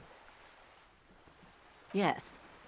On the last day of the local chapter elections, her daughter phoned in and said she wasn't running anymore, or coming to work. Ever. End of story. Eerie. Downright haunting, if you ask me. The Wild Pines suspected foul play, but what could they do? It was a union matter. The point of the presentation is, these kinds of things happen around the Clares. Watch out when you're dealing with him. Thank you for your concern, ma'am. We'll be just fine. That's all I needed. Of course. How else can I help? Oh, fuck. I want to keep going, but... Of course, Detective. Take care. It's almost 11, and I got work tomorrow. So I know, Kim, you got something to say. I know you got something to say. Chill. Chill for a sec. Anyway, I got work tomorrow, so I need to stop here. I know, I'm sad too. I shouldn't have started so late. That's my fault. We'll have more time next weekend. We've got to put a pin in it. Got to put a pin in Kim. But thanks for joining everything. It was lovely to stream this game. I'm loving the direction my character is taking. I think I'm really getting to the mind of Jenks. Things are going great. We're cracking on with the case. And I guess I'll find out if I can actually go to sleep in an actual bed in the hotel. Because I've not paid him back, so maybe I won't. I'm hoping that they'll reset my morale when I wake up, because I don't want to pay for it. But yeah, see y'all later. Bye.